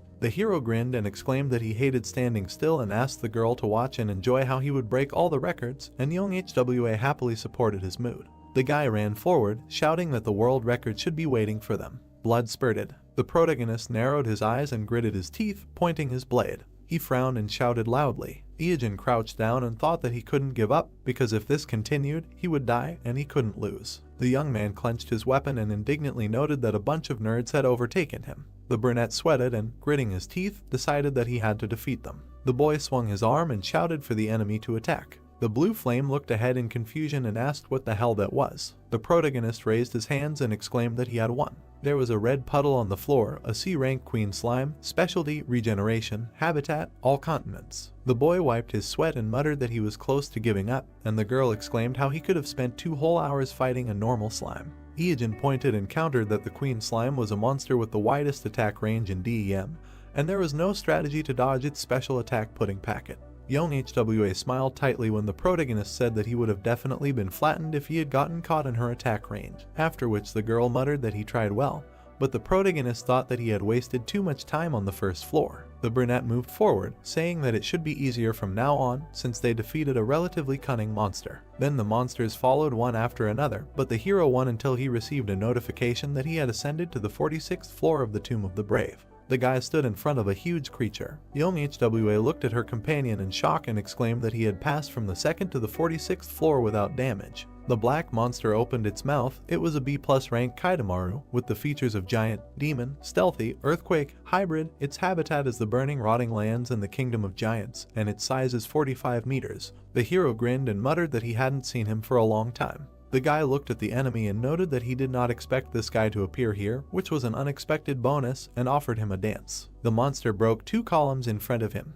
The brunette bit his finger until it bled and frowned. The young man waved his hand, brushing away the blood, because one of the basilisk's features is poison, and it poisons the blood of the one you aim at. The monster stepped right on the drops of blood on the floor. Kaitamaru roared and flinched, feeling pain. Iogen grinned and exclaimed that this is the basilisk's poison, which is 2 ranks higher than his. The enemy stepped hard on the ground. The monster spread its paws and released powerful energy. The protagonist crouched to the ground, and his cloak fluttered. The brunette grinned and noted that his physical strength was incredible, but his attacks were too easy to predict, so the outcome of this battle was determined. The guy looked warily to the side and remembered that one of Kaitamaru's features was stealth. The monster was sitting on the ceiling, and the boy thought that their habit of hanging upside down like bats did not seem like a natural distinguishing feature given their size, which is why other players were getting too close and letting him strike first. The brunette frowned and tensed up. He bared his teeth and thought that they could not hide their distinctive smell. The monster suddenly jumped out and struck. The monster opened its mouth, sparks appeared around it. The creature screamed and attacked with a fireball. The hero raised his hand with the spirit sealed in a ring, which has plus 300 magic power and can summon Jormungandr, and shouted, "Not so fast." He frowned, and the attack passed him by. The boy took out his blade and swung. Iogen began to run around the enemy, delivering slashes. With a sharp movement, the boy cut off several limbs of the monster. He jumped up and plunged the blade into the monster's head. The brunette bared his teeth and declared that his surprise attack had failed before it even started, so he had no chance. All that was left was to die in the shadows. Sparks flew to the side and the ringing of the blade was heard. System windows appeared in front of the young man, stating that for the first time among all servers, the boss of the 46th floor of the Tomb of the Brave, the lone Kaitamaru, had been defeated. The protagonist stood in front of the defeated enemy, and the system asked if he wanted to receive a reward. The young man furrowed his brows and exhaled. He wiped the sweat from his forehead and muttered that it took a little longer than he thought. The brunette turned to young Hwa, who was frozen with a shocked expression on her face. She opened her mouth and shouted that this was simply amazing. The pink-haired girl clenched her fists and exclaimed that for the first time in history, the 46th floor had been passed. The girl burst into tears and said with a smile that the guy even passed the previous, 45th floor, which is called the Hell Floor, and the test that even the top players of France, the USA, and Korea could not pass was passed by stagnant water, and she could not believe that history was being made before her eyes. The guy turned around with a grin and noted that this was only the 46th floor out of 108, but the girl objected that this was a new record. The hero looked down, noticing the item. He frowned and his eyes widened. A blade of Kaitamaru essence, rank B+, material, fusion, was floating in the air. The young man smiled, and the girl noted that this item did not look like a good drop, but the interlocutor replied that it was not so bad. He showed a boot and said that the essence item could replace any fusion material. Young Hwa looked in surprise as the guy poured liquid onto the boot.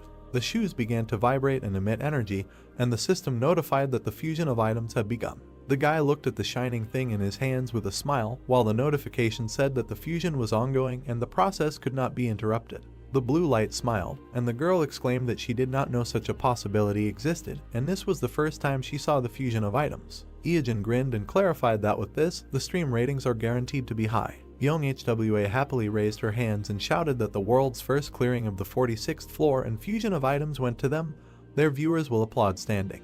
The brunette smiled and thought that it was time for him to show himself, because he should be enough. That is the key to the last of the 3 artifacts, and it was worth going this far. Notification: you have ascended to the 47th floor of the Tomb of the Brave. A dark figure sat ahead, and the hero thought of the slutty succubus. A blue light shone on one of the floors of the tower. Iogen walked along a dark corridor decorated with statues. The guy shuddered and looked ahead. He jerked back, dodging the attack in time. The young man looked at the mark on the floor, and young Hwa exclaimed that she could not believe that he dodged. The brunette looked up and mentally noted that he must have been waiting for her to come. He sweated and smiled. A black wing appeared. A girl with a scythe, a slutty succubus, was hovering in front of him. The brunette stuck out her tongue and narrowed her eyes. The blue light glanced at her, and her partner noted that this boss was just a beauty, but looked weaker than the previous ones. The hero frowned and replied that he would go. The enemy swung her scythe and smiled. The guy dodged the attacks cutting through the air, and thought that she had a special feature, duality. The brunette sweated and widened his eyes, remembering that such monsters are divided into 2 types, those who attack with physical force, and those who use magic, and once you choose one, it cannot be changed back, and the guy chose a demon with a physical attack.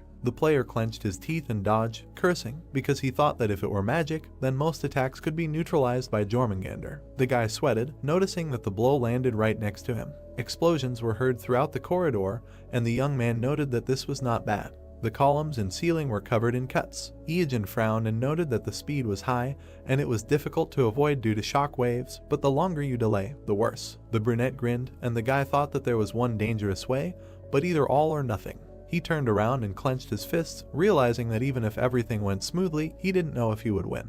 The succubus furrowed her brows and looked at her opponent questioningly. The guy used the skin of a sandworm, and a bright light began to emanate from him. The brunette frowned and clenched his teeth from the tension. A black paw, depravity, appeared from the hero's body. The succubus quickly appeared next to the young man, and he flinched. She struck with a quick movement. The hero jumped back and exhaled. Iyajin crouched to the ground, and young Hwa said that she didn't know what he did, but it seemed that the attack did not work. The opponent was fast and also attacked physically. The brunette took out a bottle of potion and replied that everything was fine, because physical attacks take a long time to recover, and his companion exclaimed that the question was whether he would be able to attack her at this time, because she was the fastest monster she had ever met. The succubus was approaching again, swinging her scythe. The guy frowned and thought that he should deal with her speed first. He squeezed the bag in his hand and noted that it was a bit early, of course, but he was using his secret weapon. The hero clenched his teeth and poured the contents into the air. The succubus frowned, looking at him. The contents flew to the enemy. The brunette looked in surprise at the pink liquid on her body, and it was slime essence of level D, which allowed her to block the enemy's main forces. The blue light widened his eyes, and the producer asked if the guy really wanted a warning from the Korean Communications Commission. She flew up to the hero and exclaimed how he could do something like that, to which the guy replied with displeasure that the enemy was too fast. The succubus frowned darkly, while the interlocutors discussed the fact that young Hwa was a pervert, since she saw something more in this than a sticky substance. The opponent frowned and widened her eyes. The hero turned around, noticing the approaching attack. He gritted his teeth and dodged. An explosion sounded near them at the sight of the blow. The guy jumped back, and young Hwa noted that her attack power only increased, and the hero assumed that it was due to one of her features, increased sexual desire, which increases strength when getting into an abnormal situation, and the interlocutor noted that the enemy was simply angry because some suspicious liquid was poured on him. Iyajin dodged another blow and noted that the speed decreased, hoping that this thing would buy him time. The guy widened his eyes, watching as the succubus launched another attack. A system window appeared, fusion of items completed. The hero smiled and noted that it was just in time. He turned around and frowned. The opponent looked at him questioningly. The brunette stepped forward in new boots made of Kaitamaru leather, rank A, fire attack plus 1000, speed plus 70, lava run ability. Iyajin grinned and ran forward. The girl frowned and swung her scythe, and the hero thought that the advantage of fusion items was that you could create an item one tier higher. He kicked the enemy and noted that the special feature of Kaitamaru leather boots was lava run. Light appeared from his boots, because wherever he put his foot, everything would be on fire. A bright flash appeared ahead. The protagonist swung and delivered a flame kick, throwing the succubus back, and noted that this was energy that would turn everything within a 10-meter radius into lava from just one step. The ground began to melt, but the guy was focused only on the succubus's body. There was a footprint of a figure imprinted among the rubble, and the hero remembered that this was used during the golden years of King Madon, with earthquakes and floods. The boy looked at the shoes in shock and muttered that it was quite impressive, so he should be careful not to adopt King Madon's style. The young Hwa jumped up with her fists clenched and exclaimed that they caught it, and the audience would be shocked too. The hero smiled awkwardly as the girl shouted that for the first time, the 47th floor was cleared and a B+ rank monster that could not be caught one-on-one was defeated. A B+ rank sword was floating in the air. The brunette smirked when the producer noted that the weapon would attract a lot of attention if it was put up for auction, and now she was facing the very first player climbing to the 48th floor of the Tomb of the Brave. The young man scratched the back of his head and smiled when the interlocutor asked how he felt and how high he planned to climb. Iyajin put his hand on his belt and said that he was going. The corridor of the dungeon, a female voice thanked the viewers for already collecting 100 stars. Da-Hyu winked and said that she was ending the broadcast, welcoming new subscribers and happy for those who have been with her for a long time. The girl made a heart gesture and reminded that the next broadcast would be a fight with a B-rank monster, so she was waiting for everyone. Da-Hyu waved her hand and said goodbye. The girl slammed her fist on the table and exclaimed why she had to host these broadcasts. She gritted her teeth and muttered that it was fine, but after that idiot, it was a death sentence, losses, and if she had the stolen money, she wouldn't have to do those damn broadcasts. Da-Hyu bit her nail and thought that without the sponsorship from the broadcast, it would be hard to run the guild, so she needed to find that guy and get revenge. A man approached her and said that he had already filed a complaint, to which she replied that all is fair in war. She frowned and looked away. There were two men standing behind her, one of whom said that one of them had written 40 posts on his blog. There were cans of beer and squid on the table. From beginnings to the crown was starting on the TV. Da-Hyu slumped in her chair and muttered that this was the only thing that brought her joy these days, so it was time to forget about her duties and rest. The K1 team coach and MC, Yeung, smiled and said that they had an unusual guest today. The redhead took a sip and asked who it was. The girl spat out the drink when she heard that it was the most popular streamer, after which the man asked for some comments from producer Young HWA. Her house shook from the indignant scream. Cafe Hall, Gangnam District. The protagonist sat at the table in a mask and cap, asking how the reaction was. The interlocutor turned pale and replied that she received a warning from the organization, saying that this was too much, because she sent the protagonist of the ball.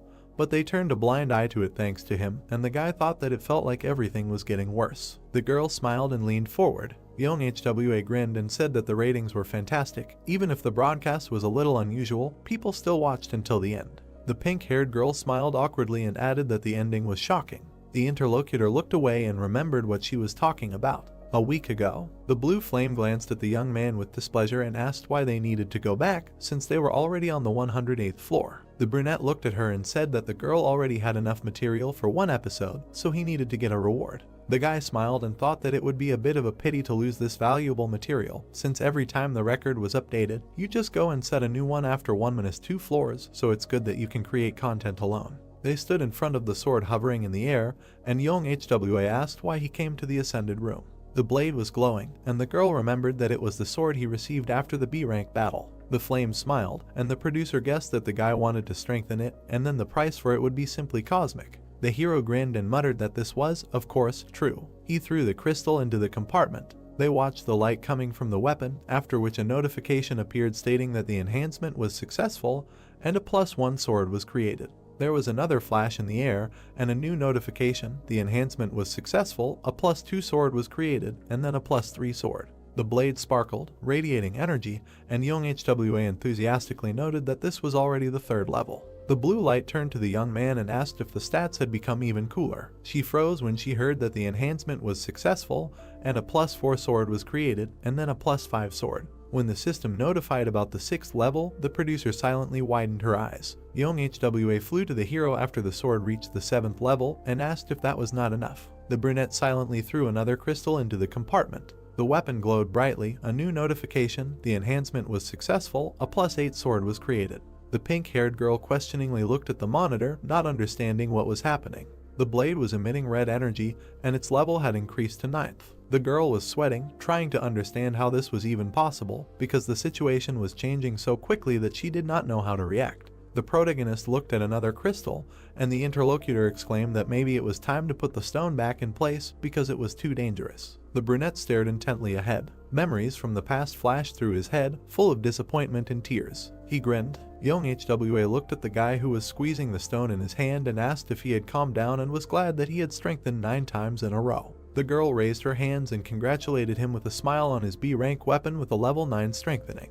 The hero silently threw the crystal into the compartment and a glow appeared. The producer's eyes widened and loudly protested. The blade became invisible behind a bright flash. A notification appeared, error, strengthening failed. The weapon fragment fell at the player's feet, and the system notified about the destruction of the sword +9. Steam was coming from the blade. Eogen silently turned around and looked at the blue light. The guy made a face and shrugged. Young HWA collapsed on the floor, exhausted, and her colleagues ran up to her, asking if everything was okay, ready to call an ambulance. The pink-haired girl sighed tiredly and muttered that there were a lot of comments, and it was a shame for the sword, although it was not hers. The hero crossed his arms and replied that nothing could be done, and someday it would be more interesting. The young man grinned and thought that he did not regret it, because this was an item that was destined to be destroyed. He imagined the weapon and remembered that it would be clear when, compared with the real level of the sword, this blade had weak characteristics, and under the bullshit there was truth, a hidden item. The girl smiled and asked the hero to help her with the next broadcast, and the brunette agreed, on condition of good payment, to which she immediately agreed to give more than he wanted. Eogen looked questioningly at the phone, hearing the call. He glanced at the screen and saw a letter about joining. The hero put the gadget in his pocket and noted that it was the same sender again.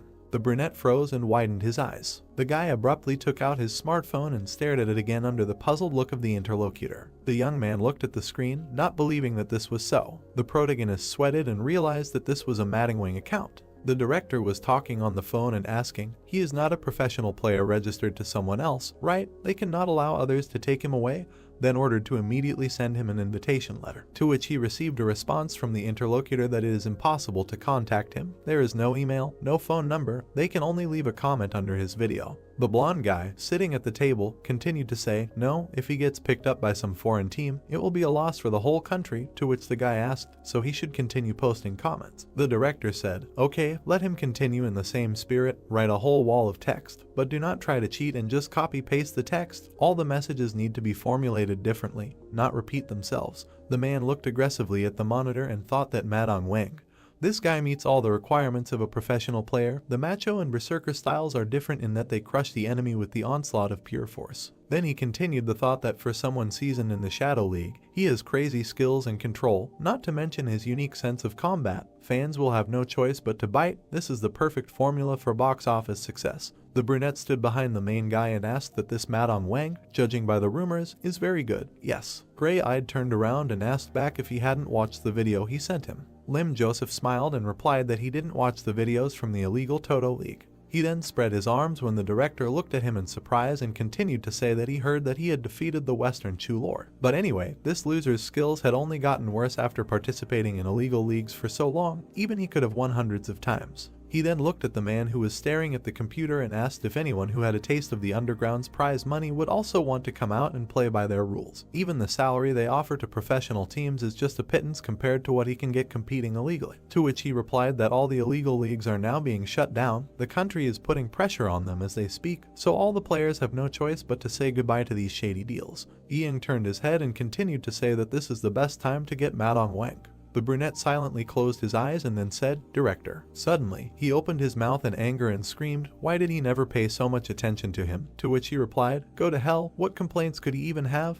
The guy replied that he had a lot of complaints about his salary. The blonde responded by looking at the monitor when a notification came. Then he asked in surprise, what is this, spam again? To which the guy frowned and said that this needs to stop, really. Suddenly, he fell silent and looked questioningly at the computer. The gray-eyed man approached the director and called out to him. He was unconscious when the guy shouted that he fainted. Trying to bring the man to his senses, he asked what happened and told the director to come to his senses. On the screen hung a message from Madong Wang. In it he was asking about his salary. The protagonist narrated that after participating in the illegal league, he created a backup account named Madong Wang to upload video material from his PC. He did not think that anyone would want to hire a Toto League participant. He continued to say that it was hard to believe that his fake avatar Madong Wang received an invitation to the national player team before the dead water. This is the best deal of all time. There were sounds coming from the bathroom. Someone turned off the water. The protagonist noted while wiping his mouth that although he received a lot of these letters after the raid on the Nameless Queen, he then held his head and said that at that time, he refused them because the rules were too strict and the salary was close to zero, but now is a good time to force the government to sponsor esports more actively. The brunette frowned, smiled sarcastically and said that debuting as a C was a turn of events he never expected, then asked how he should start. The sun was shining brightly on the Seoul National branch of K1. The director raised his hand and shouted loudly to welcome their guests. The man in black stood behind him, saying that he was glad to see them all. He had a mask on his face when he introduced himself as Madong Wang. The three guys looked at him and thought in turn that with this mask, he was using a voice meter. Why the hell did he choose such a style? The brunette looked at him seriously and said that they were glad to meet him, and then asked, but why in this mask? The protagonist answered indifferently, because of the burned scars. Then Joseph came closer to the guy and asked, and why the hell he was late for more than 2 hours, wasn't the meeting at 5:30? When the director intervened in their conversation, put out his hand and said that it was just because of the rain and traffic, this gentleman is not to blame. The brunette got angry and yelled at the blonde why he was using formal language if he was going to be part of their team, to which he replied that he hadn't signed the contract yet. Then asked what that idiot was whining about, to which he replied that it was because thanks to that idiot, he missed training. Looking at the men's quarrel, the protagonist thought, how nostalgic. He remembers that these two would bicker even in public. Under his mask, he hid a smile as he continued the thought that there was such chemistry between them. It was nice to see it up close. He was getting sentimental. Then he clenched his fist and thought that now he needed to maintain his arrogant image. He didn't want to fail, he needed to put pressure on them. The director and the brunette looked back in surprise when the guy asked who told him that he was needed here. The observers were shocked. Then the gray-eyed man grinned and asked what he said. The protagonist repeated his question and added that if he wanted to see him right away, he should have come to him himself, then asked why he was angry if he was the idiot who decided to wait. A voice could be heard that he sounded very confident, too much pride for someone who didn't even have an official rank. Yunho and Song Byung-gun stood and looked forward when the latter asked if he would mind if they helped him tone down his ardor a little. The red-haired man smiled and asked if he really thought the skills he learned in the illegal league tournament would help in the real professional leagues. Suddenly the director turned around and asked what was wrong with them, then turned to the new guy and said that he was really sorry, they were usually friendly. Maybe it was because they missed training today. Then one of the guys asked, he had to take the entrance test anyway, right? He would see for himself if his skills were good enough to make a fuss about him. The gray-eyed guy frowned and thought, this is just a guy who broke into an illegal league with no previous records. Who knows? Maybe the match was rigged in his favor. They invited someone who is an expert in PK at best to their national team. He needs to be put in his place. The brunette then looked away and asked who wants to start, to which he heard the first one answer that he will go first. Doesn't he know that PvP is his specialty? The second one said no, he will go, and the third one said that he is in the lowest place in the official rankings, so he should start with him. The guy looked at them and said, no, before them, the second row should get their chance. Then he looked at the blue-eyed man and asked why not give the understudy a chance. The understudy looked at the protagonist seriously. Then, without looking away, he said, no, he already had one. The gray-eyed man narrowed his eyes and said that this was low, and then asked why he retreated after saying that they couldn't go first. He thought he would have more courage after returning from the army, but apparently he was wrong. The brunette closed his eyes and said, that's enough, it's fair to start with those who are lower in level so the understudy can continue. Suddenly, the gray-eyed man looked up when he heard, no need. The man in black kept his hands in his pockets and said that he didn't have time to sweep the floor with everyone individually. When everyone looked at him, he continued saying that this was only annoying, after which he suggested ending this match, all 4 against 1. A voice was heard in the desert, telling Madong Wang that the entrance test was a one-on-one match.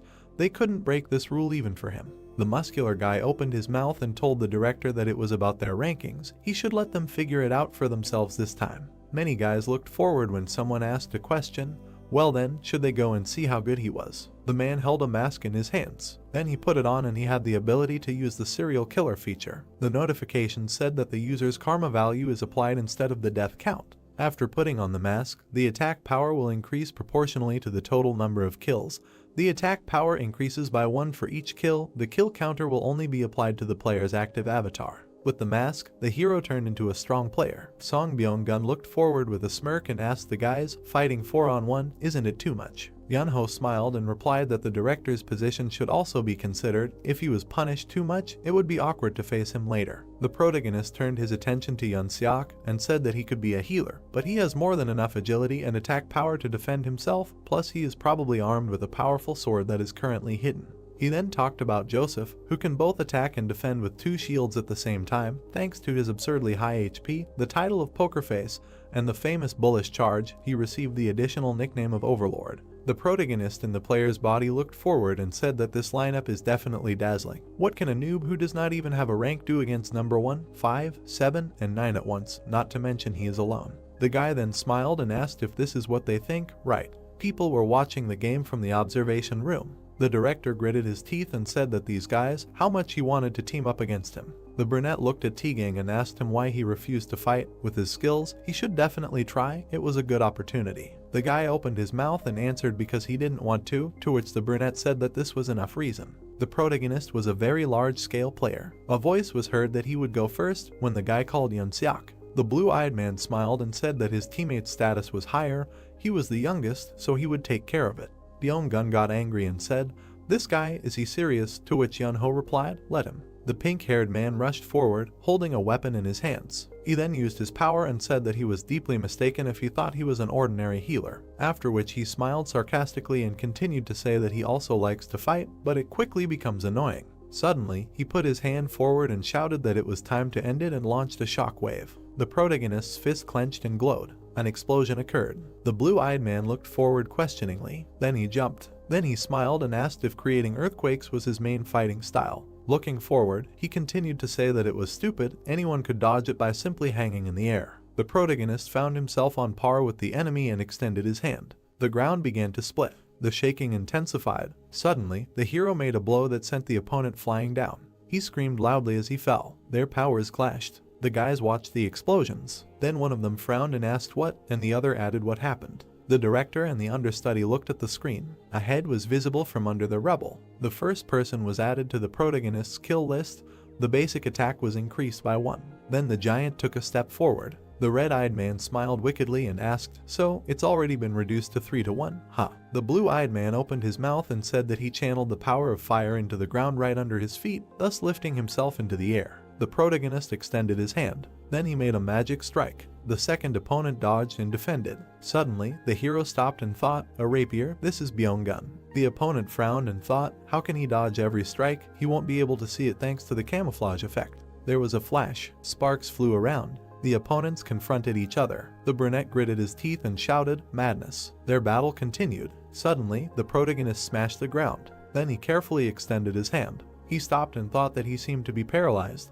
This shield is at least rank B. There must be a special skill that includes paralysis as an abnormal effect. The guy looked forward angrily. Suddenly, he transformed and used lightning strike. Gray Eyes smirked and said that he was good. He admitted it. It was embarrassing to admit, but they would have to attack him at the same time. Red Eyes smiled and said that their healer was not here, then asked if they really planned to attack in a crowd. Looking at the opponent's concentrated power, he thought that the paralysis was due to the shield, a combination of high-class magic attacks from the 4 best ranks of each class. Then he continued his thought, looking at the brunette, that the invisible assassin was at the forefront of a surprise attack. The hero stood still, then asked if he screwed up. Suddenly, he dashed and flew up. There was another explosion. Gray Eyes frowned, gritted his teeth and asked if he was using the same trick as before. Did he really think it would work a second time if he activated the earthquake nullification skill? A drop of sweat ran down his face. Then he looked down and asked what, and shouted that the ground was melting.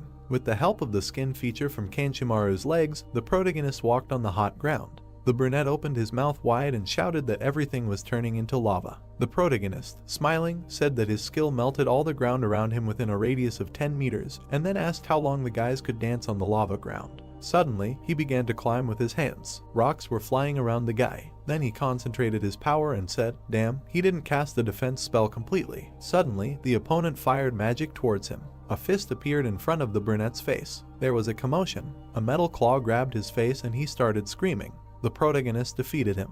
The 2 guys looked at what was happening, when one of them shouted that he easily dealt with Yahello, and the second said to stay close to him. The 2 of them are not as strong in defense as he is, so they need to double their attack. They just need to get out of here. The hero took a step forward. The 50-50 skill reduces the damage of the environment by 50%. Suddenly, the protagonist smiled and asked, "So this is how they are trying to hide?" Then he, in the body of the Iron Hero, said that it was not his shift, and launched the alien skill Whirlwind. A hurricane spread across the entire area. The brunette gritted his teeth and ordered Byung-gun to quickly cancel the stealth mode.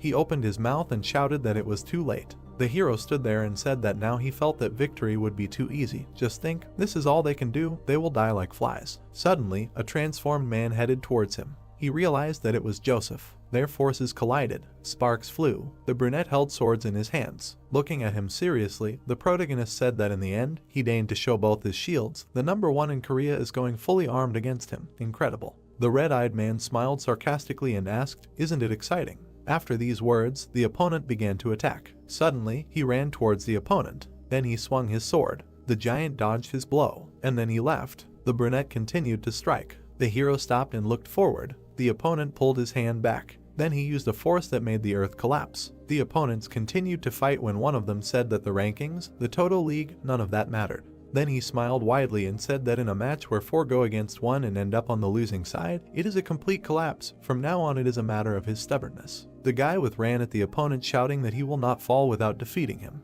The protagonist with the hero's body smiled and replied that it was good, the true determination of #1.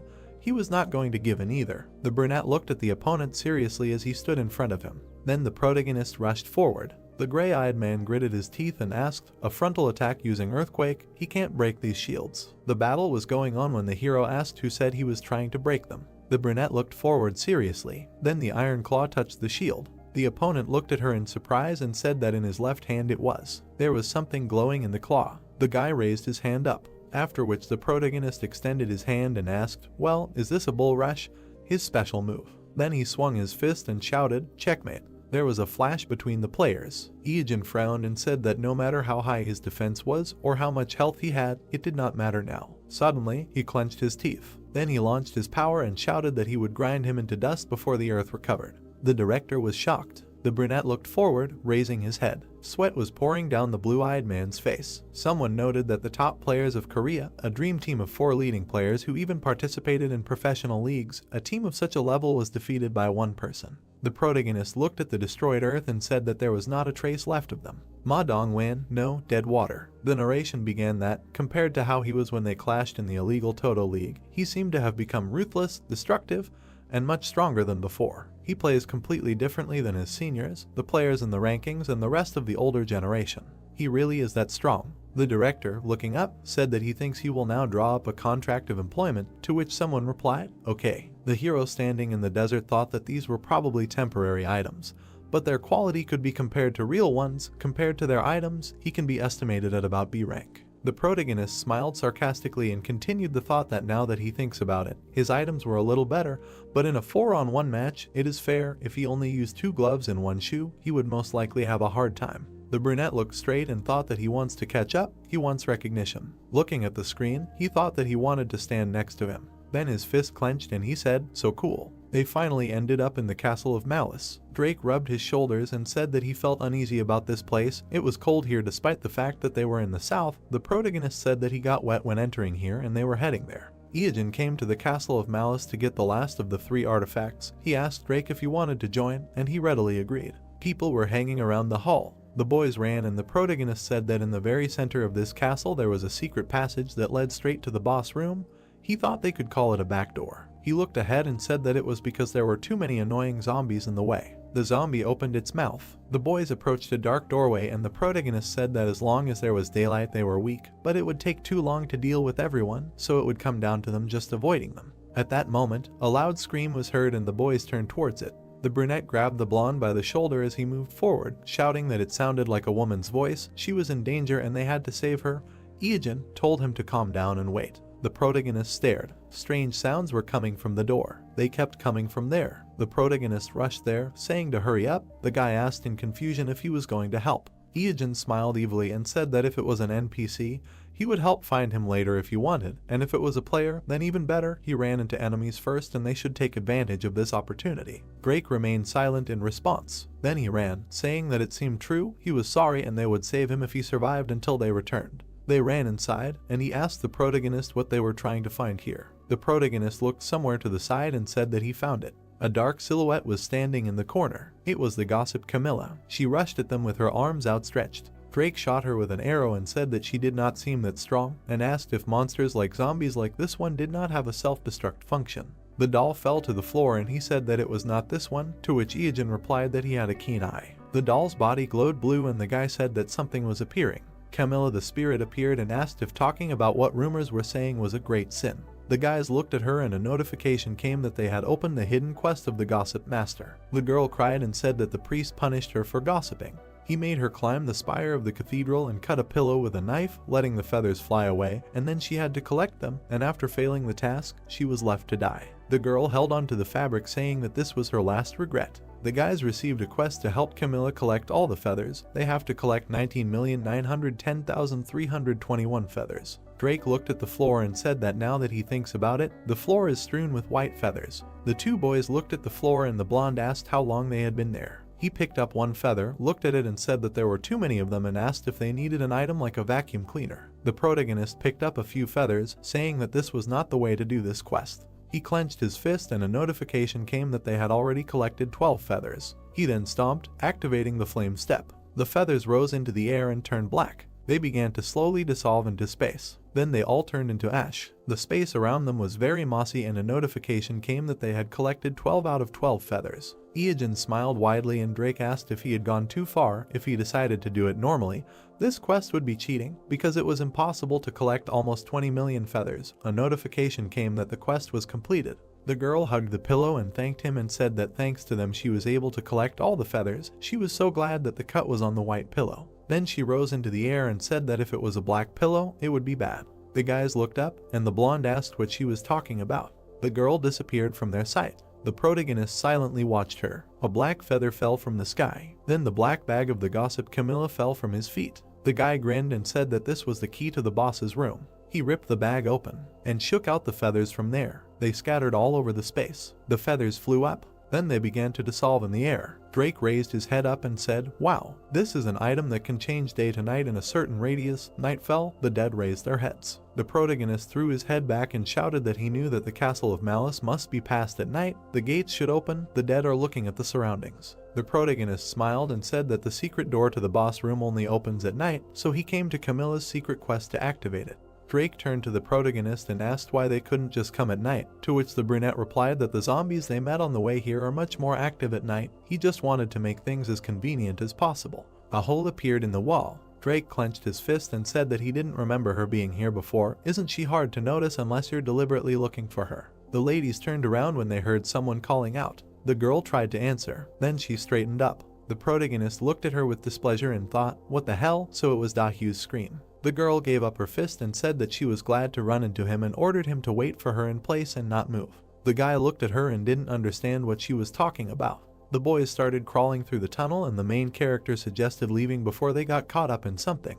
Dahyu ran after them shouting that they told them to wait for her. Then a lot of zombies appeared. The girl opened her mouth in fear and shouted to wait a second. She also ran into the tunnel. The zombies pressed their faces against the iron bars. The hole in the wall disappeared. Half an hour before arriving at the Castle of Evil, the girl looked at the camera saying that everyone thought she would go to the boss. It must be because last time she said it would be nice to speed up, but even a scary military march starts with a normal step. Then she stuck out her tongue and asked how they were going to get to the boss. Then she smiled at the camera and said that as she promised in her last stream, today she will record a guide on surviving against B-rank monsters.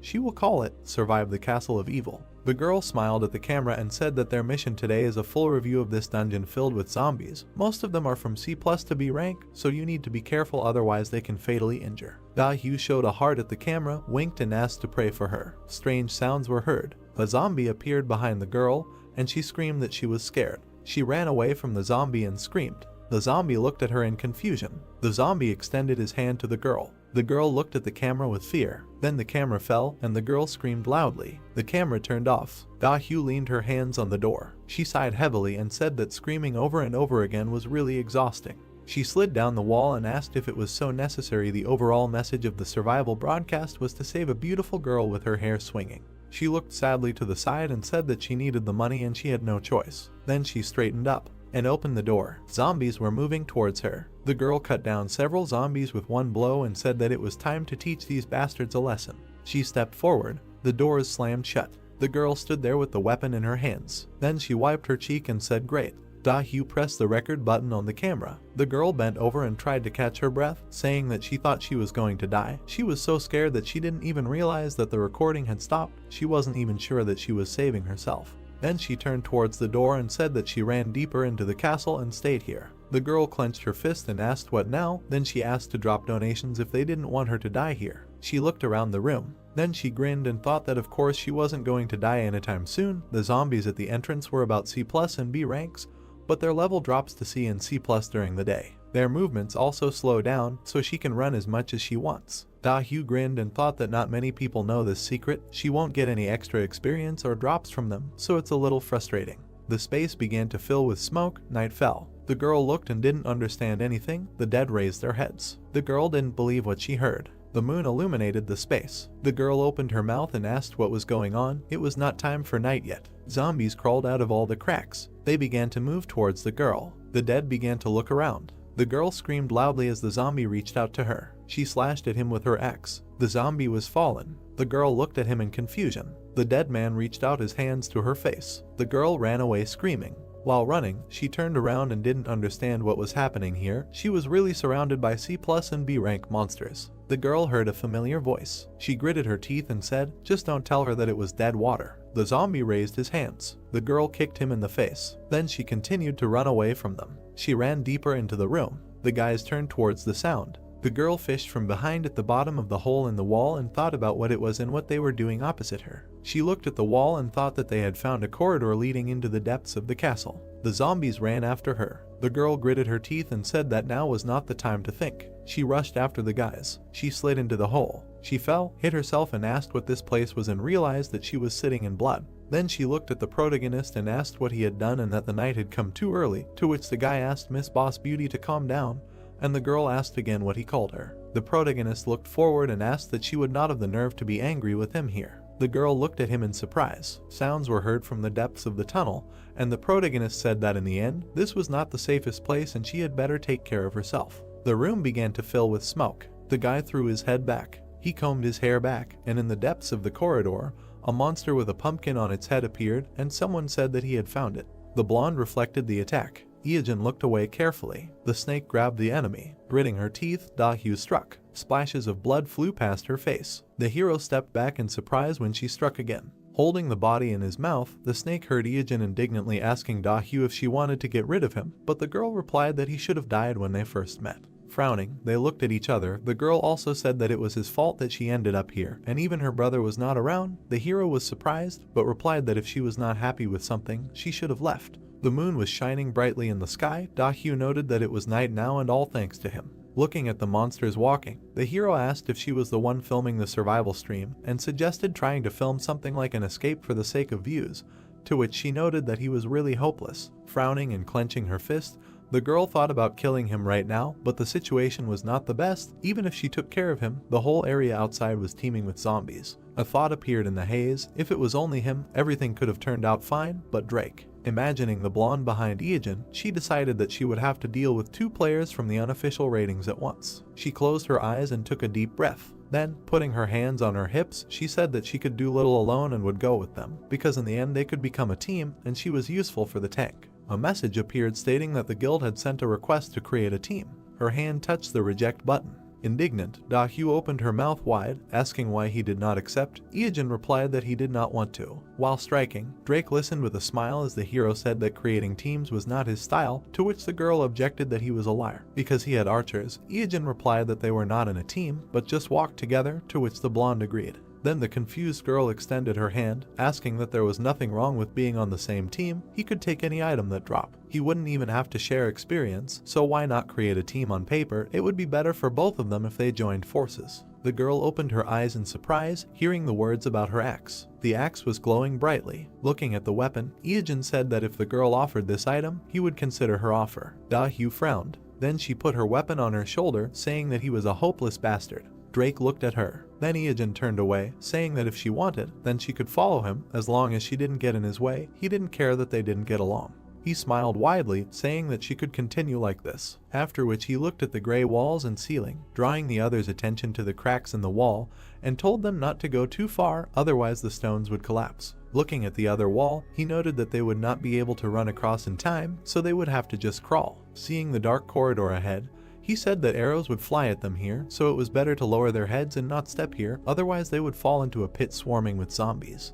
And then he looked at the floor, said that there would be a thread that would tie their ankles, and then the guillotine blades would fall on them right from the ceiling, so they had to be careful. Smiling, passing all the traps, he told them to go exactly 5 meters forward, and then to the left, there was a dead end ahead, so they had to be careful. Da-hyu, who was walking behind him, asked him in surprise how he knew all this, and was he a master of the game? To which Ijin replied that he simply knew everything in advance, because if he were a master, he would be swimming in a pool of money and shares without having to play. Looking at the hero in the cloak, the girl could not understand how obsessed he was with the game, because many of these traps were not even discovered. Ijin silently frowned, thinking about the fact that he had never actually died on this map, and all thanks to the collective information. Seeing the red floor in front of him, he thought about the location of the traps and monsters was the experience of countless players who died over time. Studying and analyzing was his rebirth. He touched the wall with his hand, thinking that it could be said that he was now rotten water, the water that had stagnated in one place for 15 years, now this was his essence. The hero was surrounded by a red aura, thinking that it made him most suitable for these sewers. Drake looked ahead in surprise, saying that he saw something there. A bright light appeared at the end of the tunnel. Da-hyu looked tiredly at Ijin, who said that they were safe and sound. The mini-boss should be right in front of them. A system message appeared, saying that they had entered a hidden dungeon. Ijin looked down with a smile, saying that a high-level monster, Jack-o'-lantern Ripper, was here, and the signal at the prison was calling for a meeting. The iron bars were cut off. He carefully looked at their sharp ends. Ijin and his companion stopped when he said that something was wrong here. A dark aura appeared against the windows. Someone's eyes glowed brightly. The monster was holding a scythe in its hands. It was Jack-o'-lantern Ripper. Drake and Ijin looked at it carefully. The guy asked if it was an awakened monster, to which the hero replied that they had not entered this area yet, and that someone must have done it before them. Our hero frowned, wondering who it was. Could it be that the player who had previously planned to attack this monster existed so early? A certain sound was heard. The monster swung its scythe. Someone blocked its attack. Then the monster attacked again. The guy, opening his mouth, noticed that it was acting quite quietly. Its blades and scythe crossed. The man with a scar on his face smiled, saying that it was not that easy. He dodged Jack again. The monster swung again. This time, it managed to injure its opponent. Looking at this, Drake replied that it was a great blow. The wound on the man's body was recovering. Drake and the others watched the scene. The boy said that he was impressed that there was a player here who got here before them, not to mention that he was a good fighter. Ieogen took out his blade, calling it theft. Hugh pointed at him, surprised that he was actually going to take credit for the one who defeated the monsters for him, since it was so shameless, to which Ieogen replied that it was especially sad to hear it coming from her. Frowning, he also said that he believed the girl had misunderstood, he was not here for Jack. Confused, she continued to point her finger at him. The blonde asked him what he meant. Drake looked at the scarred boy's face, outraged that he had already gotten here. Staring at him piercingly, the hero decided that he had to kill him immediately before this situation got out of hand. He saw a man in front of him, saying that this is the most scandalous, the most famous player, and an unusual serial killer named Zodiac. He imagined a newspaper, thinking that he could remember the headline in it from his past life, although he does not even remember when it happened, because the number of his victims was in the hundreds, and most of the murders occurred due to conflicts on the network. Zodiac stood handcuffed. He is not an ordinary player, but a real monster. Seeing how the man fights Jack, the hero thought that this same monster continues to hunt. Zodiac repelled Jack's attack. Their blades crossed. The man fought against a Ranka monster. Wounds were visible on the monster's body. His hand was also cut. The monster held his scythe. This monster has 1.5 million health points. He is standing here in a critical condition. The man lowered his hand with his blades. Then he brought it to his face, noting that Ranka is not a joke at all, and they are both exhausted. It took longer than he expected, but it seems he is almost done. Taking his hand behind his back, Zodiac said that it is the end. Suddenly, arrows hit him. The man looked at the arrows in his hand. Drake held the crossbow in front of him, saying that this is a strange reaction. Zodiac looked at him. Then he rushed forward. The blonde was able to block his attack. Zodiac frowned slightly, surprised that there is a player who got here. The blade left a bright trace. Drake fired again, but missed. Meanwhile, the man attacked the blonde. Bright sparks remained from the impact of the blades. Drake smiled, thinking that this is true. He remembered his words about how if it was PvP, he wanted to try it first. Then Ieogen stood in front of him and gave him advice about how the man was known for being a pervert. With a smile on his face, he warned him to avoid close combat. Normal people often get scared when something goes wrong, and even in a game with automatic pain suppression, it is impossible to ignore the body's unconscious reflexes, but this does not work with Zodiac. Then he imagined the man in full height, saying that when an arrow is fired, he looks at it without blinking, and only before it hits the body. He dodges. Leschnayan syndrome is a rare disease that causes the inability to feel pain, and therefore Zodiac does not know what it means to flinch. Then the blonde licked his lips, remembering the words about how the enemy never felt pain, using the split second that usually goes to blink or flinch to accurately calculate his movements, and repeated the idea of avoiding close combat. Drake held his blade out in front of him, saying that hearing this made him want to test himself even more. Zodiac looked at him in surprise. He then had to dodge the attacks. The swings of the blades left bright marks. Drake tried to attack Zodiac again, but the man blocked it. Sparks flew from the swing of the blade. Looking at his opponent, Zodiac said that the blonde was strong, and it seemed that this was not the first time for him.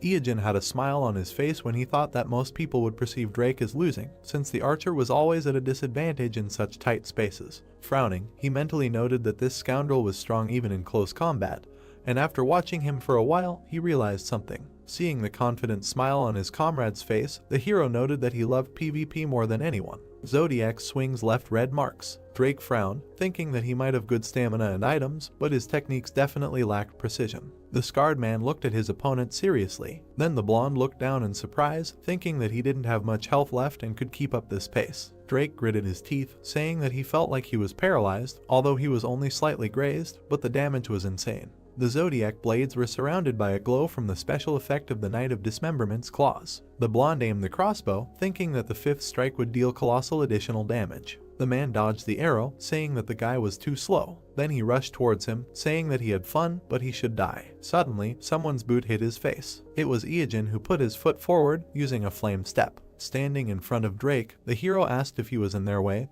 to which the boy replied that he was angry, but it was better than dying. Seeing Zodiac pinned to the wall, he asked if he was really dead. The man raised his head from the hole in the wall. Looking up and breathing heavily, he asked them who they were and where they came from, calling them abominations. Iajin had already rushed towards him, thinking that this idiot was still alive because he hit with a boot and not a weapon. Seeing Zodiac put his hand behind his back, he thought that it was still hard to stand after a direct hit with an rank item. Dodging the attack, the hero did not understand how much health the enemy had. Closing his eyes, Zodiac dodged the attack, saying that he had dealt with many abominations that were in his way. Afterwards, he looked at the hero again, saying that he felt some kind of intent from the two of them. The man rushed towards the hero, saying that he didn't quite understand, but Iajin kicked him in the arm. Then Zodiac looked down. Iajin gritted his teeth, telling his opponent not to be surprised because he would kill him. He managed to tear off Zodiac's arm. A blade appeared from the man's boot. He directed this leg forward. He managed to strike the hero. Zodiac frowned and looked down. The blade on his leg was broken. Dark aura was coming out of Iajin when using the special effect of the heart.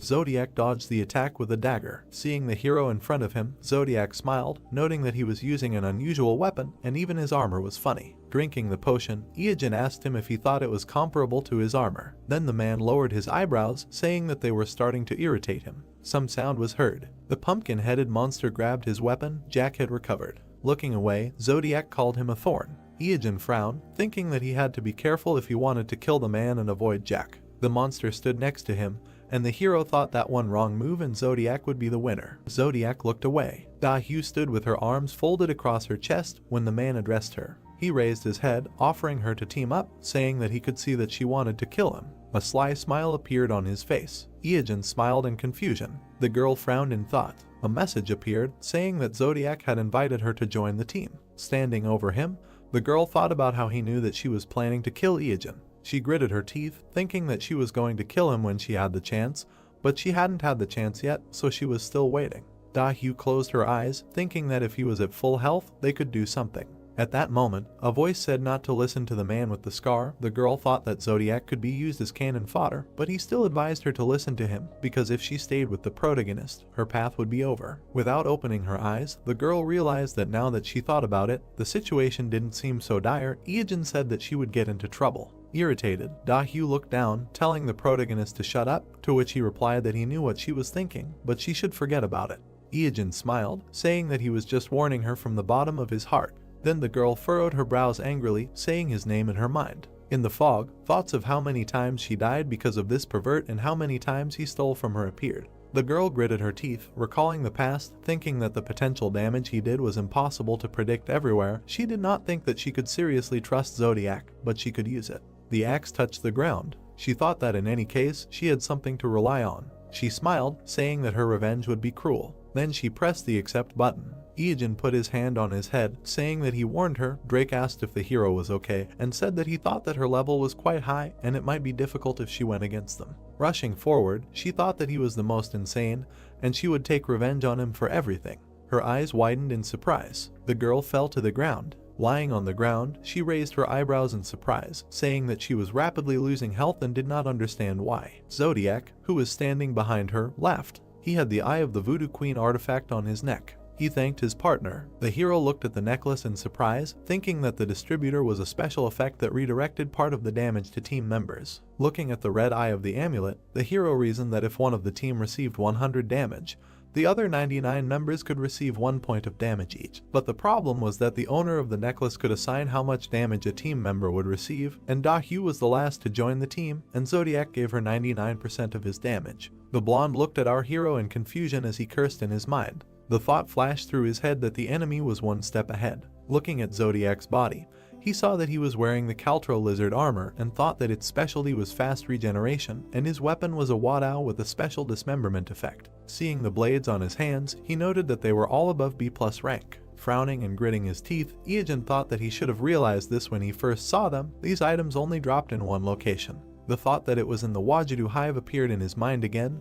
He was planning to go there. Seeing Zodiac surrounded by a blue aura, he thought that he wanted to attack the hive after obtaining 3 artifacts, but it seemed that he had already obtained them, and now the question was how many. The thought that the boss in the hive was a rank monster appeared in his head again, and did the man kill her? Gritting his teeth, Iajin guessed that the first person to clear the Castle of Malice was Zodiac, noting that he assumed the man was fast, but even this was too much. Iogen's dagger began to glow brightly at the thought that if he did nothing for another day, Zodiac would probably take one of the 3 artifacts. Looking at his comrade, Drake asked what now. Since Zodiac had recovered a significant part of his health, he said that he was not an easy opponent, so they needed to prepare. Iogen smiled, telling him not to worry. Dahu wasn't the type of person to be bullied easily. Suddenly, Zodiac's hand began to shake. He didn't understand what was happening. Looking at it, he noticed his body was starting to freeze. The girl lying on the floor said to him, "You're welcome." She smiled ominously as she asked, did he really think it would be that easy when anyone who crossed her path would end up dead? Dahu leaned on her disappointed captain's battle axe. Its effect increases an ally's attack power and defense, but when the user dies, the debuff is applied to that ally. The man placed his hand on his head as the girl noted that there were many debuffs such as poison, paralysis, sleep, confusion, burning, frostbite, and more, while he cursed. His other hand dangled helplessly below him as he received the worst debuff, sleep. Drake smiled as he looked at this, wondering if this was the reason she begged them to join the team, to which the girl retorted, when did she beg? Looking up, Iogen smiled as he said that she was planning to use it on him, but ignored his warning and was now in a sorry state. Condition. There was a sound and the hero said goodbye to her. Jack swung his scythe. Zodiac's head fell to the ground. His body touched the ground, and then it fell completely. The comrades looked at the dead enemies in front of them. Iogen clenched his fist in victory, saying that he killed 2 with 1 blow, finishing off Zodiac and even eliminating the annoying Dahu. Although he did not expect it to turn out like this, Drake thought about it being a villain versus villain fight. Looking at the monster in front of him, Drake said that it reminded him that Jack was still here and asked what should they do, should they attack now? The hero looked at him, suggesting that they try to fire only 3 arrows at the head. The arrows hit the target, but they bounced off the pumpkin. The comrades looked at him in confusion. Jack looked at his hands, not understanding what he was doing here and asking who these 2 were in front of him. A message appeared that the petty thief Jack-o'-lantern wanted to talk to them. The next window asked if they wanted to continue the fight. Smiling, Iogen asked him if he had regained consciousness and offered to talk. The window asking if they wanted to continue the fight appeared again and they clicked no. Jack looked at the people in front of him and said that he had stolen something and was in prison. He then opened his mouth wide and said that there would be no mercy. His body was surrounded by dark flames and he told the people to get ready. His silhouette became darker and he said that he would now leave this place to take revenge on the one who had imprisoned him, asking if his comrades wanted to join him. Iogen waved his hand and said that with his level and equipment they had no chance. Looking ahead, Jack noted that he had no choice and added that he would repay for his awakening. Holding his scythe out in front of him, the monster clarified that the hero and his comrade had come here to meet the owner of the castle and said that he could open the door. The swing of the scythe left a blue trail and it remained in the air. A portal appeared in its place. Jack approached the portal and said goodbye to them. Raising his hand to his face, the hero was glad that they now had a back door to the boss room. Inside this portal was the boss that could drop the final artifact. He remembered Zodiac's face, saying that if they were in the past, he would be the first player to defeat this boss, but the hidden particle that Zodiac used to keep people in fear would now be in his possession. Iogen and Drake stood in front of the portal, thinking that history would now change thanks to one item. The top of the portal was visible. Iogen and Drake ran forward. The hero said that this made everything easier. Moving along the corridor, he saw a door leading to the boss room, but the intermediate mini-boss was supposed to appear here. The corridor ahead broke. A monster with red skin appeared in front of them. Iogen's eyes widened in surprise. The monster was large, red, and a message indicated that it was a gorgon. Then the hero frowned, thinking that it was strange, because if he remembered correctly, the intermediate boss that protected this place should be at the level of the succubus. Could it be that the differences appeared because they were pioneers? The monster did not look at them. In the background of the fog, he suggested that his comrade go first. Drake took out a crossbow, saying to leave it to him because he had a personal score to settle with this thing. Looking at it carefully, Iogen asked if everything would be okay, because the monster may be weaker, but it would be more troublesome than the previous gorgon. Remembering the previous fight, Drake replied that he regretted not being able to finish it last time, because he was one of those who held on to these feelings. Then the snake attacked him. Frowning, the blonde added that he wanted to try later, but now was the perfect opportunity and he had a useful item from Jack. An object appeared in Iogen's hand. Smiling, Drake added that he wanted to know how much stronger he had become. The hero rushed forward, saying that he would not interfere. The blonde thought that he did not even think about it. The monster turned his attention to the hero. His paw was approaching him. At that moment, several arrows pierced it. Then the monster looked at the blonde, who told him that he was his opponent. Drake smiled, saying that if he looked the other way, he would turn him into a porcupine. The monster stretched out his hand to him. Only darkness was visible. The haze gathered under the ceiling. Someone wondered who he was. The one sitting on the throne did not understand where he was, saying that he did not remember. New reports appeared that he had entered the lower floor of the Castle of Evil, the Hall of the King, and the name of the first visitor was recorded in the records of Akashic. A certain sound was heard. Iyajin was heading towards the figure on the throne. He clenched his teeth tightly. The silhouette sat motionless. Still, he was able to block the attack. The hero frowned more deeply. Sparks flew from the contact of the blades. Dark silhouettes began to gather around. These silhouettes surrounded the figure on the throne, and it turned out to be a bat from the King of Darkness. Iyajin smiled, saying that it seemed that he would not be able to finish him off with one blow, and it would not be so easy. The man began to get up from the throne, saying that he did not remember. Huge horns grew from his head.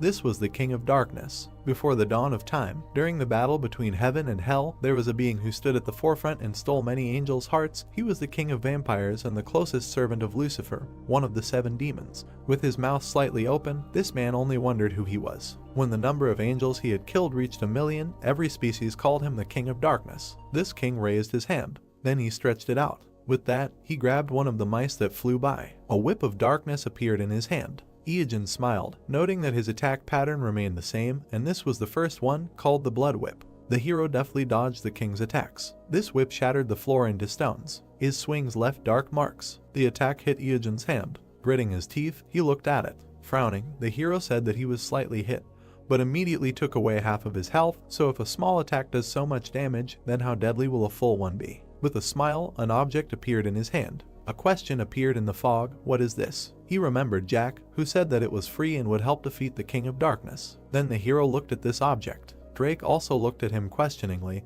asking if he could just put it in his mouth and use it. Noting that it was very convenient, the interlocutor added that it was especially convenient for an archer, whose hands are constantly busy. The item looked like a pumpkin-shaped candy called Halloween candy. Iyajin pressed it and one of the candies fell into his mouth, for which he mentally thanked Jack. As he chewed it, he thought that this would actually be a permanent item if Jack were dead, but he was much more useful alive. Iyajin held his weapon tightly. The man with horns raised his hand above his head. Smiling, the hero realized that this was the second attack. Dark auras were sent out from his fingers. The hero managed to dodge this attack. He had to retreat to avoid being hit. Putting the weapon aside, Iyajin said that it was dangerous as always. Normally, it would take him another 10 years to arrive here. Thinking back to his past, he thought that when he was in the top 100 in Korea, back then, fighting the King of Darkness took 24 hours straight using all types of spells and potions, like viewers of his stream prompted. Seeing the King of Darkness in front of him, he noted that he had nothing now, only blood. A kick on the ground shattered it into stones. Watching the bats approach, he thought that the knowledge that had taken root in his bones and flesh over 15 years of playing was experience. Seeing the imperturbable face of the King of Darkness, he also thought that 3 artifacts could defeat even a god: the heart of the basilisk, the skin of the sandworm, and the next final piece. The bats burned in the fire. The King of Darkness standing in front of him held this piece. Iyajin looked ahead with a smile, thinking that in this life, all 3 artifacts should be his. He put his 15 years of playing and would get them no matter what. Many swords appeared in the sky. The horned one raised his paw, and the guy thought that the 4th attack would be the Dark Force. The monarch extended his hand, releasing the swords, and he continued his thought and thought that since he dodged the first attack, the rest would be easy. The black-haired man began to dodge the rain and thought that although they were fast, they happened at regular intervals, so if he moved accordingly, it would not be so difficult. The black-eyed man made a swing. He confidently, with a little anxiety, looked ahead and said that he did not think he could dodge this one. The shadow hand made an area attack. After the white-haired man squeezed his hand, releasing the shadow, many spikes came out. The hero sat with red eyes and dark skin, and the special effect of the sandworm cover and the heart of the bastard was activated. The brown-eyed man stuck out his tongue with a Halloween candy and said that since he received damage that exceeded his full health, he could activate the last battle skill, and this thing is quite useful. Suddenly the space around the evil king darkened and he asked why. He clutched his face and continued to wonder why he was here and what had happened to his people. Then the noob looked at him with a smile and said something that seemed strange to him, but he didn't remember any of those lines, and assumed that he was the discoverer and thought that the king he had met before had never said anything like that. The guy imagined the villain surrounded by power and thought that he had lost his mind and was drunk with power, laughing all the time. But suddenly, he looked at the enemy in front of him and thought that the one standing in front of him was completely different and in contrast to that crazy behavior. This one was speaking clearly and his black eyes were not full of murderous intent, but sparkling with agony. The horned one again put his hand in front of him with an unperturbed expression. Then the protagonist looked at him in surprise. Suddenly, he felt sick and blood poured out of his mouth, after which he assumed that it was a special effect. The monarch looked at him without a drop of doubt. The blood eater sucks the blood of any living creature within a certain radius. Then life streams began to be drawn out of him and 0.01 of the user's maximum life reserve was depleted every second.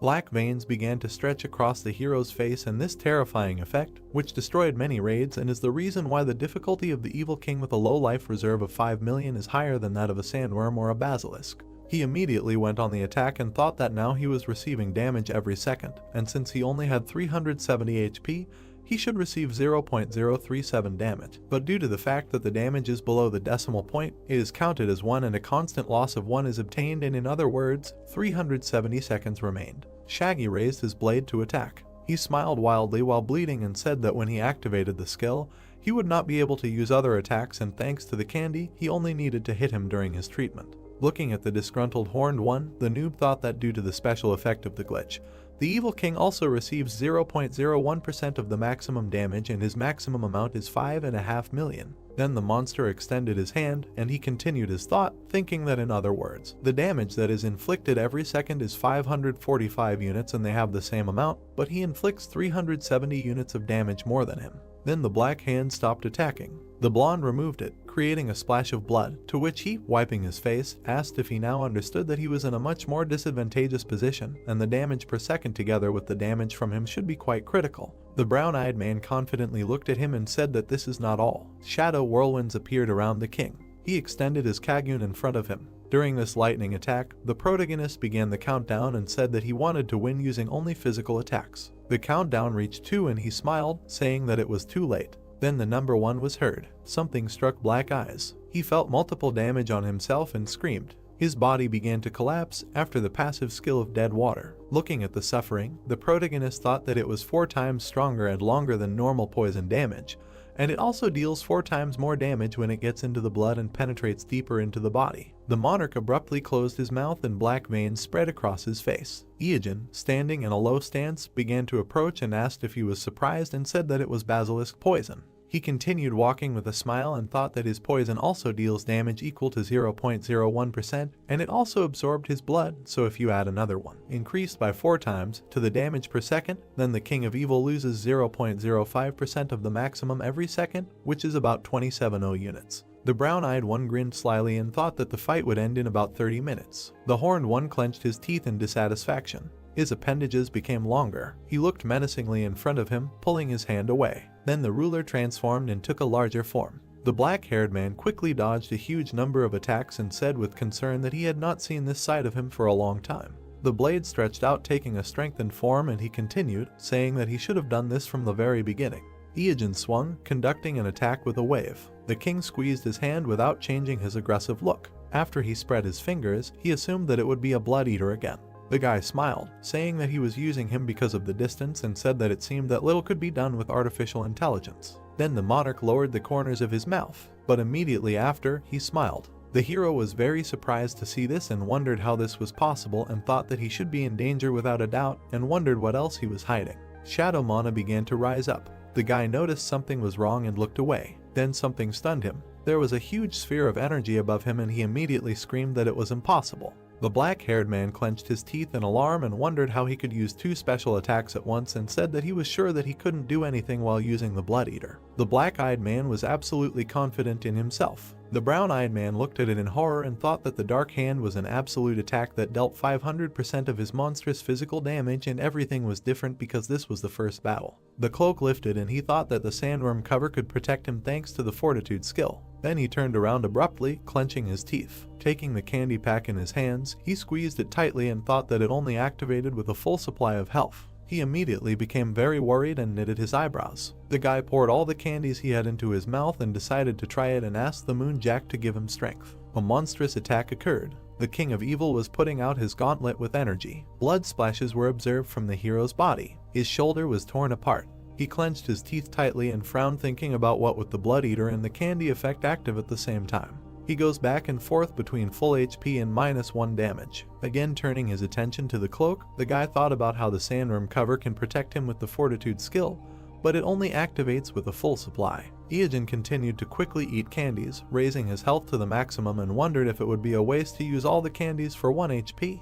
The guy tensed up, moving his hand away and throwing back the cloak, and thought about how his life depended on this unit now. The monarch clenched his teeth and frowned, continuing to deal damage. Then the brown-eyed man gritted his teeth and used the sandworm cover. After the blood splashed, the bastard's heart was used. The muscle stopped for a moment and turned blue. After the organ began to contract, he thought that it reflected 90% of the damage received from enemies below his level, and 99% from those who are higher, and if he hits him with his 500% of his strength. The hero immediately tensed his entire body and screamed that he would return 495% of the damage and ordered him to receive it. A special skill was used that surrounded him with black blades. The king was alarmed by this development. He was immediately pierced by many blades. He received too much damage and screamed non-stop. The brown-eyed man coughed up some blood and was terrified. He began to lose consciousness and closed his eyes and thought that maybe this is so, and the horned one remained in a small share of sanity as long as no one hunted him. Afterwards, the guy imagined his opponent and thought that after losing to the players, he completely lost his mind and became a bloodthirsty monster, and maybe there was a similar hidden story here. Afterwards, a noise was heard against the darkness. Someone was loudly calling the hero and asking him to bring dead water. Drake was above him in alarm and asking him to wake up and asking if he was okay. The noob opened his eyes and was perplexed. He suddenly stood up and asked how long he had been out, and he said that he had no idea and he was already knocked out when he came. And then the hero asked what was wrong with the king. The yellow-eyed man pointed his finger to the side with a small smile after asking if he was still alive. The black-eyed man was lying on the ground covered in darkness. He was kneeling without one horn and asking what would happen to him now. The handsome man rose from his knees and spoke about his body and his people in the darkness. Then the brown-eyed man was wildly surprised. He smiled and stretched out his hand and said that he had done it and raised his level. Then the white-haired man screamed in horror as the darkness engulfed him and screamed about the castle. He began to be sucked into the void. Only a hole remained and a scream was heard, to which the hero thought that he had also become 10 years younger like him, and thought that he was muttering words that he did not remember until the very end. Suddenly, a blue glowing beam appeared in front of him. On the floor was a blood-eater ring with enormous resistance to darkness. Iojin clenched his fist and smiled and screamed that this was the last artifact and the most dangerous and terrifying of the three. He finally had it. It was the God Slayer set that was assembled. The guy imagined the cycle of attacks and thought that constantly remaining with full HP thanks to the use of the Ring of the Devourer. With a combination of the last fight and the bastard, it will be possible to survive with 1 HP and repel damage, and then you can simply regenerate by stealing life. He smiled with confidence and thought that in this way, naked speedrun without damage becomes possible, and this is the best set for dead water. Then Drake put his hand on his belt and said with a smile that he was glad that he achieved his goal, to which he thanked him and asked if he had taken revenge. Yellow-eyed smiled slyly and said that it was so. Suddenly, the fog began to dissipate in the background. The corpses of torn monsters lay on the rubble, and he continued saying that he did it with great interest. Black-haired also put his hand on his belt and smiled. They clashed fists and said that the raid was over. Suddenly, notifications began to emerge about the murder of the King of Darkness and the absence of night over the eastern continent until his resurrection. And billions of eyes that were locked are now looking straight at the dead water, and he was the first to finish the raid. This is the world's first solo raid on a monarch. Fog rose around, and he was rewarded.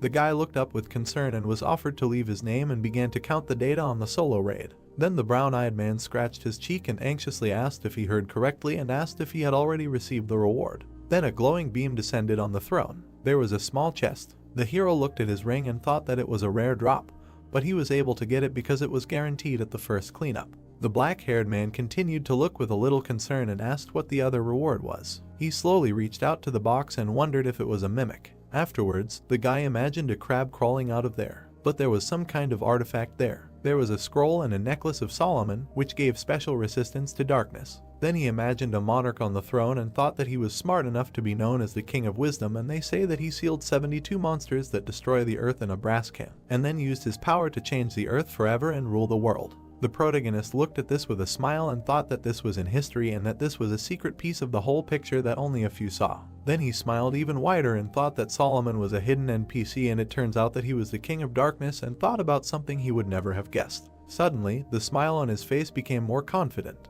A new hidden quest of the King's Will was activated. In his hands was a scroll. It was written there that he was known as a smart ruler, until one day one of the 7 demons who controlled this world put him to endless trials. Then the demonic creature introduced itself, and the story continued with him believing in his virtue and wisdom. But now the one on his knees wondered what would happen to the people who trusted him and helped bring change to these lands, and then the appeal to the reader began.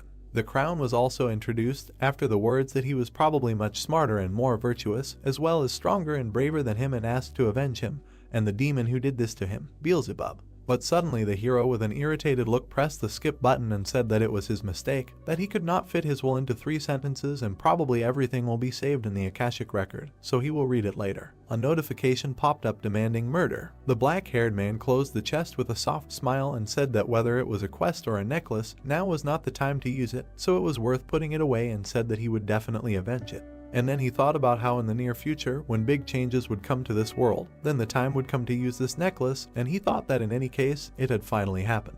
He stretched out his hand in front of him and thought with a smile that since he had finally collected the 3 artifacts of the God Killer set, he could crush those who could kill him in this world, and his era had arrived. A few days later, under the bright sky, a call to the king was heard, asking where he was. In the middle of the city, a guy said that something happened on the way and asked why he asked him to meet today. The hero was talking on the phone and looked away when he heard that he had shocking news. He was sitting in his underwear in the police station where he was dragged for instigation, and someone shouted into the phone about his planned professional debut. The sky was clear. One of the apartments was completely empty and there was silence. There was absolutely no one in it. Suddenly the phone rang with an unknown number. The hand pressed the answer. The brown-eyed man got out of the shower and wiping his head asked who it was. When they addressed him by name and said that it was the junior PD, he put the towel away with a smile and said that they hadn't seen each other for a long time. And when the guy just stood there looking tired, she immediately screamed and asked if he had written down her number and said that she was upset and thought that they had become closer during the last episode, but it seemed that he was taking it easier, and asked how he could not save someone's phone number and asked if he knew how she had signed it and said that it was their lifelong guest and said that she had added 2 hearts at the end and said that it was a betrayal and said that he had gone too far and that she was in pain now. Afterwards, he started putting on his shirt and told her to calm down and that he would save the number now, and she asked if that was true, to which she replied in the affirmative. The black-haired man finally exhaled, and the woman asked how he had recorded her, to which he replied that it was JGBPD from Prince in her name.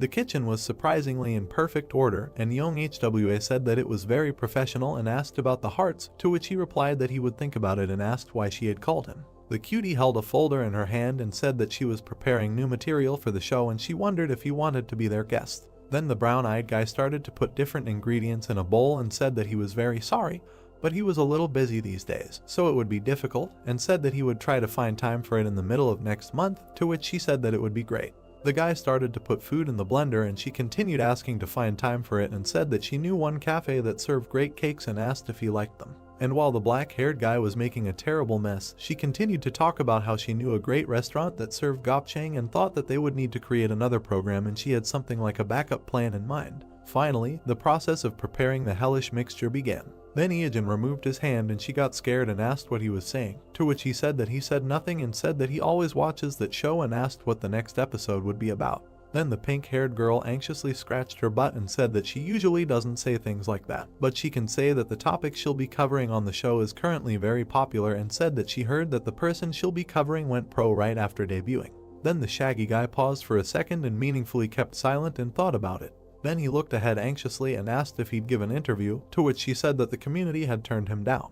He grimaced after they told him that they'd be working in front of his house secretly, to which the hero asked if that community was popular. A disgusting smell came from the blender and a notification about the dead man's health juice appeared, after which she continued and said that they were #1 in Seoul and asked if he'd heard of K1, to which she heard that it was possible. The cutie in the earpiece with the cup said that almost no one knows him, and said that she heard that he was from some mysterious or underground league, to which the guy asked if she wanted to bet whether he really knew that person. The pink-haired girl looked away with a smile and said that it sounded cool, and after the question about the punishment, said that if she wins, he will come to the program 10 times. The black-haired guy picked up his horrible goo and asked what would happen if he won, to which she said that she would go for a walk and eat with him when he asked, but only 10 times, to which he refused, and offered to come to his streams 10 times, and she asked with displeasure what about walks and food, and the protagonist said that he eats alone, so. Then the girl started drinking and said that she would probably win in any case, and asked how he would guess the person hidden from the ranking.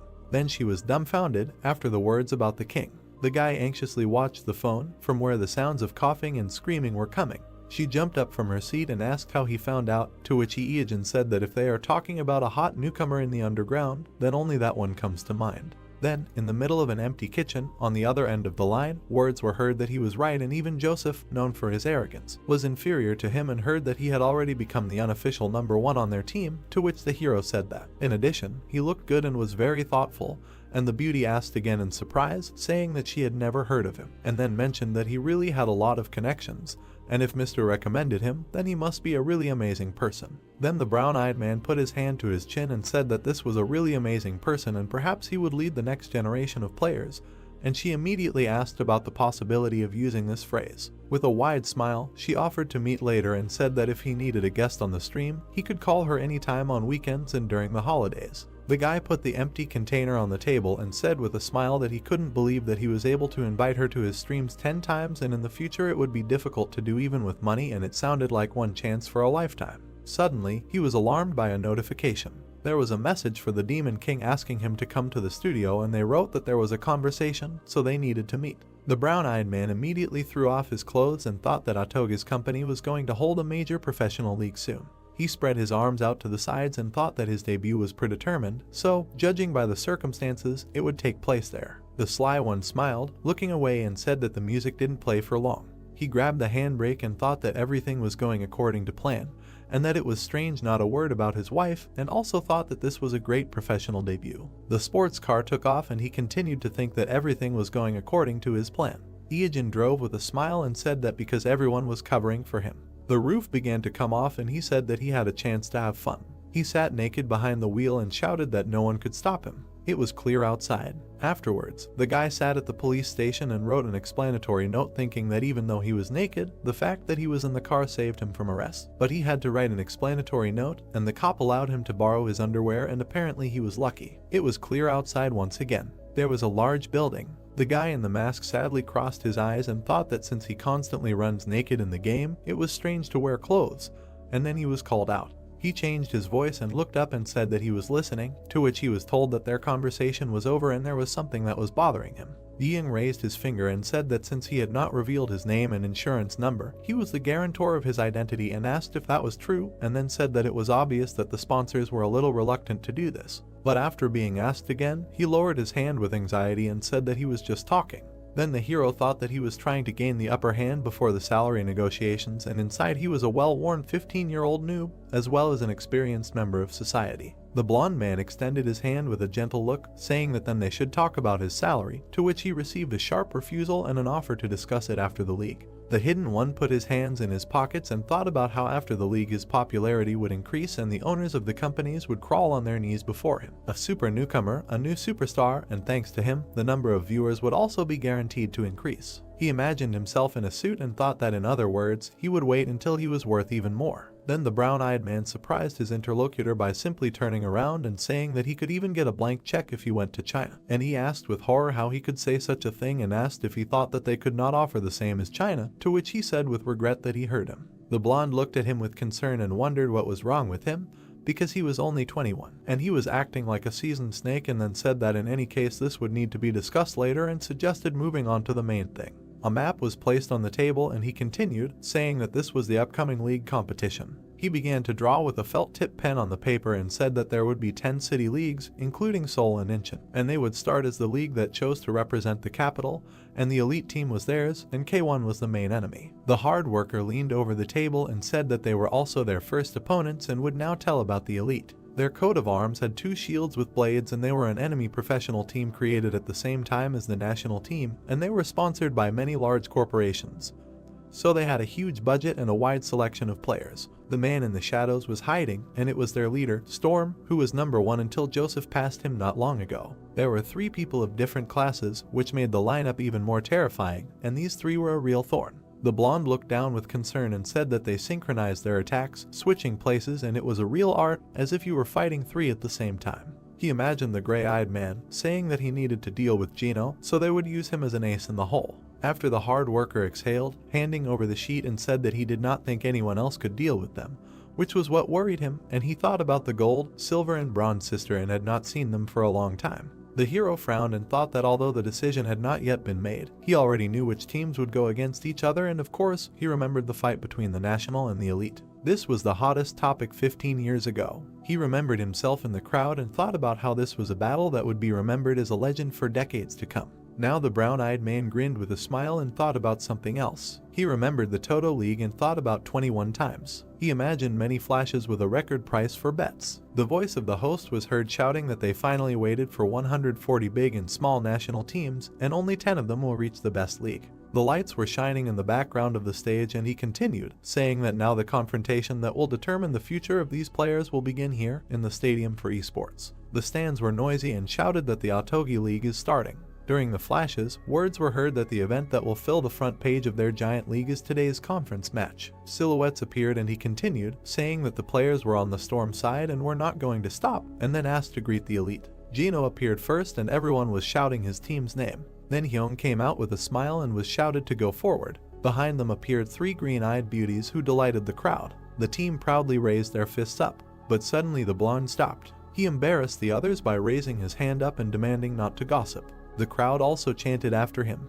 The special effects began again, under which they said that a team was coming out that would confront them, namely a group with the #1 player in Korea. A man in a robe appeared, supported by the host. Several cunning faces of the guys appeared. Joseph looked at the crowd with a smile while his fans praised him. The dark-haired ones behind were completely confident in themselves and heard kind words addressed to them. Teagang walked onto the stage with a disgruntled face and they tried to praise him and wondered where he was from. Suddenly the last one showed up. The hero walked with his head bowed and everyone wondered who the hell was wearing the mask and who it was. The blonde guy from the enemy team looked at the screen and thought about how they didn't take a healer and wondered the same thing as everyone else. Then he thought about how he heard rumors that one lucky scoundrel from an underground league. He frowned looking in front of him and thought that this street thug who suddenly became a star in the sports arena was a common occurrence. But they were just puppets of the event creators who wanted a dynamic picture, and the professional ring was no place for a street dog. Then he looked at the enemy team again and thought that instead of an additional character, it was better to target a real threat. The host announced the start of the first battle. 2 emblems of the opposing teams appeared. Portraits of 2 players appeared and he continued, saying that the leader of the elite is Storm, and in K1, he is a super newbie. The capsules began to close and they began to wonder why they sent Gino right away. The man began to connect to the system. He began to be transferred to the system. A bright light came on. He immediately found himself in the desert. His opponent was a few meters away on the desert battle map. The events were broadcast on the screens. Ian folded his arms across his chest and watched with concern. Then he frowned and lowered his head. He recalled his dialogue with the protagonist when he asked about why they sent Teagang right away, to which he said that Yeonseok would not play and advised using another. But he asked about the choice and said that the recording was his job and asked not to get too carried away with it. Then the hero with a menacing look said that he shouldn't be like that and promised that he would have a powerful influence and asked if he knew about his skills, to which he was immediately told that he had no experience in competitions and there were many older participants. Suddenly, the red-haired man came up from behind, surprising the blonde, and said that he also recommended him. He smiled and said that, to be honest, in terms of energy, he was better than him and thought that it was high time for him to really take off. At that moment, the fighter was on the battlefield. Looking at him, his opponent thought that no one from K1 could compare with him now, and if he had to choose, he would say that he was a little worried about Joseph and Yeonseok, but everything became easier since they were not here. Continuing to look at the confident black-haired man, he thought that based on the research, this was his debut fight and he had been boxing before and such players would use weak jabs or kicks during skirmishes at the beginning, and he needed to strengthen his defense and save as much HP as possible. Suddenly, a leg rose from the floor. The fighter had already flown into the overconfident braggart with a fist. The spearman could hardly hold back the onslaught and, gritting his teeth, wondered how he had used a punch of such force from the very beginning. Afterwards, he looked at the equipment in horror and thought that this was an infinity gauntlet, and even after the block, the damage had passed due to the penetrating ability. But right after, a fist flew into his face. The blonde flew far back. He tried to slow down and thought that he had mispredicted his game strategy and greatly underestimated him. Afterwards, the guy tried to swing a 2-headed snake and thought that he had just received a return from using the skill a lot. The blue-eyed man looked at his shoulder, which received damage, and then the enemy thought that he managed to use poison. The fair-haired man jumped back arrogantly and watched the situation. Then he retreated with a smile and thought that he would lose 0.025% of HP every second, and now he would retreat to check his condition and he needed to wait for this moment and fall like a storm. The black-haired man could barely stand on his feet, and he thought that both players were retreating to prepare for the next attacks since they had just fought. Suddenly, only a gust of wind remained in sight. The spearman noticed a fist approaching his throat with great surprise and wondered why it was approaching. The gray-eyed man anxiously asked Gino to step back. A bright flash lit up. The fighter was able to smash the armor into pieces with a punch. He looked on with an unperturbed expression, but the hero stood nearby and thought that he should not get cocky, because today he will not be the one in charge. He looked up and thought that it was a mistake to think that T-Gang was a checkpoint on the way to the fight with Joseph, and speed is a problem even for him, who has agility items for dodging and comparing their strength. He is now superior to the handsome guy. The fighter logging out began to disintegrate, to which the host shouted that he can't believe that the storm was defeated by a super rookie and wondered who would have thought. Ian clenched his fist and said with a smile that he can't believe that he marinated him on the bench, and it seems that he is not such a qualified trainer. The protagonist looked at the screens and said that he saw the legendary 3-hit KO again, and he was wondering what to do with it since there is no way to prove the results from his past life. But thank God Yonsiak is not involved. He looked calmly at the screens and said a meaningful word and thought about how 15 years ago, he was just one of 1,500,000 spectators. The arena roared again and he continued his thought, thinking about how while he watched the players fly and fight, an ambitious dream grew in his heart. He imagined himself in a past life in the crowd and thought about not watching that fight that day, and then wondered if everything would have been different. Then the guy shook his head and thought about how useless this question was, and the question if it meant nothing in his life. The brown-eyed man looked menacingly in front of him and thought about how only the present makes sense, after which the host shouted about how the league has surprised them since the very first match and can't wait for the next fight, trying to hold out the pause with the announcement of the next fight.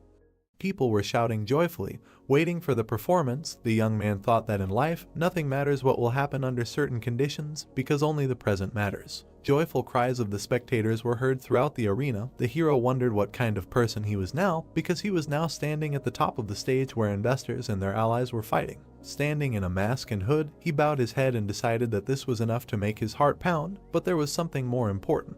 The guy raised his head and decided that he had put all his savings on the line. He remembered the image of a blonde warrior. The young man thought that now the previous number 1 and a newcomer would fight. Then he imagined an image of his opponent and thought that the betting ratio on them was 7-1, which showed everyone's faith in Gino's victory. After which the young man remembered the moment of the newcomer's victory and decided that at that moment his money had grown 7-fold, but the truly incredible part had just begun. Clenching his fist tightly, the hero thought that now the predictions for the battle between K1 and the Elite. He smiled widely, anticipating the excitement, and thought that bets against the odds of 7 times, and then a team game that allows you to increase the bet to 3 times, and thus this legendary match can increase the initial contribution by 21 times. The voice of the commentator was heard throughout the arena, who said that in this battle, 5 players will form a team and go against the opposing team one-on-one. The player who wins will be able to fight the next opponent. T-Gang adjusted his glove, hearing the commentator's words that he has low health points, and it is unclear whether he will be able to participate in the next battle. Suddenly the commentator exclaimed that the guy continues without replacement, because this rookie's confidence is as aggressive as his fighting style. The crowd started screaming again.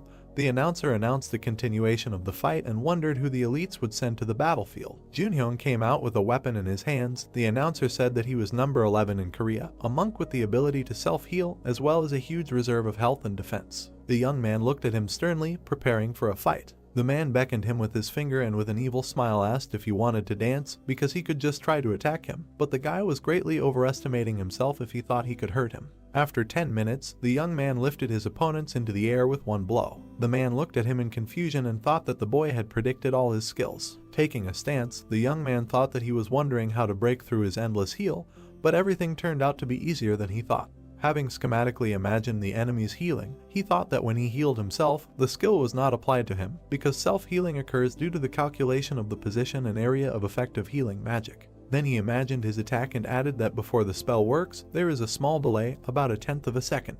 The young man imagined how he stood up under the influence of Aga and noted that if right before this moment he managed to push the healer away and stand in the place of the spell, then he could heal himself. Lost in his thoughts, the hero thought that the guy was able to do this thanks to amazing dexterity and insight. T-Gang needed his hand and thought that thanks to this, he restored a lot of health points. Enthusiastic cries were heard throughout the stadium that now everyone understood how to kill a cockroach. However, it is easier said than done, but still incredible. The man pulled his hand to the side, clenched his teeth and said that he was going to die soon, then ordered the enemy to stay away from him and began to ask for a replacement. The window that opened began to make the replacement process. The young man thought that this was a team match, so you can swap with a team member during a one-on-one fight, and there is no limit on the number of replacements. A girl appeared from the portal and said that instead of lowering the enemy's health, he literally healed him, so he is a pretty useless teammate. When she completely entered the arena, the commentator happily exclaimed and said that this is a new recruit of the elites, after which he wondered if this was the beginning of the teamwork of the three sisters. The girl rubbed her fingers lightly, showering some dust. She blew the particles off her palm, calling them seeds of confusion. Suddenly, strange plants began to grow from the ground. All the space under the guy's feet was captured by these sprouts. The hero frowned sternly, watching what was happening, and thought that these bloodthirsty plants can reduce the enemy's health if you just step on them, and the amount of HP taken away increases with each touch. Teagang frowned in confusion. The hero noted that if the first time a person loses 0.001% health, then the second time it is 0.002%, and the third 0.003%, and although the loss of health itself is already bad enough, but that's not all. The girl watched the growing plants and thought that she had prepared everything. Suddenly, the player change window appeared in the arena again. Yunbai ran out of the portal with a weapon in her hand. The hero swung his left hand, preparing for battle. Suddenly, he stopped, feeling the weight. He lifted his foot off the ground and saw that there was a sticky spear because the whole field was covered with white juice, which slows down the speed of movement. The girl took advantage of the moment and fired an arrow from her bow. The projectile hit the fighter's shoulder. With quick movements, the young man dodged and fought off several of her arrows. The girl grinned awkwardly, surprised by his talent. Teagang prepared for a strike with his right hand. Striking the ground, he created a powerful shockwave. His attack began to burn all the plants in its path. Junhyung looked at what was happening in surprise and said that although he was able to set fire to the plants under him, the young man would set himself on fire too. The guy rushed into battle. The man called him a real battering ram. Suddenly, several flashes appeared in the air. The girl closed the distance between them and used iron touch. The young man immediately covered himself from her attack with a glove. Having received another blow, the young man thought that the situation was bad because he did not have much health left, and this girl was quite fast and strong.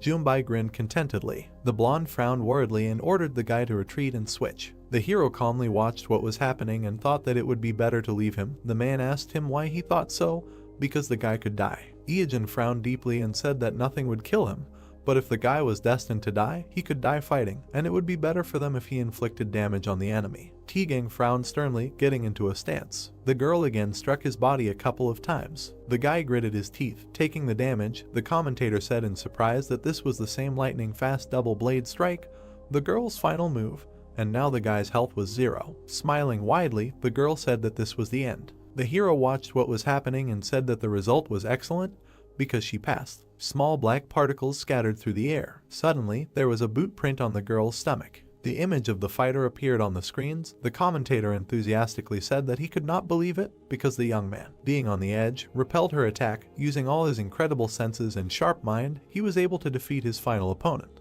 The girl, looking down in surprise, wondered when he managed to do this, after which she added that he was very annoying. Suddenly, the guy's capsule opened. The tired young man came out of it, exhaling heavily. The guys enthusiastically said that he was amazing and asked how he hit it all. The young man went on stage and was shocked to see that all the spectators were shouting his name. He looked down at the guy in the hood. Beads of sweat ran down his cheek, and the guy smiled slightly. Ieojin gave him a thumbs up in approval. The heroes remembered the guy attacking Hongji and thought that now there are bets with odds of 7 times, and then a team game that allows you to increase the bet to 3 times, which later gives the opportunity to increase the initial contribution by 21 times, and in his past life, the elites won.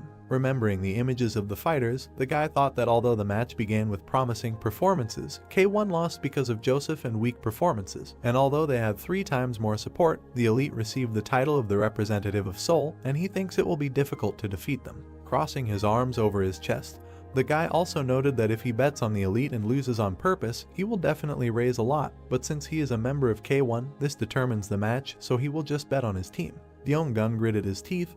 The guy thought that his disguise did not have much effect against the dirty field. Looking at the girl shooting at him, he thought that he had been struck by long-range attacks and had fallen tragically. Yunho frowned in surprise as he looked at the flash in front of his face, thinking that he had lost a one-on-one match against Dongbai in a magical fight and had fallen to his knees in front of her. And although the damage to the terrain had played a role, Yunbai had more variations in magical skills. He then remembered Joseph's fight and added that he had gotten stuck in some unknown hell of poison ivy and caltrop and had then been attacked by arrows and spells, but although he had survived, that was all he could do. The trio of girls gathered together. The commentator announced that it was a triple victory for the sisters and that the #1 ranked team in K1 and the top representatives of Korea had failed to stop them. The hero was shocked and thought that the match had become more serious than he had expected, as the odds had turned from 3-1 to 7 in their favor. His eyebrows rose even higher at the realization that the legendary match, which allowed you to increase your initial bet 21 times, could now increase it by a whopping 49 times. Ian looked around and said loudly that they were in a tight spot,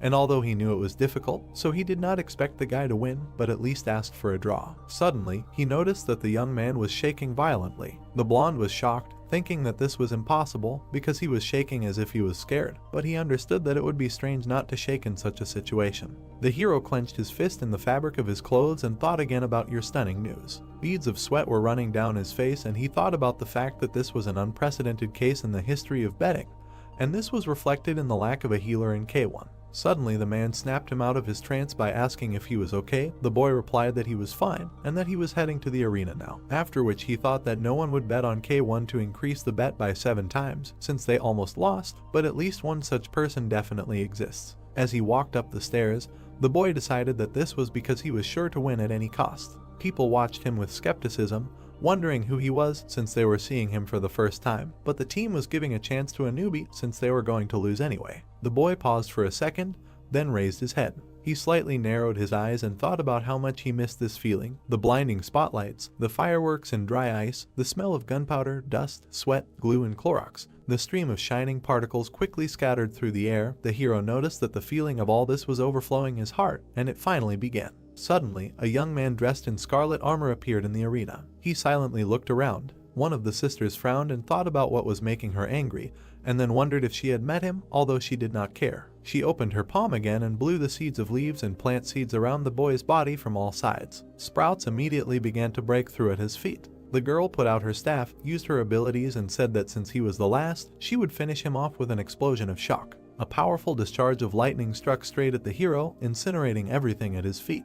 The young man did not utter a sound, being under the oppression of her attack. The discharges of electricity reached his heart. Suddenly, the magic of lightning caught up with the girl herself. She looked at what was happening in surprise, not understanding how the energy was reflected. Suddenly, lightning bolts struck her in the surrounding area. Yunbai watched in horror as her sister was being treated. The boy emerged from the flames and smoke. The girl wondered how he could reflect it, since he should have been paralyzed by the blow, and the plants should have slowed him down. The hero grinned smugly and decided that she was right, but now he is in the dead water equipment. Schematically imagining the cut of the armor on himself, he thought that the Mattingwing armor also has a special skill for disguising the player's equipment, and thus he is a fighter with dead water items. The girl's body literally incinerated and scattered through the air. The system reported that the mask turned red, and the boy received 1 pack of serial murder. Sternly looking at his opponents, the boy called the next girl. Yunbai immediately pulled back her bowstring and said that she would finish him off with 1 hit since he only had 1 health point left.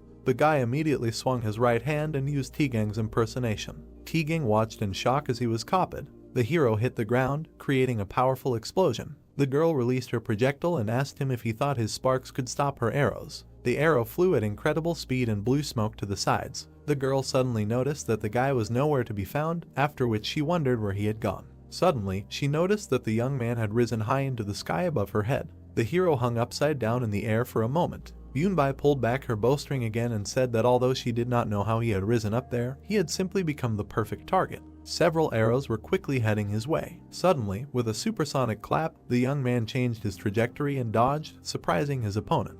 The girl frowned in confusion and said that she thought he had no means of flight. Tigang smiled happily and said that he realized that the boy was using the heat from his boots to propel himself through the air. Suddenly, he remembered Iajin's past battles and said that it was incredible. The young man was pushing off the air at incredible speed, dodging arrows. In a matter of seconds, he approached the archer. Junbai looked at her sister in fear and ordered her to retreat and change. The boy swung his right hand and said that it was too late. Vidya should have run instead of shooting from his bow. Suddenly, a powerful explosion thundered in the arena. Streams of wind carried smoke and dust to the sides. People watched what was happening in shock. Ian was shocked and froze in place. He clenched his fist from nerves. Suddenly raising his hands, the man shouted joyfully and said that the guy was truly amazing.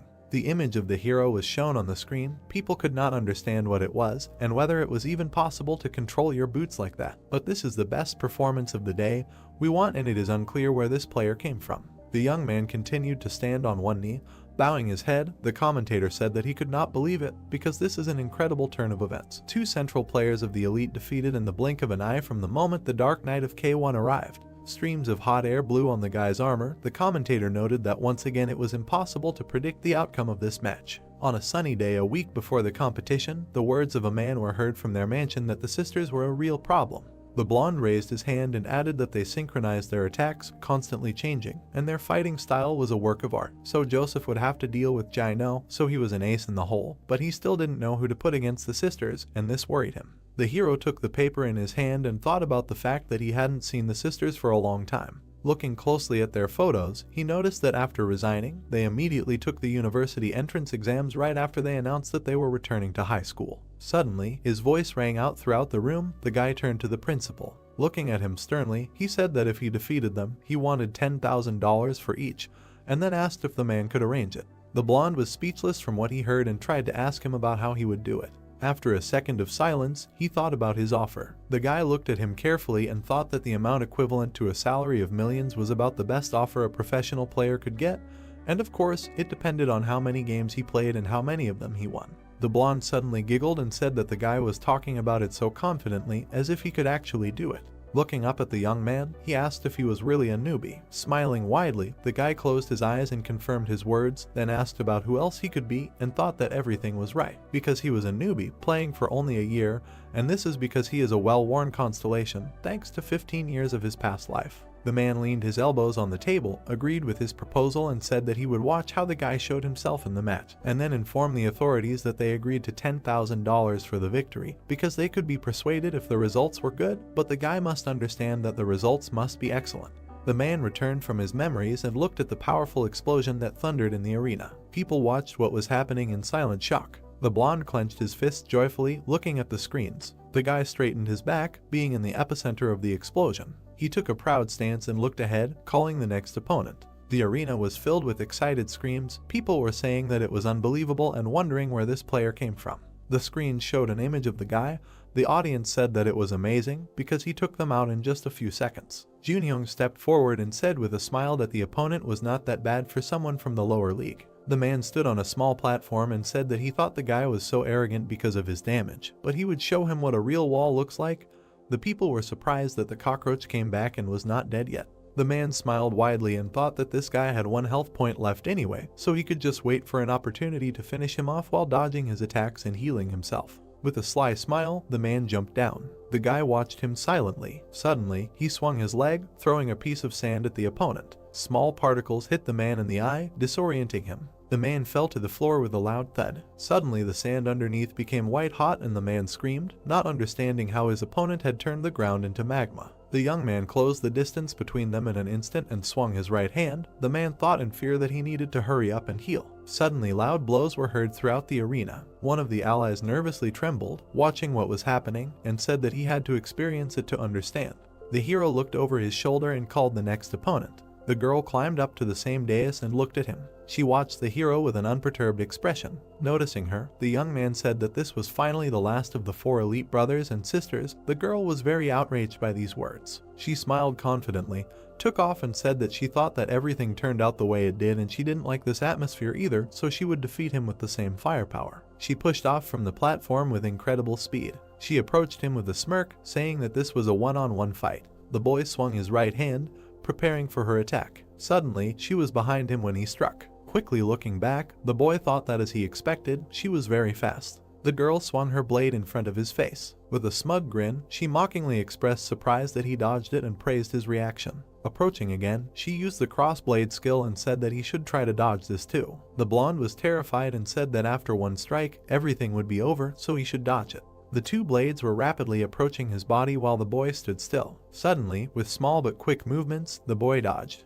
The girl frowned tensely, surprised by this. The boys watched what was happening. The director said that he thought the boy's body trembled a little, but it turned out that he dodged it. The boy frowned with a smile and said that he had seen enough of her attacks in his past life, especially her main attack, the cross blade, a skill that cuts off the heads of players just like the better. He imagined Junbai on two different sides and thought that although this skill is called a cross blade, upon closer inspection it is clear that these are two swings in different directions, because it is impossible for two blades to cut the air along the same axis at the same time, and although it may seem that both of her hands are moving together, her right hand starts moving a little earlier. He then sketched out the dodge method and decided that it was quite easy to dodge, as he had to follow the rhythm and tilt his body left and then right, but from her angle it would seem like he was pierced through by the attack. The boy returned from her attack, leaving behind only an image. Junbai quickly turned to face him, thinking about him dodging her attacks like a jellyfish. She frowned in annoyance and decided that although she didn't know how he was dodging it, her attacks were useless, and she thought she would have to use her next move.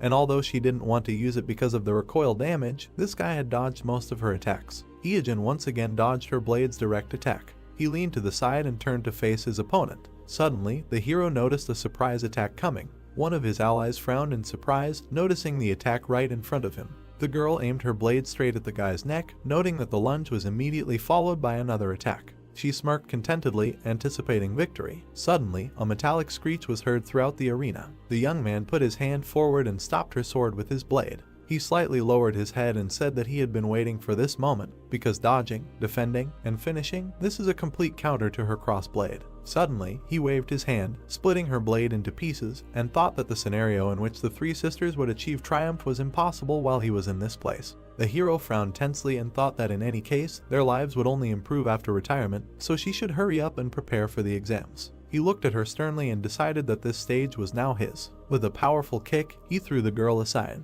The girl's body flew several meters, forming a trench. A huge amount of smoke and dust rose into the air. The young man remained standing proudly in the middle of the arena, calling the next one again. Suddenly he raised his head, realizing that there was no one left. The system reported that the mask turned red, and he received one serial kill. After a short time, the hero's capsule opened. His mask appeared from under the lid. The young man looked out with a surprised face. Joyful exclamations and shouts were heard throughout the arena, greeting him. The screens began to show moments of his battle. The commentator said that this was a monster kill and a perfect battle. Again showing the moment of the lightning strike, the commentator said that although at the very beginning Tegan killed his opponent, such a game is still a counteraction to all murders. Again showing the guy's battle, the commentator noted that after the performance in this match, worthy of his name, the stadium was filled with approving exclamations of the crowd. The boys and the director rejoiced at their team's victory, while people shouted that it was amazing. The hero looked around at the crowd of spectators, who shouted that one of them wanted to have children with him,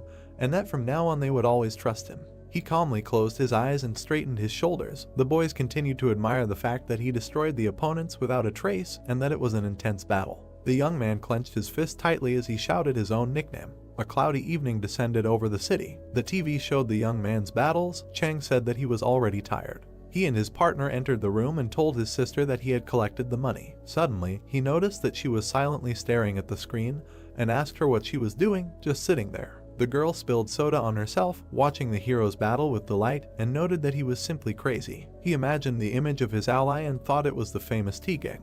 And then the image of Joseph with a shield appeared in his mind. The young man thought that this guy was even more focused after losing the first battle, and that no team in Seoul could stand against these two. He imagined the team's logo and thought that K1 triumphantly declared their victory, and after receiving huge sponsors, they became the representative team of Seoul. The young man smiled and showed the peace sign and thought that he was able to increase his initial bet by 49 times only from the first league, and although he could not bet on himself like Madingwang, he was able to bet under his real name. Remembering his past battle, he thought that since his pseudonym was not a real person, created with the guarantee of Ying's identity, he had no problem confirming his own identity and collecting the profit, so a few days after the league, he succeeded in something. A blue sports car cut through the streets of the city at high speed. The lights were on in the windows of the night city. Once outside, the guy thought that he had gone into the city. Standing in the middle of the crowd, he frowned and added that he usually went on raids, but that tonight he had a goal, because he was looking for land to open a capsule hotel. With a confident grin, he noted that it was time to make real money, because everything he had done before was to save up enough money for this, so this could be called a real start.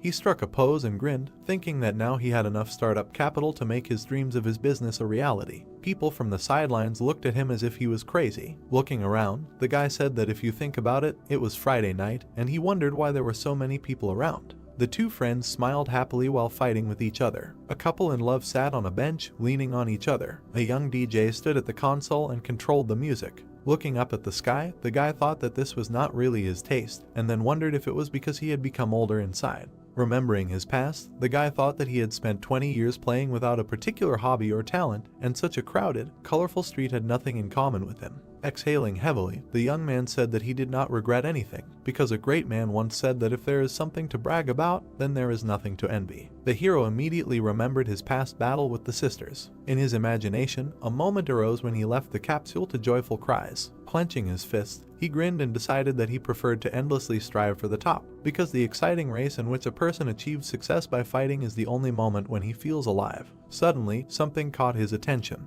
He fixed his gaze on a girl in bright pink clothes. Da-Hyu, like him, was walking down the street. He quickly hid behind a pole and thought that it was really a Friday night, because meeting her in such a place was quite surprising, after which he wondered who she was trying to kill with such an ominous look. Watching her carefully, the guy remembered how she wrote to the account and nickname a couple of days ago, although he did not read the letter because he was scared. The hero immediately took out his phone and entered the dialogue. A message from the girl appeared on the phone screen, who said that his name was on everyone's lips. He had a lot of messages in the chat with her where the girl was saying that she liked all of his videos, and in fact, she wrote to him because she had a small request, which was that she wanted to know if he could take out a player for her guild, because there was someone she really wanted to kill, and she knew that he was the only one who could do it.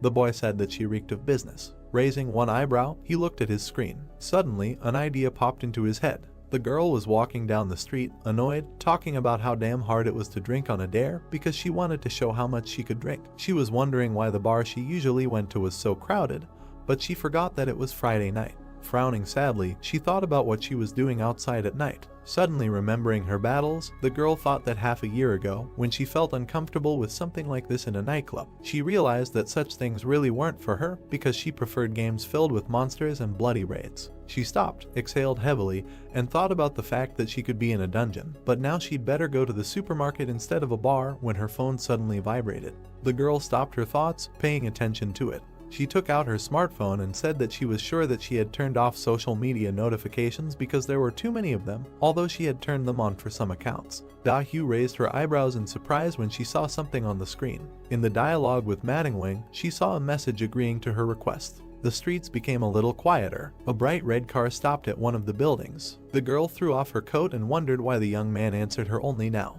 Holding her phone in her hand, she said that she sent him a message just in case, but she really didn't expect a professional gambler to accept a hit job. She smiled awkwardly and wondered if she should take this chance. After a while, she texted him that she was really glad he decided to answer her request and where they should meet, then thought that since this was all online, they could arrange it over Messenger, but it would be rash to arrange it online, so it would be better to meet in person. She received a text from a guy saying that they would meet on the street. The girl was surprised and wondered where exactly. She gritted her teeth angrily and wondered if he lived everywhere, and noticed that it was starting to piss her off. After asking him when he would be free, she received a reply that they would see each other now and thought that he had gone crazy and that he was very impatient.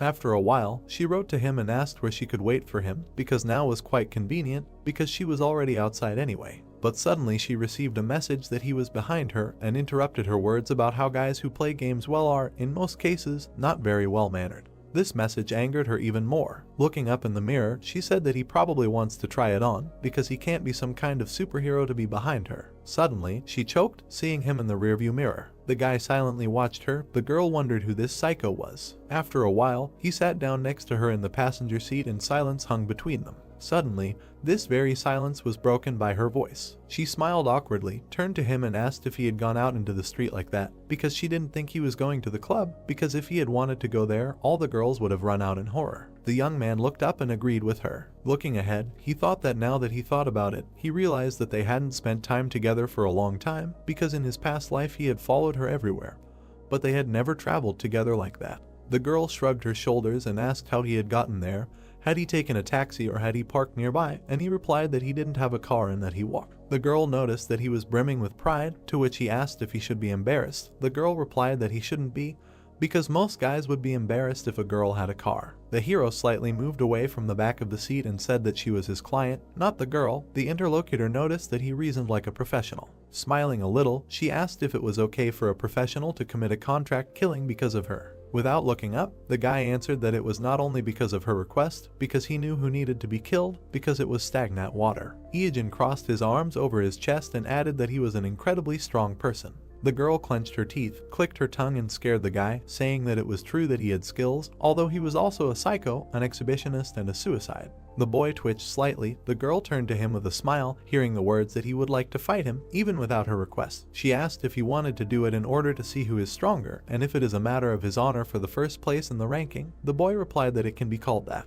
The girl grinned slyly and said that then it is even better because she thinks she will be able to arrange a great fight for them. And it will be better for them because it will be a big event and he will also get a lot of money from views and donations. The guy turned his gaze to her and thought that she probably plans to make content from the Battle of Madingwang and Stagnant Water. In the family I am there is a death match between two celebrities. It is quite exciting, so she definitely has a unique brain. Da-hyu smiled widely, put her hand in front of her and said that she would also set up comments from her guild for advertising and make it an even bigger event, but it would all be for free. The boy asked her about why she was doing all this. This question surprised her.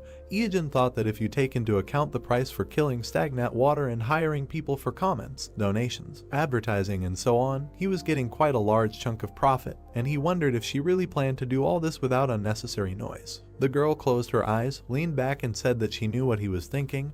It was normal to be suspicious of her, but something was wrong. He gritted his teeth angrily. She looked back at him and said that she was absolutely serious because she wanted to finish off this man at any cost. Throwing up her arms, she burst into a scream and said that she couldn't even sleep because of the thoughts about him, and if you add to that all the money he stole and the number of times she died, she could probably buy an entire building by now. And if the stress she got from him could be turned into money, she could buy all the land, and she couldn't even go on raids with the thought that he could stand in the corner at any moment and defend himself with only one chair, but not die. The young man watched in horror as she madly spoke about how she should and must kill him, because he should be sentenced to death and banned from the game, because she wanted to play without him for at least one day. Raising an eyebrow, the guy thought that if anyone heard this, they would probably think that he was her stalker. The guy suddenly remembered their fight with the girl and thought that although it was true that he killed her many times, but only because she stood in his way, so he just acted according to his plans, and therefore, her losses are the result of her own actions. The girl tried to catch her breath, while the guy thought about it, that everything that happened in his past life was his mistake, and he did not plan to take responsibility. Suddenly, she looked back at him and awkwardly said that she got a little carried away. After which she apologized. The guy replied that there was nothing wrong with it, because she had the right to do this, and that she should be angry. The girl smiled awkwardly with her arms crossed and said that she wanted revenge, but she wasn't good enough to deal with him, so she couldn't do anything, but she was sure that she could beat him in real life, but she didn't know his address and all she could do was just leave angry comments on his streams. The guy was surprised that all she could do was leave 3021 angry comments. Touching her head, she also apologized for continuing to show her aggressive side on their first meeting. The guy replied that she could just pay him well, to which she replied yes. Looking away, the girl said that she felt better because of him because she hadn't been able to talk to anyone until now, so she was grateful that he listened to her. Slightly pursing her lip, she noted that she wanted to talk about it because since he was going to kill him anyway, she had an idea. She looked at him with a slight smile and offered to do it on behalf of her guild. Da-hyu approached him with her shoulder. The boy looked back at her and thought that it was impossible for her to miss the opportunity to profit, because he wondered where she got so much enthusiasm from. But now he understood what she had in mind. If he joined her guild, they could gain great popularity and power at the same time. Looking at her satisfied smile, the boy thought about the fact that his nickname itself was an advertising billboard, but the range of his skills would be of great help to her in a large-scale guild war, so this year was nothing compared to the price she would pay for him to join. He quickly stopped her pressure by saying that he did not like being in a pack. The girl replied that it may depend on who was in that pack. With a slight movement, she touched his leg. Getting as close to him as possible, she asked him something about what he would say about her proposal and whether he wanted to discuss it over ramen. Ijin looked back at her and said something about ramen. Da-hyu stopped in surprise, looking at him. The guy looked her in the eyes and gave her a lecture about how ramen accumulates saturated fat in the blood and also has too many chemical seasonings, and not enough proteins, minerals, and vitamins, and also has a lot of phosphorus, so it depletes calcium reserves, and the amount of sodium is especially beyond her imagination, but a player's diet is very important for him to last a long time in the ranks. Lowering his head, he left her in confusion and thought that a 20-year-old girl did not attract him, because she was 15 years younger than him, after which he said that on this note, he would end their conversation and leave. He quickly took out a napkin and thought that compared to the 35-year-old Da-hyu he was crazy about, she was still too young and naive. He opened the ashtray and saw some trash, thinking that her greed and temperament now resembled the behavior of a cute little sister. The girl suddenly came out of her trance and noticed something. The guy collected the trash in a bag. The girl jumped up and asked him to leave it because she could throw it away herself. He stopped and looked down at the object in his hand, thinking that 10 years ago, he once sat in the passenger seat of her car and the girl acted like she was looking after her, a fool, and tried to look better. And then he remembered how he opened the glove compartment in the same way, and thought about how one rainy night at the end of their date, which he got for donating on her stream, he painstakingly cleaned out the trash in her car. Then he imagined how he held the bag in front of her with an awkward smile, and thought that he did it because there was nothing else he could do for her, and the girl kept saying that he shouldn't do this, but he was happy even doing it. And although he could not get into her car anymore, he developed a habit of always taking the trash out of the car to make sure that he would not forget to do it if he was in her car again. And he got so used to it that he did it even in a taxi. Closing his eyes, the guy exhaled heavily and thought that he really was a fool, and that his habits can be really scary. However, these should not be called habits, but a slave's mindset, after which he said that he would throw it away on the way. The door closed and the girl was left sitting alone. Looking back at the passenger seat, she wondered what was wrong with him and why he was picking up other people's trash.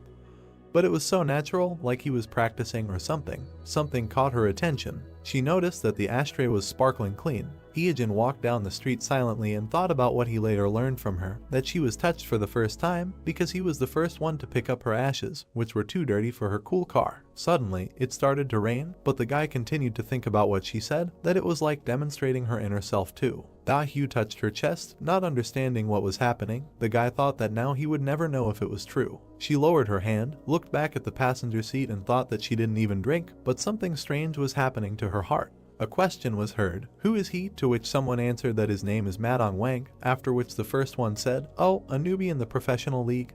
Those were great matches." Against the background of the blue abyss, the player said that enough foreplay, he is finished. The brunette looked at his opponent angrily. Then he picked his ear, smiled and asked what, is he going to kill him? The monster answered indifferently, yes, after which the red-eyed one, still smiling, continued to ask that he was crazy, to which he answered that he does not want to hear such things from an exhibitionist psychopath, and the guy asked another question, why would he kill an innocent person? Madong Wang extended his hand and answered to find out who is really stronger. The protagonist jumped. Hanging in the air, he sarcastically asked if a professional player can kill ordinary players. Iron Man looked at him and answered that his contract does not prohibit it. Suddenly the guy dodged the enemy's blow. Then he extended his hand with a weapon.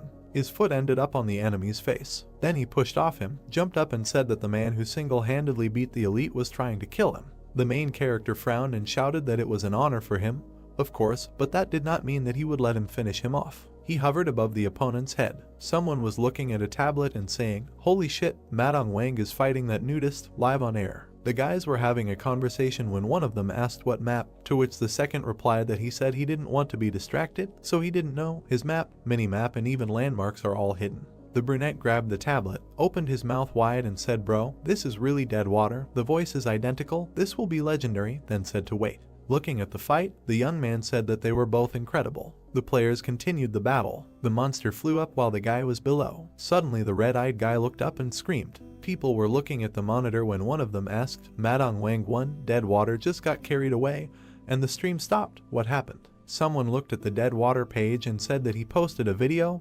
Let's take a look. The brunette opened his mouth wide and screamed that they already sent the link, to which the second one screamed to turn it on. The protagonist sadly said that he died from some weirdo. Then he clenched his fist, gritted his teeth and continued that he was sorry, but today's stream ended because of a death penalty. He will be back tomorrow at the same time. His hand was tense. The girl happily jumped up and screamed, "This idiot finally lost. She loves Madong Wang." Tears of happiness appeared in her eyes as she continued to say that she could now sleep peacefully and not tear her hair out. When the brunette's voice was heard, that everyone knew that he could not tolerate losing, he was taking a rematch. Then he raised his index finger, smiled maliciously and added that he would behead him tomorrow at the same time and invited everyone. A notification came in on how to expose Madong Wang. Many comments began to come in. Information about the dead appeared. The red-haired girl angrily tapped the keyboard and screamed, "What kind of nonsense is this? How can a professional like Madong Wang lose to a naked pervert? He just uses it as a bite for donations." The blue-eyed girl opened her mouth wide and said that she should be the one making a ton of money just so he doesn't lose. She will give him the best stuff. When her brother appeared behind her and said that that's enough, she donated a lot to him a couple of minutes ago. after which she turned around and asked if it was weird to support her favorite streamer, to which he angrily screamed that she was spending too much. They weren't Madong Wang's fan club here,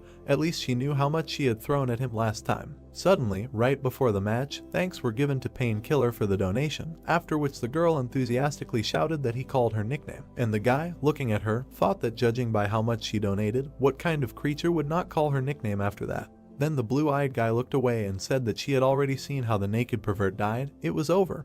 Who cares if Madong Wang dies or not? The sister looked at the guy with her big eyes and asked, really? Suddenly she went into her thoughts and thought that this was an incomprehensible feeling to her. In the building sat a brunette who thought that Madong Wang and Deadwater must be the same person. After that league, he had only met him a couple of times. Then he looked at the screen and continued the thought that, then, who is Madong Wang? He remembered what happened 6 months ago. There was a battle. The protagonist was fending off the blows, after which he narrowed his eyes, looked ahead and told the worthless mammoths, who had no drop, to step aside. Then he turned his head and said that he had some business with the guy behind the blue people. The monsters looked at him strangely. A double hero of unknown rank appeared. The protagonist made a dash and said that there were 3 of them. It was said that if he saw 3 at once, then he would be finished. Then he went to one of the rivals and said that he would check if the rumors were true. Suddenly, the enemy swung. The protagonist wounded one of them with his weapon, after which a second one appeared behind him. The guy turned around abruptly. Then he looked seriously at the enemy and asked if he really thought he could attack him. Since he copied him 33.3%, it seemed he was trying to think, but he failed.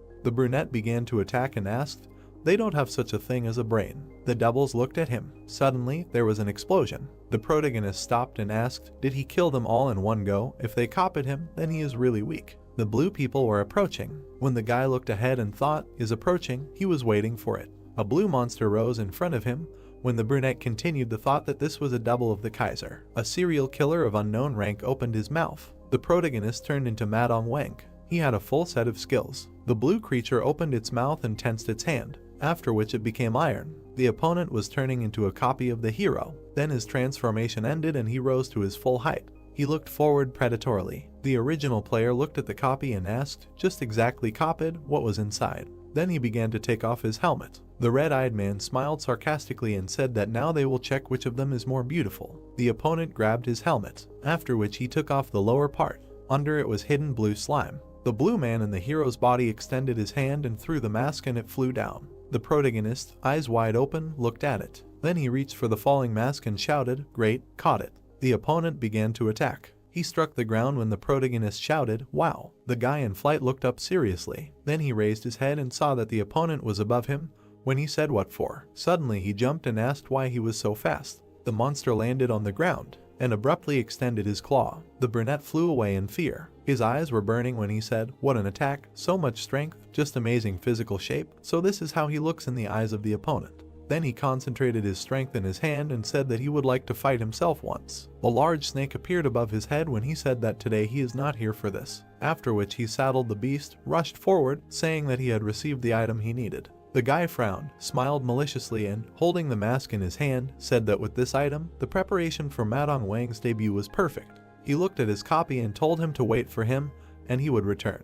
The opponent's face was evil. The protagonist narrated that he had 2 reasons for coming to Dorian Gray's forest that day. First, in order to obtain the necessary inventory for his debut as a professional, the Rogue's Mask. With the help of an item that is made from the skin of the monarch's double face, you can get rid of monsters using a method that not everyone will know about even after 15 years. He said that the second reason was the creation of this monster. It is quite difficult to detect the doppelganger monarch as the hidden boss of the Forest of Dogs. If there is a suspicion that Deadwater and Madong Wang are the same player, killing this monster with Deadwater will remove all suspicions. Deadwater is his game feature and the monster is a world star. Then he frowned and said that he would like to see them fight. Anyway, it will be an interesting fight. This scenario he came up with about half a year ago. And now the present. Smoke was floating in the forest. The protagonist looked ahead and said that he never thought that he would come for Yu. He did not expect it at all. He looked to the side and asked how the Iron Man was doing. The monster stood with his head down. The guy looked at the virtual settings and said that he only turns on voice change when he plays with Madong Wang. Great. Then the protagonist proudly raised his head and said that now it's his turn, he came to kill him. The opponent opened his mouth and said that they met again, since he lost yesterday, He plans to win today. The brunette frowned and replied that he was very strong, so he, of course, was not 100% sure of victory, but he wanted to try, to which he heard from the opponent in response that he was also strong. He admitted it. The protagonist thanked him and said that he respected him, to which he responded, mutually, and the guy continued to thank him for appreciating him. Although everyone called him a pervert, he replied that geniuses think alike. People looked at the monitor in surprise. The brunette brought the screen closer to his face. The girl also watched the computer screen. The guys were perplexed. The man sneezed and said that he would die here.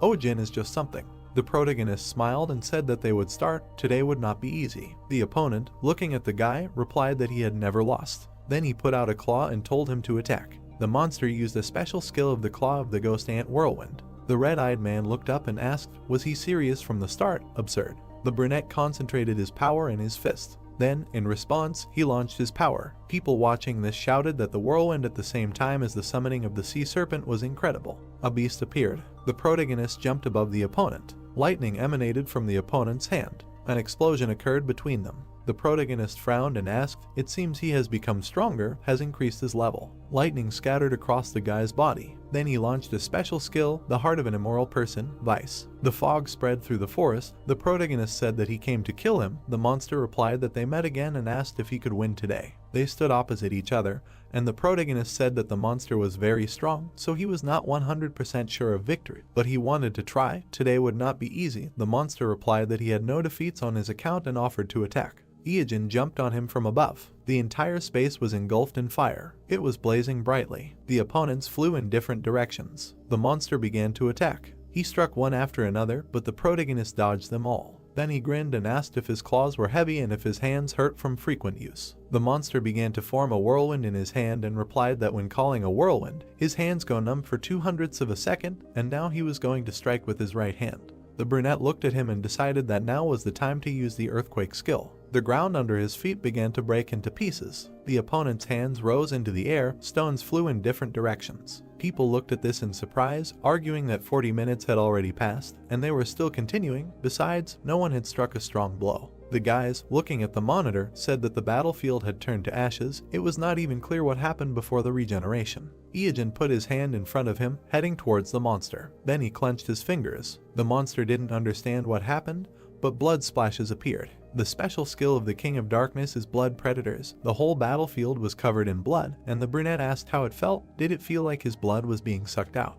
He grinned and said that even if his blood was poison, he still had this skill. He took out his weapon and suggested that they wrap it up. The monster perked up. Then he hit the ground with his hand. Sparks rained down from there, and the opponents found themselves on small islands flying in the air. The protagonist asked if he was running away. He raised his leg up to strike. The monster looked at him in surprise. The protagonist grinned and said that he had just made a massive attack and he did not have the strength to jump. He would just fall into his own magma and melt. The monster looked at him silently. Then he bent down, preparing to jump. He glared at the protagonist and said that he would definitely come back. Iijin stared at him in amazement. The guys silently looked at the monitor. Everyone else also stared at their screens. When the shock wore off, they were surprised by the monster's real voice. Because it was so low, he always turned on the voice changer, hiding such a powerful voice. There was still fire around the main character, and he did not understand what he was doing, what kind of line it was, and what he could say. Then he straightened up and said that he dies so beautifully.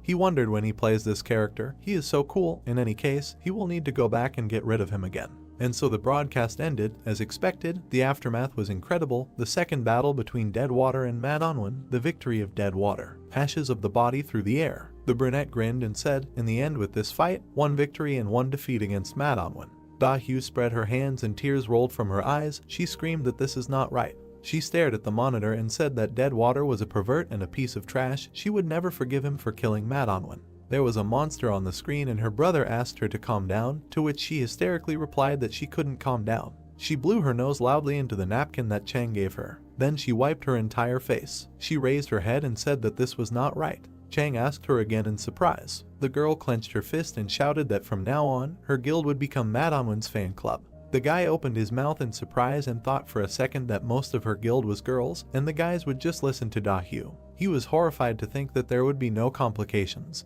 but he still wondered why the fuck it was needed. but he could simply be kicked out for resisting, so he would have no choice but to quietly argue. He asked his sister what she planned to do next. The girl clenched her fist and said it was obvious. She gritted her teeth and said she would kill Deadwater and avenge this defeat. She frowned and said that for Madamada's sake she would kill Deadwater and he could be considered a corpse. Iijin smiled widely and said that he had hit the jackpot. Money from sponsors was coming in from both sides in the midst of a stock rally. He scrolled through the comments enthusiastically. Then he looked at the TV and said that a video of the raid on the King of Darkness had been uploaded. They needed to add fuel to the fire. Then he grinned evilly and said that views were increasing at a tremendous rate, subscriptions were also growing incredibly, and soon Deadwater's channel would have over 1 million subscribers. Many were impressed by the monster's last words, especially the female fans were jubilant. They fell in love with him because of his voice, and many began to hate Deadwater and brand him a scoundrel. The girls already thought he was a pervert, and now they disliked him even more, although the guys sent him thoughts of support.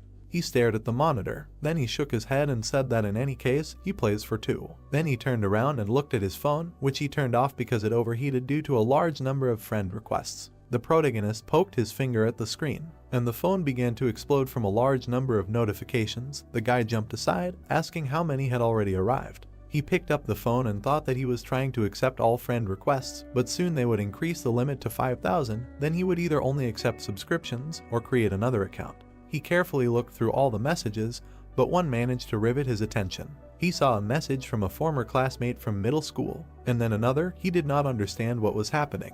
Then he saw an invitation to a class reunion. He stared at the phone and said that he was an outcast. Why is everyone pretending to be his friends now? He looked thoughtfully at the phone screen and read that everyone wanted to see him at the class reunion. The girl was holding a paper in her hands. She loudly asked if anyone wanted to pass the printout to Iijin. She was too lazy to study and she dug it. Another girl looked at her and asked what it was, to which she angrily replied that it was a statement about the absence of a family, to which the girl replied that it was her responsibility because she was the class monitor. The girls began to argue.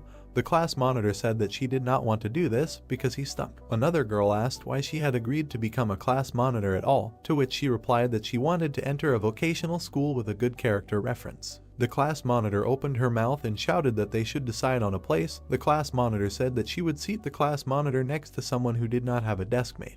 Another girl extended her hand and said that she would pass it on. The class monitor asked again. The girl with glasses turned to her and said that she still needed to sign her name, like Rebecca from a single-parent family, and she would hand in his application at the same time. The class monitor handed her a piece of paper. The boy was lying on his desk. When his name was called, he raised his head from his desk. The girl handed him the piece of paper. Iijin suddenly jumped up with a scream. He looked around and realized that he was sitting in a car. Then she realized that he had fallen asleep and he was very tired. He wiped the drool from his face and sighed heavily. The protagonist held the phone to his ear and listened to congratulations on 1 million subscribers from the YouTube content manager. He said that at the end of the year they were holding an event in the hotel party room and they would be glad if he came. They sent an invitation to his email. The guy said that they only invite exclusive or regular streamers, to which the manager replied that he was an exception and that he would do them a great honor if he came. Only Their League is a channel through which you can follow the battles while sitting in front of the monitor. One of the hosts announced that in the category of game streaming, the New Star Award was given to Iijin. He was selected among 50 nominees. He used to dream of attention from others, but you can't escape from the past outcast, and now he can't hold himself confidently while being the center of attention. He just mumbled something, ran away from the party and fell asleep while resting in the car. After he received an invitation to a class reunion, he began to dream about the past again, and it was a bad feeling. The protagonist looked to the side and said that now he understands why in comics and anime, successful heroes come to class reunions to take revenge. Outcast writers who were beaten as children, as adults, take it out in tests and scripts.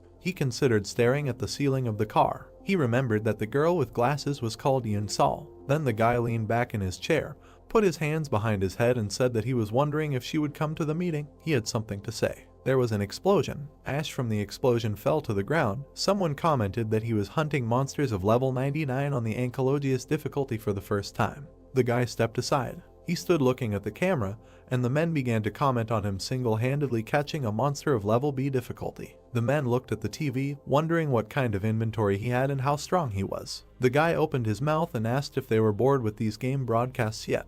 Kwon Hyuk-woong scratched his ear and said that as soon as he went into arrhythmia, he immediately stopped playing. The juniors in rank cannot decide. Even in BEQ they turn on the capsule and play. So pathetic. Then he opened his mouth and shouted that since they had become adults, they had to work and save money.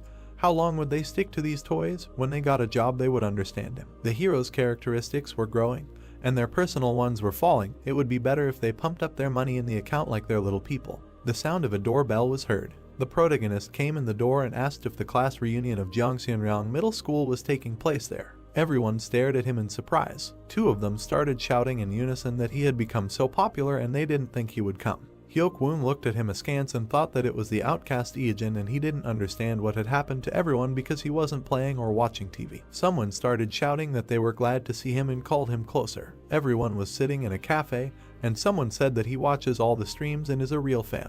The protagonist looked at everyone, and they continued to flatter him, saying that they donated to him, and that their relatives would like his autograph, but at school they were awkward with each other, so they are uncomfortable. The brunette smiled and said that he was glad to see everyone. Middle school for the guys ended recently, and for him almost 20 years have passed. The former classmate said that at school he had an adult aura, and the guy remembered how she did not want to sit with him and it would be better not to go on an excursion at all. At this moment, Hyuk-woon called out to him and said that they had not seen each other for a long time, and from the reaction of the guys, it was clear that he is pretty awesome, and asked if he joined the community. The protagonist glanced at him and thought that at school this guy was a popular bully, constantly beating him up for any reason. In the third year of middle school in the summer, Hyuk-woon punched the protagonist in the face. The girl watched this from the corner. The guy screamed that because he couldn't decide on a seat, the class president would have to sit with him. Why should others suffer because of him? And if he realized everything, he should personally write down the name of his deskmate. The guy spat blood on the ground, and Hyuk-woon continued screaming that if he didn't have friends, he should at least learn to behave accordingly. He should pass him the game to that level. He would check after school. Then he looked at him and said that he was a freak. He didn't study, he didn't play sports, why go to school at all? He was sick of such people. The protagonist looked at him with an exhausted look. Hyuk-woon grinned and asked what he was doing, studying or working. When he heard the word games in response, he asked again, and the brunette answered that he played games, wrote reviews on social networks, something like that. Hyuk-woon waved his hand and said that he hadn't changed at all during this time. Then he asked if he thought that it was time to live a normal life, to continue playing games as an adult. This is a problem. It would be better for him to get a part-time job and get paid by the hour. The protagonist just silently listened to him say that he was not rich and had not saved up money for old age. Hyuk-woon bowed his head and said that he didn't say that very well. He already had $20,000 in his account, and he, of course, was not bragging, but simply giving an example. He just didn't work normally yet. He would feel the taste of money earned with sweat and blood, and the desire to play would disappear as if by magic. Some shooters were nothing compared to the numbers in his account. Someone shouted that the protagonist was currently on TV and asked if he could turn it on. Hyuk-woon looked at him displeasedly and didn't understand anything. The host stretched out his hand and said that YouTube Korea, the Supernova 2020 New Year's Party and Awards category game streaming, the Supernova New Star Award goes to Eejin. He was selected among 50 newcomers nominees. Everyone listened in surprise to the host, who said that in his category he took first place in 2 nominations for the number of views, for record growth, and in the overall standings, he entered the top 10 in views every month. This has never happened before. Hyuk-woon spat out water in surprise. The main character smiled and thanked. Hyuk-woon looked at the TV with incomprehension, not believing his ears. The brunette smiled and said that it was really nice to watch how money accumulated in the account. Conversations were heard in the cafe. Someone said that he opened an online store, but it is not going very well. Could he say a few words about it in the stream? Various sounds were heard. The guy said meat, and someone said that he would not remain in debt. The protagonist looked at everyone. Someone said that his parents retired and opened a restaurant. Would he be able to advertise them? And how much does advertising cost him? Someone asked if it was possible to take a joint photo. The protagonist looked into his glass and thought that this was too tiring. At 36 years old, coming to a meeting of classmates who are barely in their 20s, they do not even have common topics of conversation. He completely forgot the brands of 15 years ago.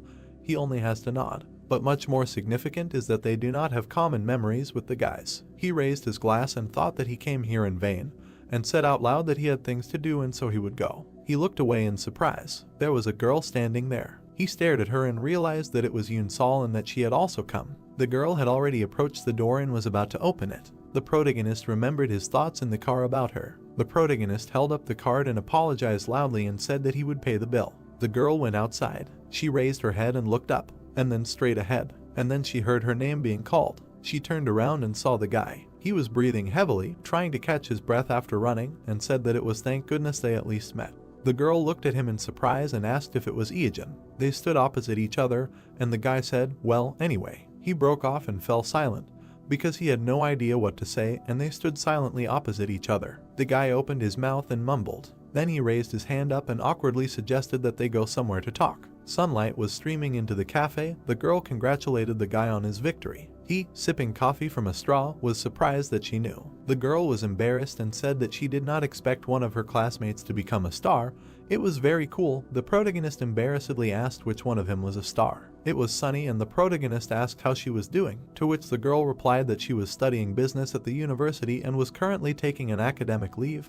The guy asked if she was in her second or third year now, to which Yoon Sol smiled and replied that she was already graduating this year because she graduated from school as an external student and took many academic subjects. Eejin said that she was great, and of course he knew that she was a good student, but he didn't think that she was that good. The girl said that she tried her best. The protagonist looked down and said that maybe she would find it strange, but he would like to thank her. The girl looked at him in surprise and asked why. The guy remembered how before the school excursion, it was not the teacher or the class monitor who handed over the documents to cover the expenses, but she. He looked down and said that no one wanted to approach him.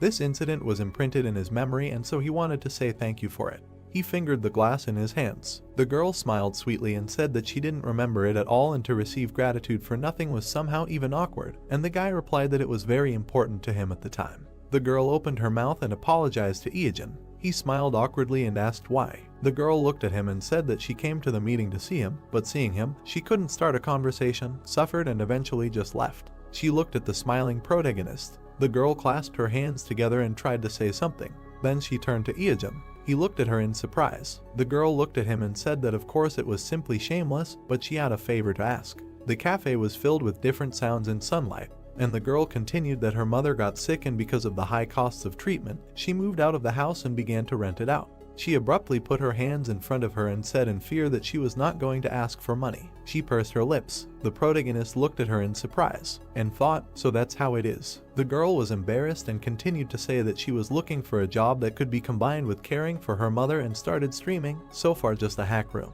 The brunette smiled and began to ask about the streams, on what platform, on what topic. The girl answered that in the beauty industry. Then she adjusted her glasses and said that she works in a cosmetic store and therefore knows a lot of things. She began to ask if he could. But at that moment, tears began to flow. The protagonist looked at her in horror. The girl began to cry with her sleeve, saying that she should not have started all this at all, a disgrace. They sat in silence for some time. But suddenly the girl jumped up from her seat and started running away, apologizing for wasting so much of his time and asking him to forget about what she said. The guy didn't understand what a waste, and the girl said that she would pay for the coffee and said goodbye. Eejin jumped up once and grabbed her hand, stopping her. He smiled and asked if she wanted to invite him as a guest and said that he would do it without any problems, and at the same time thank her for her kindness. The girl looked at him in surprise, and the guy continued to say that it was probably hard for her to do everything alone, and if he could help, then she should let him do it. It was obvious. She probably never admitted to anyone in her entire life that she was dead tired and needed help, and now she was forced to spit on her pride, forget about her reputation, and turn to him with a request. How could he even ignore her? The next day, the city was illuminated by the bright sun. Eejin drove up in a car. The girl ran out to him and was surprised that he brought something with him, to which the guy replied that these were the remains of the equipment for the stream, and since everything was so urgent, they could use it. The girl was surprised, saying that it was expensive, and asked if he was lending it to her, to which the guy replied that he was giving it to her. The girl ran after him up the stairs, saying that he didn't have to give it back, to which the main character replied that since he was helping, he should do everything at the highest level, and then, when she starts earning a lot, they would settle accounts. Yoon Sol's mother greeted them warmly, surprised that her daughter had brought home one of her friends, and asked if he was her boyfriend. The girl irritably answered no, and Eejin said hello and said that they were friends. Mom wished them a good time. She felt awkward meeting guests when everything was so messy, to which she was told that everything was fine and she could go and relax. The main character was setting up the lights and asked why the beauty industry, why not something related to school, although it was not necessary to start streaming for this. For example, she could tutor, she was a good student, to which the girl replied that she did not know how to teach. The girl smiled and said that understanding the leak and explaining to others were different things, and she would not be able to devote much time to her mother for such a job. Well, yes, even if a lecturer from a Seoul university were to give a lecture, he would not understand anything due to his stupidity, the guy thought, and finished setting up the equipment. He turned to Yoon Sol and said that this was something that could be tried. The girl replied that it was cool. She looked around and said that it looked like a streaming studio, to which the guy said that she only used a fluorescent lamp and a phone. Newbies don't think about it at all, and in fact, hack rooms are not gaining popularity precisely because of the lack of equipment. The girl, looking at the equipment, asked if this was true, to which the brunette replied that even one lamp can change the atmosphere of the broadcast and the appearance of the streamer. The protagonist looked at the girl and asked how she streamed alone. The girl replied that she just took a tester, applied it to her hand and talked about the properties. The guy asked what the reaction was from the viewers. Yoon Sol was embarrassed and replied that no one even came to her. Now about 15 people are watching. The protagonist glanced around the room and thought that there was a lot of work to do. But still, how amazing that those 15 years he spent playing the game can help others. He looked up and thought that for the first time he became a support for someone. They turned on the lights and the guy shouted that everything was ready and the guest announcement was made in advance. He showed a heart to the camera and said, "Streamer Deputy Headman feet dead water, the broadcast goes out." At the same time, clouds were swirling over the brave man's tower. Explosions were happening. Drake was shooting back at the monsters. The monster fell. A notification came about the victory over the guardian monster Gaidammer on the 46th floor of Torment. The guy stood on top of him and said that as he thought, after the 30th floor it becomes more and more difficult. He wiped his sweat and sighed heavily. He grinned and said that Eugene seemed to have reached the 47th floor. This time he would definitely set a new record. Then he was surprised that he had received a notification. He read it with a thoughtful look, "Eliminate dead water." He silently stared at the screen, and then he opened his mouth and asked again. He was wondering what he was doing there. The lamps were brightly lit. Yoon Sol said that sunscreen was next. Many people don't know that sunscreen doesn't work for the first 30 minutes after applying it, so you shouldn't go outside right away. Eugene sat with his eyes closed. He raised his head up, and the girl said that you need to avoid the skin around your eyes and carefully apply the cream to your cheekbones and protruding areas of your nose. And this isn't an advertisement, and all the products are specially selected for the male audience. These are the most popular products in the last few years, and at a very reasonable price. The protagonist opened his eyes, looked at the camera and thought how he got to this point. This is not at all what he imagined. She was brushing his collarbones. The guy looked at her embarrassedly and asked, "Isn't it too much to compete with your collarbones? It looks quite sensational." The girl calmly replied that this is part of the stage makeup. You need to use dark shadows for contouring first. The guy thought that it's unlikely that these perverts are interested in looking at his torso. He remembered how the girl, looking at the laptop, said that the competition of the collarbones will definitely happen. Today's topic is men's cosmetics. The competition of the collarbones in the press is also an important makeup technique. Yoon Sol extended her hands to the guy, saying that he should show his collarbones and asked him to take off his top. People in the chat began to write that they were wrong, and that the makeup did not help him at all and that they would pay just to stop this. The main character thought that they were idiots. Someone else wrote that if you look closely, everything is not so bad. The guy said to himself, "Enough." He thought that it would be easier to use the back of the hand for full makeup, and if you think about it, this is the first time he has been so close to another woman. Not counting Dahyu. The girl brought the brush to her face and said that it can also be used on the neck and ears, but it is important to remember that sunscreen only works for the first 2 hours and you need to remember to reapply it.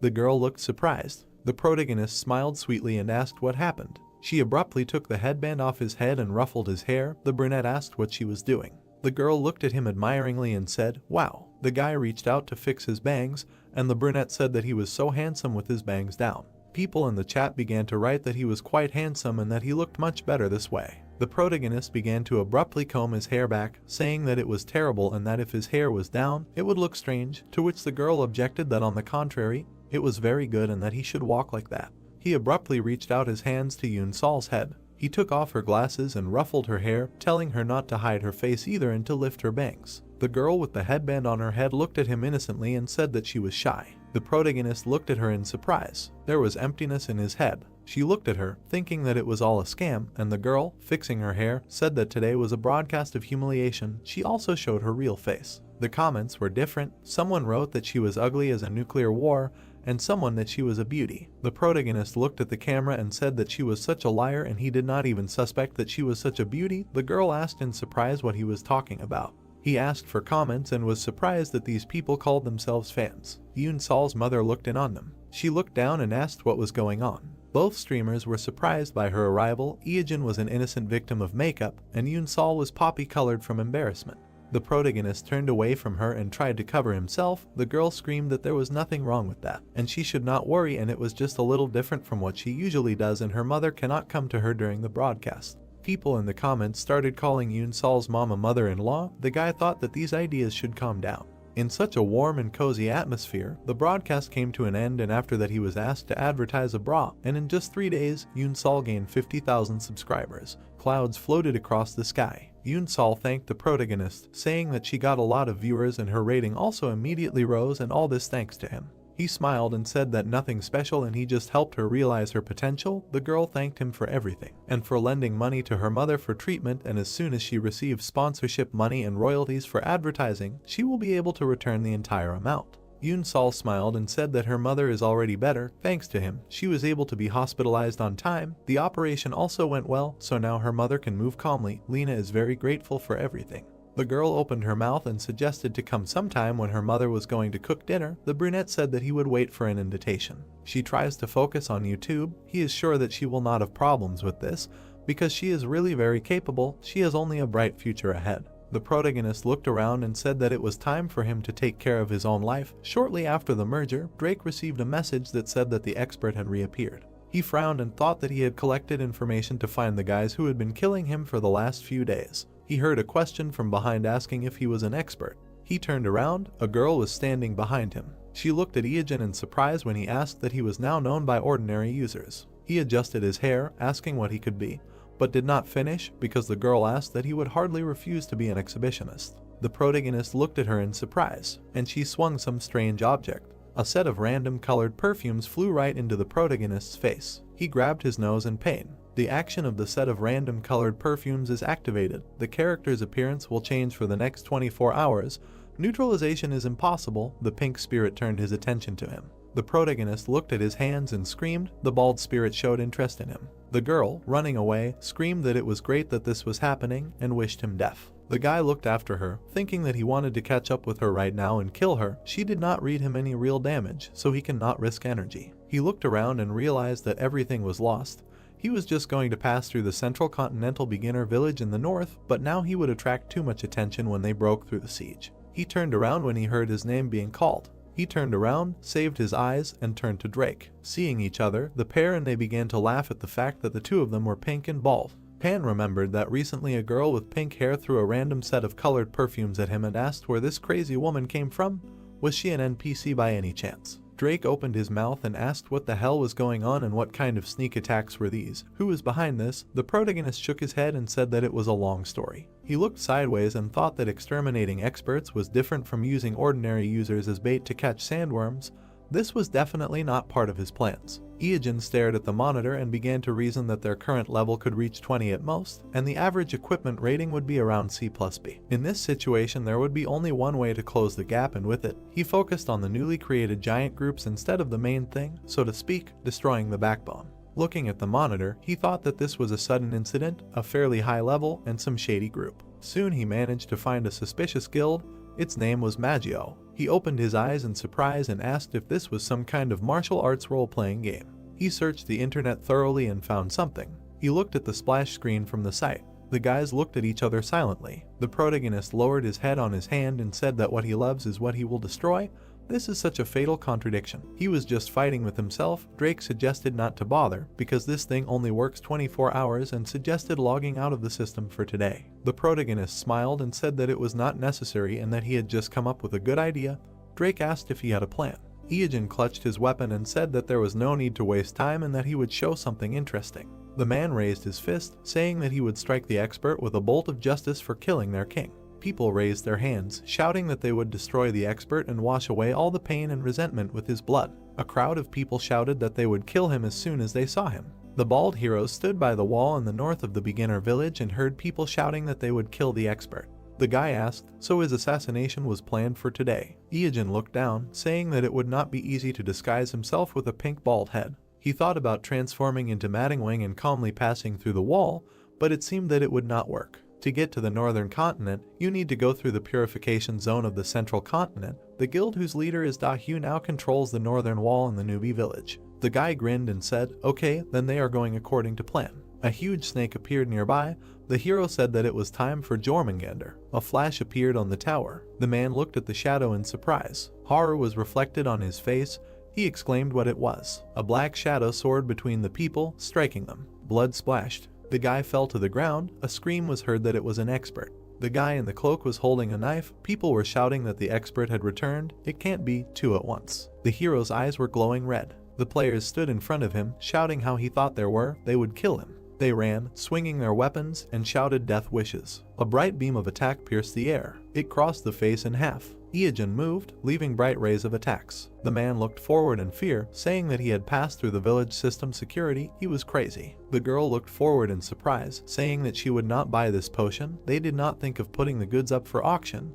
They could not even repair it. The man asked, "What do you mean? It does not matter if every player treats them like a monster." Iojin held a knife with a smile. The girl looked back tensely. She raised her hand up, shouting that she would give her life for the guild. A bright flash appeared above the houses. The girl with blue hair stood in front of him, saying that his death was only a matter of time. Soon, if they united with the reserve, more than 2,000 players would gather here. She smirked, saying that he would end. The girl looked to the side in surprise. There were red flashes above the buildings. Words were heard that this was the southwest. The 11th security zone was asking for reinforcements. The blue-haired girl opened her mouth in surprise, listening to the words that they need people. They can't cope here either. The guy with red eyes approached her. Blood splashed. Words about the first security zone were heard. Target detected. Backup requested. Second security zone. Expert here. The guy stood in a purple glow. Words were heard that the enemy appears in the third and fourth guard zones. He can't figure out which one is real. The hero attacked the man in the cloak. Words were heard. Fifth security zone. Iojin stabbed the man. The wounded man held an axe. Curses were heard with a swift movement. Da-hyu turned back, asking what's going on. She swung her weapon. A trembling hand reached out, and then dripped down. Looking at this, the girl said, "What the hell? Is this expert a monster? It can't be." Requests were heard to save reinforcements and destroy. Da-hyu looked forward, hearing that it seemed that sections 1 and 13 had fallen to the expert's attack. Chang held the weapon, saying that the enemy was from the first zone in the west and from 13 in the north. The reserve arrived too late. Most of them were killed. They suffered enormous losses. What should they do? The girl gritted her teeth and told them to gather. Could they have infiltrated somewhere else? She waved her hand and ordered the troops to be spread out in two, 500 to the west, 500 to the north. She would lead the second group. Baring her teeth, she said that he had been moving north all this time. He would continue to do so. They had seen the attack on the northern wall. She would never give up and make him pay for killing the king of Madamada. There were cracks on the ground. Drake ran forward, saying what kind of monster was there. He used all of this to fight Madamada. Thanks to this, the power of these fans was halved. It was a great relief. There were many trees in the forest. Before facing the ambush, he went to the Dorian Gray forest and caught 12 doubles. The dark creatures glowed even before they had time to see another person and change. The snake bit the double's head. The hero thought that Jormungandr had swallowed them. After the creature fell out of his mouth, one of the snake's abilities is a bite. The monster can lock the enemy in its own stomach, preventing the use of HP. The eyes of the identical guys in the cloak were glowing. The guy continued that he could release the person back when needed, and so 12 of his clones appeared, a total of 13 experts. He rushed to attack and eventually succeeded in escaping. Running next to his comrade, the guy said that Da-hyu had most likely already come to her senses and rushed in pursuit. "We need to hurry." On the run, Drake said that he would ask only once. The bald guy turned to him and heard that he knew he was heading north. Jumping forward, the guy said that this was an uncharted area where no one had ever been because of the harsh climate and high-level monsters. Not that he was against it, but he didn't want to get into a raid. He was going to get there within a month. Iojin smiled and said that this was not the final goal, but just one of the points to achieve it. Turned around and heard that this was a disaster. His eyes widened. Standing in front of him, the hero said that this would not end with just discovering an unknown continent. It would cause many catastrophic changes. He was going to turn this game upside down. With a satisfied grin, the guy continued to create a huge patch and update. First, they must target the northern continent. The bald guys stood opposite each other, and then they couldn't hold back their laughter. The heroes laughed until they cried. Drake said that he was laughing. Iojin said that the pink bald heads with serious faces were discussing issues of a universal scale. What a laugh. The guy with yellow eyes smiled and said thank you for the unexpected answer, to which he heard a question. Will he block it and ask again? About what? Will his heart burst with delight now? Iojin grinned and said that he knew it would be like this. He quickly ran forward, and his comrade asked when 24 hours would pass, and heard that first they needed to get out of the central continent.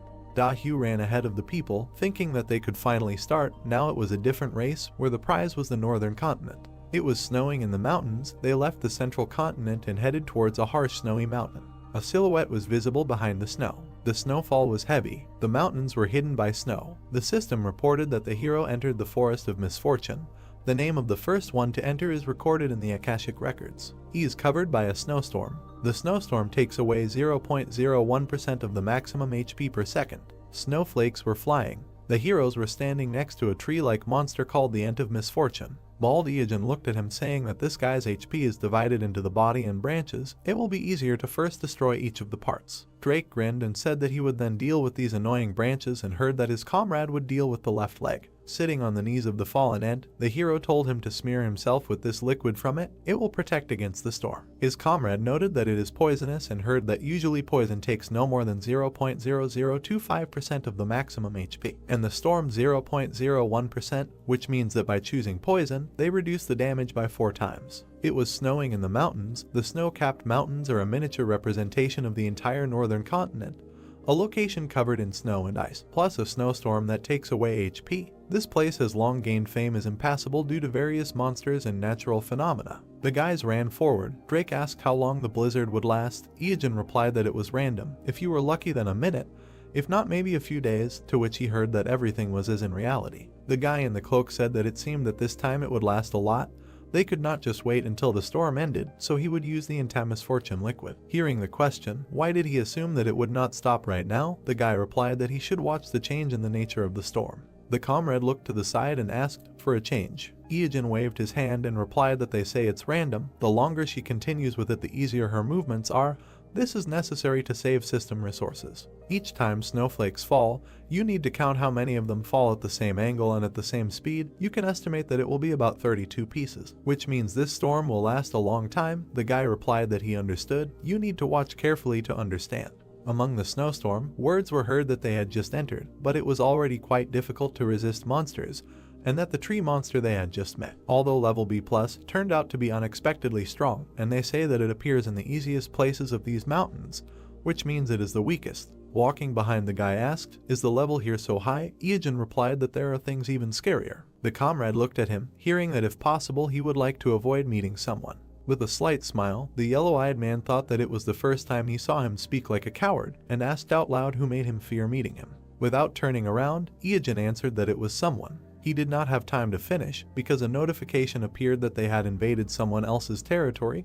The frozen boss opened his eyes and expressed displeasure. Looking back, the bald man asked that it was some kind of boss mob. The system reported that the frozen boss wanted them to turn around. The snowfall intensified. Iajin gritted his teeth in displeasure, saying that they were noticed. Drake silently looked away. A dark silhouette appeared among the snow. It was getting closer. Drake pointed his finger and asked what was there, and the hero shouted, calling for them to run before they were caught. A black something ran through the snow. With her, he accidentally grinned upward. With his mouth wide open, a black level Iahehe was rushing towards them. The guy froze in front of him in fear. His eyes wide open, he screamed in fear. His hand was clutching a knife. Drake slashed diagonally. The monster grabbed his leg. The leg froze where he touched it. The guy asked in shock, "Is he freezing?" He quickly shot down, saying that his body was gradually freezing. In the end, he froze with the crossbow in his hand. The monster touched him with a long black tongue. A swift movement. Iajin approached, driving away the monster. From his hand, Drake's body began to melt. Standing behind him, he asked what it was. The guy in the cloak answered that it was a cold tag, a monster feature called aching. It fascinates the enemy. Bodies can only be melted if a teammate touches the player. A swift movement and words that if there is no touch,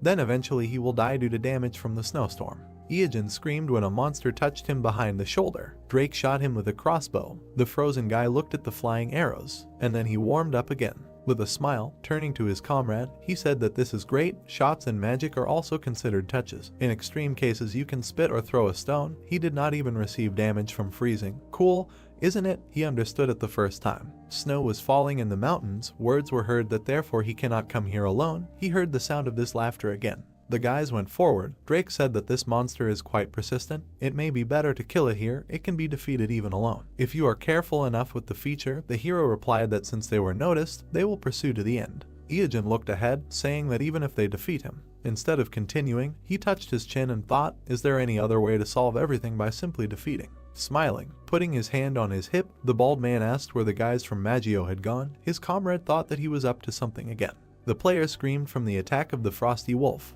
Da-hyu chopped another one with an axe. Chang turned to her, saying that this is an ordinary mob. Where does such power come from? The girl said discontentedly how they annoy her, attack, get, run away, and as soon as they forget about them, attack again. The girl glanced sideways at the penguin and invited everyone to look at him. She reached out with her hand, saying how cute. Blood splashed. The feathers on the penguin's head folded into a horn. This is a pointed-headed penguin. Spreading his wings, he rushed to attack Da-hyu. She hit him with an axe. The penguin jumped back, and the girl thought that he didn't look too strong, but it was very difficult to deal with him. He had already sent hundreds of people to the grave. Putting his wings forward, the monster rushed to attack. The red-haired girl clenched her teeth, hearing someone call out. Ijin stood among the snowdrifts and asked if everything was okay, if they were tired. Da-hyu stared at him in surprise. Having recognized him, she screamed angrily. A black shadow of a bird darted in front of the hero. A bright flame blew it away. The beam crossed out the guy's silhouette. The guy grinned, saying that it was a great hit. Da-hyu looked at him with wide eyes. Raising his hand, the hero thanked him for unfreezing him.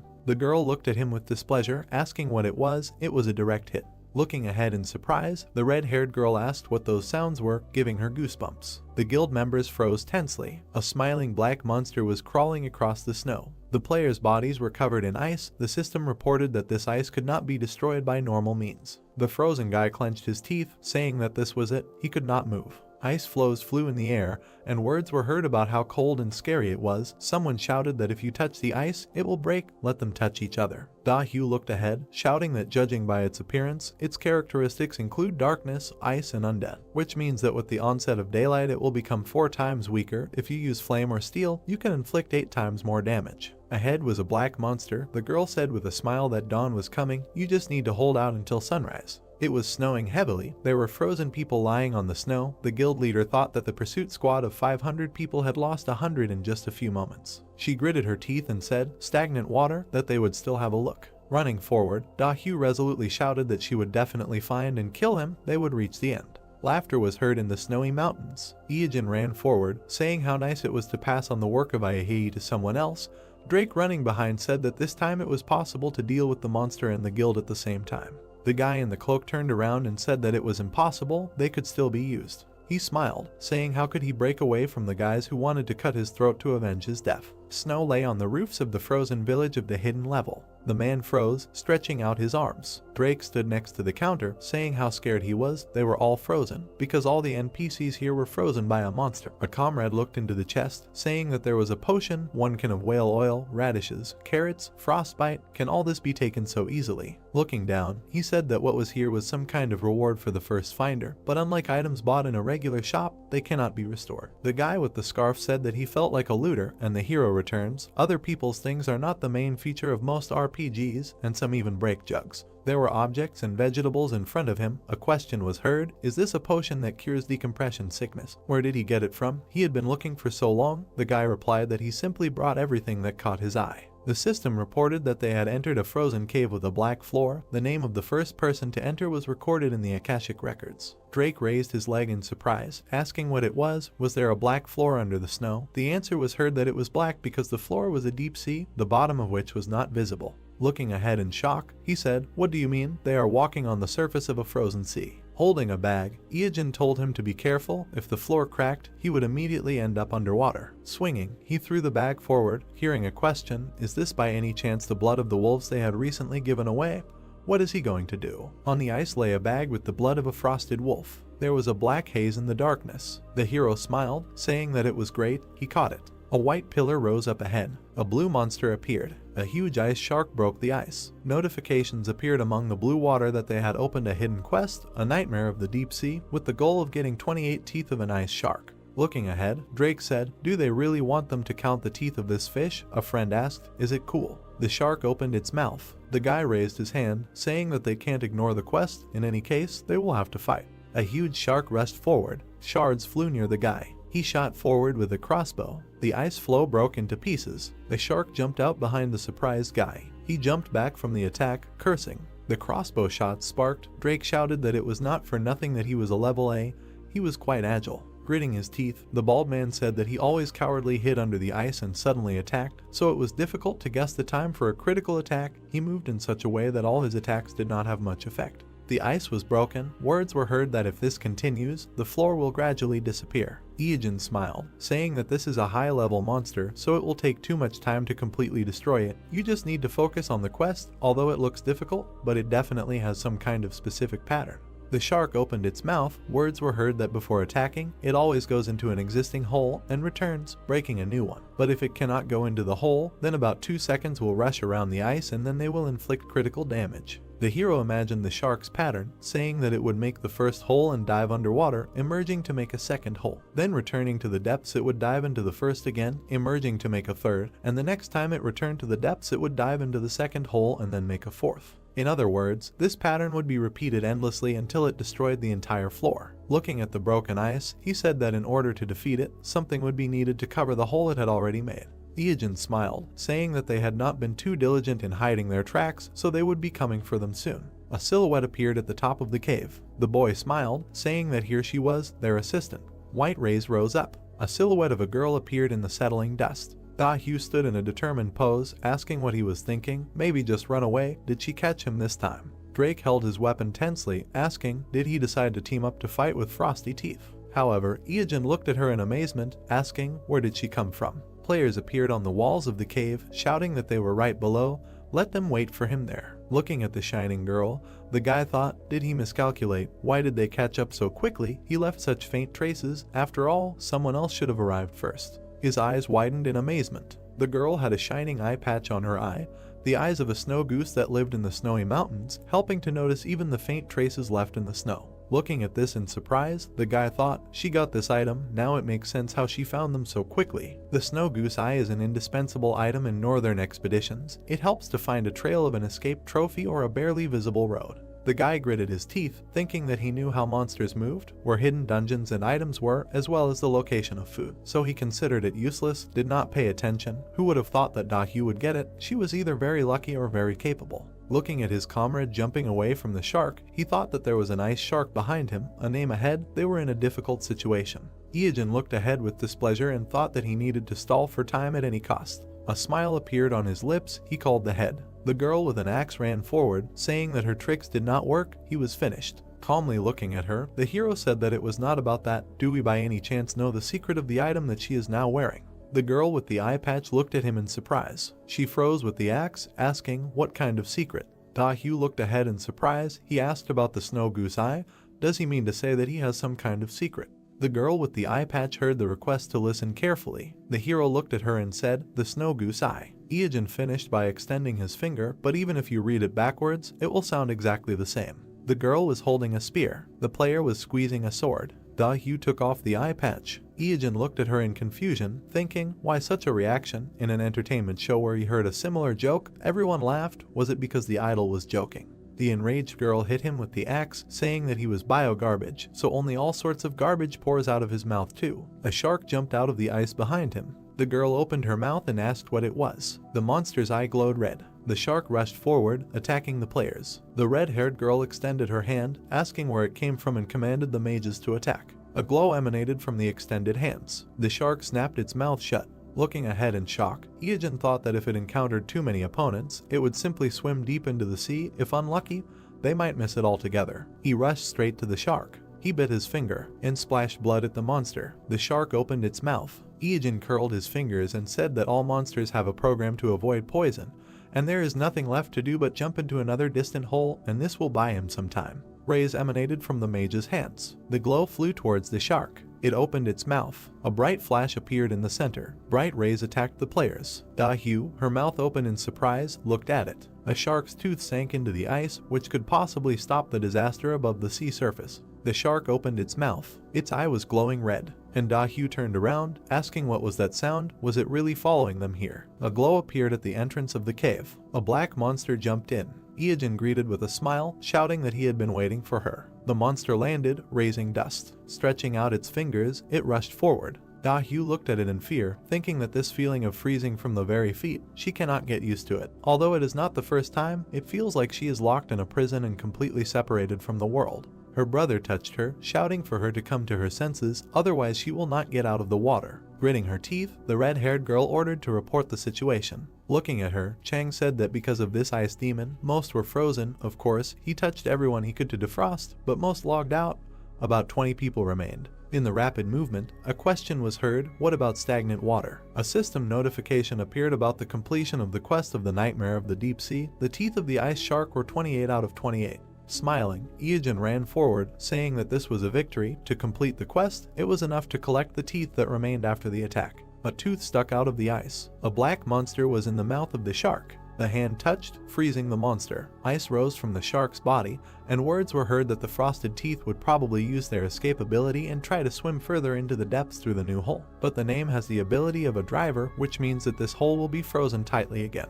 Iojin chuckled and continued that on the other hand, the shark is too big to just freeze it. They can often see how rank monsters fight, so he wishes for a pleasant viewing. The shark opened its mouth. The black monster stretched out its hand. A bright flash appeared between them, and words were heard that it was the first time he saw a rank monster's fight. Da-hyu, looking worried, shouted that it was not the time to look at them. It was time to run away while these two were fighting. She and her brother ran away. It was snowing in the mountains. The footprints in the snow were glowing. The girl looked at them through the blindfold. Black, she ordered to come here. From the 500 people pursuing squad, only 20 remained, even though they had lost their majestic appearance. Baring her teeth, she said that she would do anything to cut off his head. Looking ahead, Cheng asked where they were going. He stood in front, saying that this is the northern edge of the world. After the snowy mountains there is no land. This is the end. This is the last place in this world.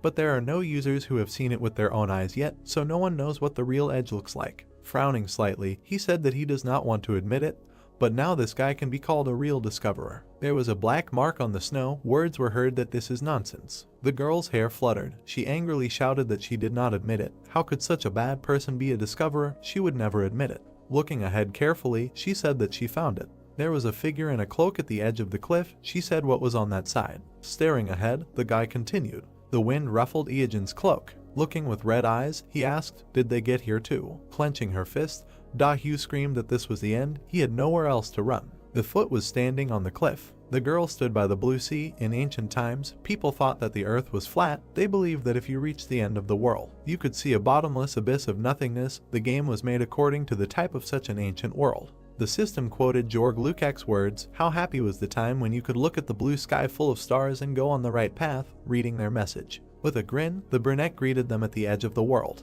He extended his hand, saying that here is the beginning.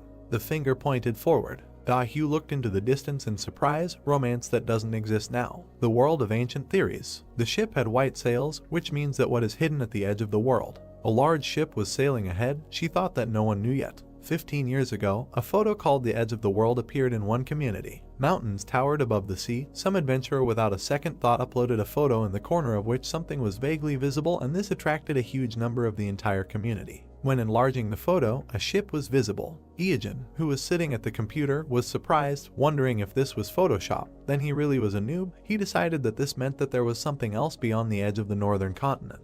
And who would have guessed that at the edge of the map, where it seemed like there was nothing, white sails were visible? Could something like this really be hidden in the northernmost part? The hero smiled, looking up, saying that, as he thought, he was here. The comrades stood, looking at the ship in front of them. Cannons were sticking out of the hull. No one was visible on the deck. A skeleton was leaning against the wall. It was the captain of the devil ship. He asked what brought them, and was he really a passenger? With a smile, the hero said that he was, and clarified, can he get on the ship? Then the skeleton said that he needed to pay, asking if he had money. She showed 3 fingers to the question of how much. Putting his hand on his belt, Drake said 3 million in gold, which was a bit expensive, but the captain told him that he was wrong. Showing 3 fingers again, he clarified that his price was 30 million, which was equal to 3 million won. The blonde opened his mouth in surprise, asking why so expensive, because it was a high price. The archer and the others, meanwhile, approached the ship, saying that they needed to be caught and killed. Drake handed the bag of money to the hero, saying that there was nothing to be done, although 30 million was a lot.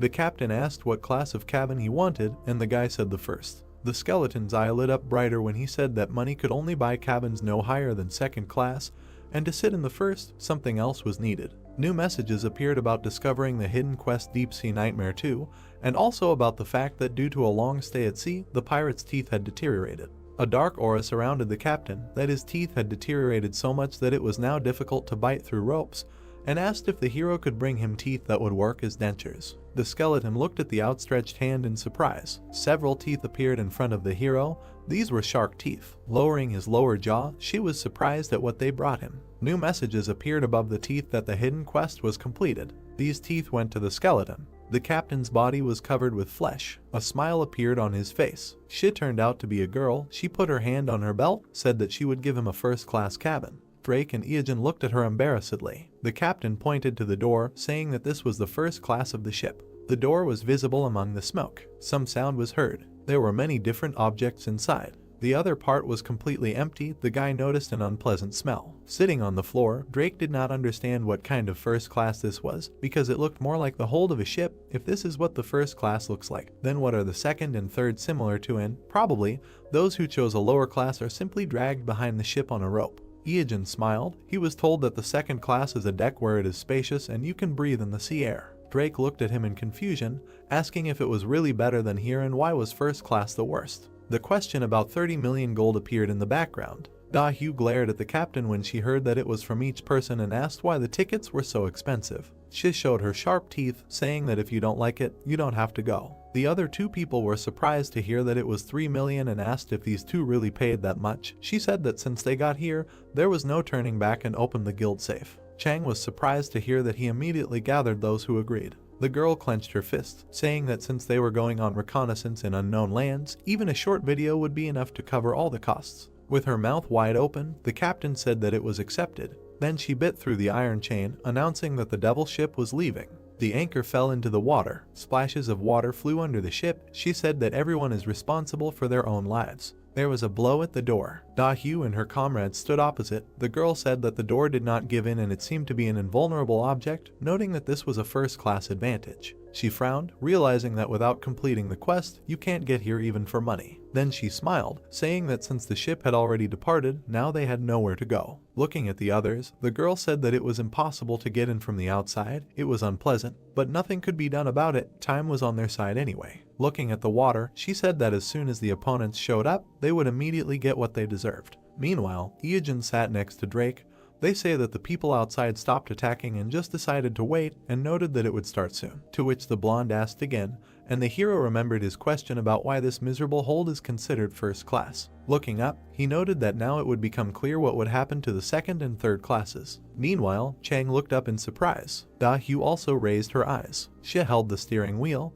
They say that the first wave is starting and you need to be ready for a fatal blow. A huge wave rose above the ship. The girl opened her mouth in shock. Frowning, she thought about the fact that the hero and his comrade knew about this and that's why they climbed into the hold. Water covered the deck. The ship continued to sail on. The girl saw the advancing wave. Then she looked up in surprise again, asking what it was. Tentacles were visible above the ship. The tentacles fell on the deck. The head of a huge monster appeared from the water. It was a squid with devilish tentacles. The tentacles rushed forward. It grabbed the man by the leg, and then knocked him down and began to drag him towards itself. Da-Hyu managed to chop the tentacles with an axe. She said that the size was impressive, but it was only level B. If there were only a couple of them, then she would not cope without problems. Opening his mouth, her brother said that there were significantly more of them. The guy saw many of them in front of him. Then the girl looked at the captain, asking if there were any guns. "You're breaking the evil." She replied that the guys from the third class want a lot, because she said that they can get off if they don't like it.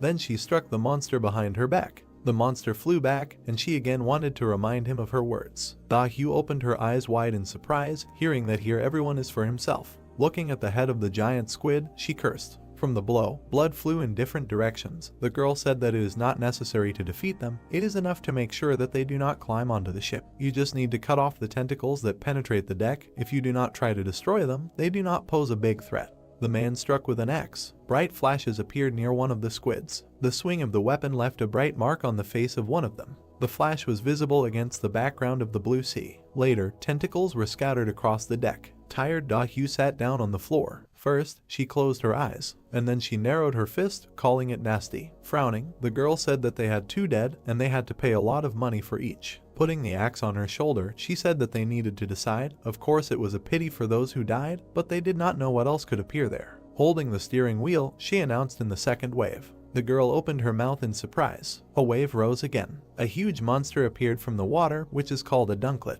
The monster began to climb onto the ship. Da-Hyu put her hand forward. They say that it has steel scales, which means that physical damage is not terrible for it, and demanded that the magicians attack it with weakening or shock it. Electric discharges appeared right in front of the monster, but the monster struck. Then the girl tried to attack it with an axe. There was a glint in the monster's eyes. Dodging its attack, Da-hyu said that she would distract it. Frowning, she told the others to deal maximum damage to it from afar at this time. They needed to hold out until the monster ran out of steam and left the ship. The magicians began to attack. Sparks were visible, after which there were fewer of them. Tired Chang and Da-hyu tried to come to their senses. The guy looked at the girl, saying that 2 more had died. She clenched her teeth in anger. The girl looked at the captain. Looking at her, she asked where those 2 were and she answered that the guys from the first class were sitting in the hold. Then Da-hyu asked why the monsters did not attack them, and heard the answer because they were in the first class. Then the girl opened her mouth in surprise, asking what the captain would do if the ship fell apart at this rate. To which she, smiling ominously, replied that brave pirates are not afraid of such nonsense. Da-hyu bit her lip, thinking that it was impossible to come to an agreement with her. Turning away, the girl did not understand what she was hoping for. Was it really a highly moral dialogue with artificial intelligence? She again turned around in confusion, hearing about the beginning of the 3rd wave, and asked to be slower, to which she was told that this was the last one. She needed to gather strength. A column of water rose next to the ship. Something landed next to her. Someone's dark silhouette was visible. The shell reflected the light. A monster with many tentacles appeared in front of them. It was a deep-sea demon. Da-hyu looked ahead in confusion, noting that this was a monster of level A+. The monster looked at her with its green eyes. She thought that even the previous level had beaten them up badly. The monster had tentacles hanging from its face and asked to be given something. The girl opened her eyes, surprised to see that the monster had spoken. The monster's eyes began to glow brightly and it demanded that they give it a sacrifice. The other 2 plants looked at it, not understanding what a sacrifice meant. Chang frowned and asked what that meant. 3 people stood in front of him as he was about to say something. He looked at everyone and said that every hour one of them would give their body to him to eat. Then he put out his eyes. They glowed brightly and he warned them that otherwise he would drag this ship to the bottom. She opened her mouth wide, saying that this could not be done because there were expensive passengers in first class. The monster looked at her in confusion when she called him a pest and replied that he was impolite. His eyes lit up brightly again when he asked if he could drag away those who were currently on the deck. The captain, with her mouth wide open, said that she didn't care about these because they were simpletons from the 3rd class. Frowning, Da-hyu was indignant that the NPC and the monster had united and didn't give a damn about them. White clouds floated across the sky. A question was asked how long the voyage would last and the answer was about 4 hours. Da-hyu looked at the captain, asking if this ship could be turned around. She answered that it was so, but only with the consent of the dear passengers in the first class. She silently looked at the door. White sails were visible. Looking at them, Chang said that after the monster appeared, the waves stopped, but the wind was no longer blowing. It turned out that they were stuck in the middle of the sea. A certain sound was heard. With her mouth wide open, the girl screamed. Then she rushed at the monster. Sparks flew from the blow to its shell. The axe sank into the deck. Looking at the monster, she was surprised by what bounced off it. New messages appeared that the hidden quest of the deep-sea nightmare was open. The deep-sea demon has enough power to capsize any ship. You need to try to escape. Looking ahead, the monster again demanded a victim because he was hungry. Da-hyu tried to hit him, seeing that no attack worked on him, and thought about what to do. The magicians and the archer joined the fight. She still did not harm the monster. Some kind of glow was visible on his shell. The girl looked at it, noting that it was all about this slime. Bright flashes were visible near the monster's face. He said that he was very hungry. Against the background of the fog, he repeated about hunger again. The girl and her brother tried to regain their strength. She thought that this was a disaster. Looking at the monster, the girl was indignant. She understood that almost an hour had passed, and he could not be stopped. She frowned and cursed. Someone raised their hand. The girl in yellow said that she would become its victim. With a smile on her face, she said that she had no items or mana right now, so it would be better to die here, becoming a victim, trying to help somehow. Da-hyu looked at her with annoyance. The monster surrounded by a blue aura asked if they had chosen a victim. The girl in the yellow cloak raised her hand, saying that they must definitely avenge Madamada. A red spot appeared in the place of the monster. It said again that it was hungry. Tentacles reached out to the girl. In an instant, she disappeared from her place. It was visible how it swallowed her. Da-hyu watched this with wide open eyes. Chang was also shocked. The monster jumped overboard. Splashes of water were visible below. Holding onto the steering wheel, she said that they could continue sailing since this parasite had fallen behind for a while. The girl lowered the axe to the deck, not understanding what kind of situation this was. The ship was rushing forward. Now only 5 survived. In the oppressive atmosphere, they discussed what to do and decided that the girl who volunteered to become a victim should be given the reward for the quest, the income from the video, etc. Hugh and Chang looked up. However, in addition to the question of how to thank the victim, there was a problem that needed to be taken care of first. Against the background of the fog, there were thoughts that they had not decided anything. In the end, they returned to the same thing again. That monster appeared in front of them again. The guy in the green suit clenched his fist, saying that this time he would go and wish them to avenge Madingwing, because what he could not complete, his fans will bring to life and leave a memory. Hugh looked at him in confusion. The guy awkwardly put his hand on his head, saying that he really just had to go to work, and if he turned off the pain function, it shouldn't be that scary, and also hoped that he would get something too. Sounds were heard, and just like that, there were 4 survivors left. Hugh was standing next to Chang and another guy. Chang looked at him, asking where he came from, and he replied that he had been here since they entered the village. The girl with pink hair silently looked forward, confused, her mouth open, saying that she was against it. Hugh came up, saying that they didn't even say anything, but she replied that everything was clear anyway, because she was the only one who wasn't in charge here, and therefore she was absolutely against it, because she was a healer, because she didn't want to be eaten by a monster. Frowning, Hugh understood that she was the healer, she needed to be protected no matter what. She gritted her teeth at the thought that the rest were the top brass of the guilds. Their face, none of them could die, and there was nowhere else to retreat. Then Hugh looked at the captain, asking if there was a way to do this.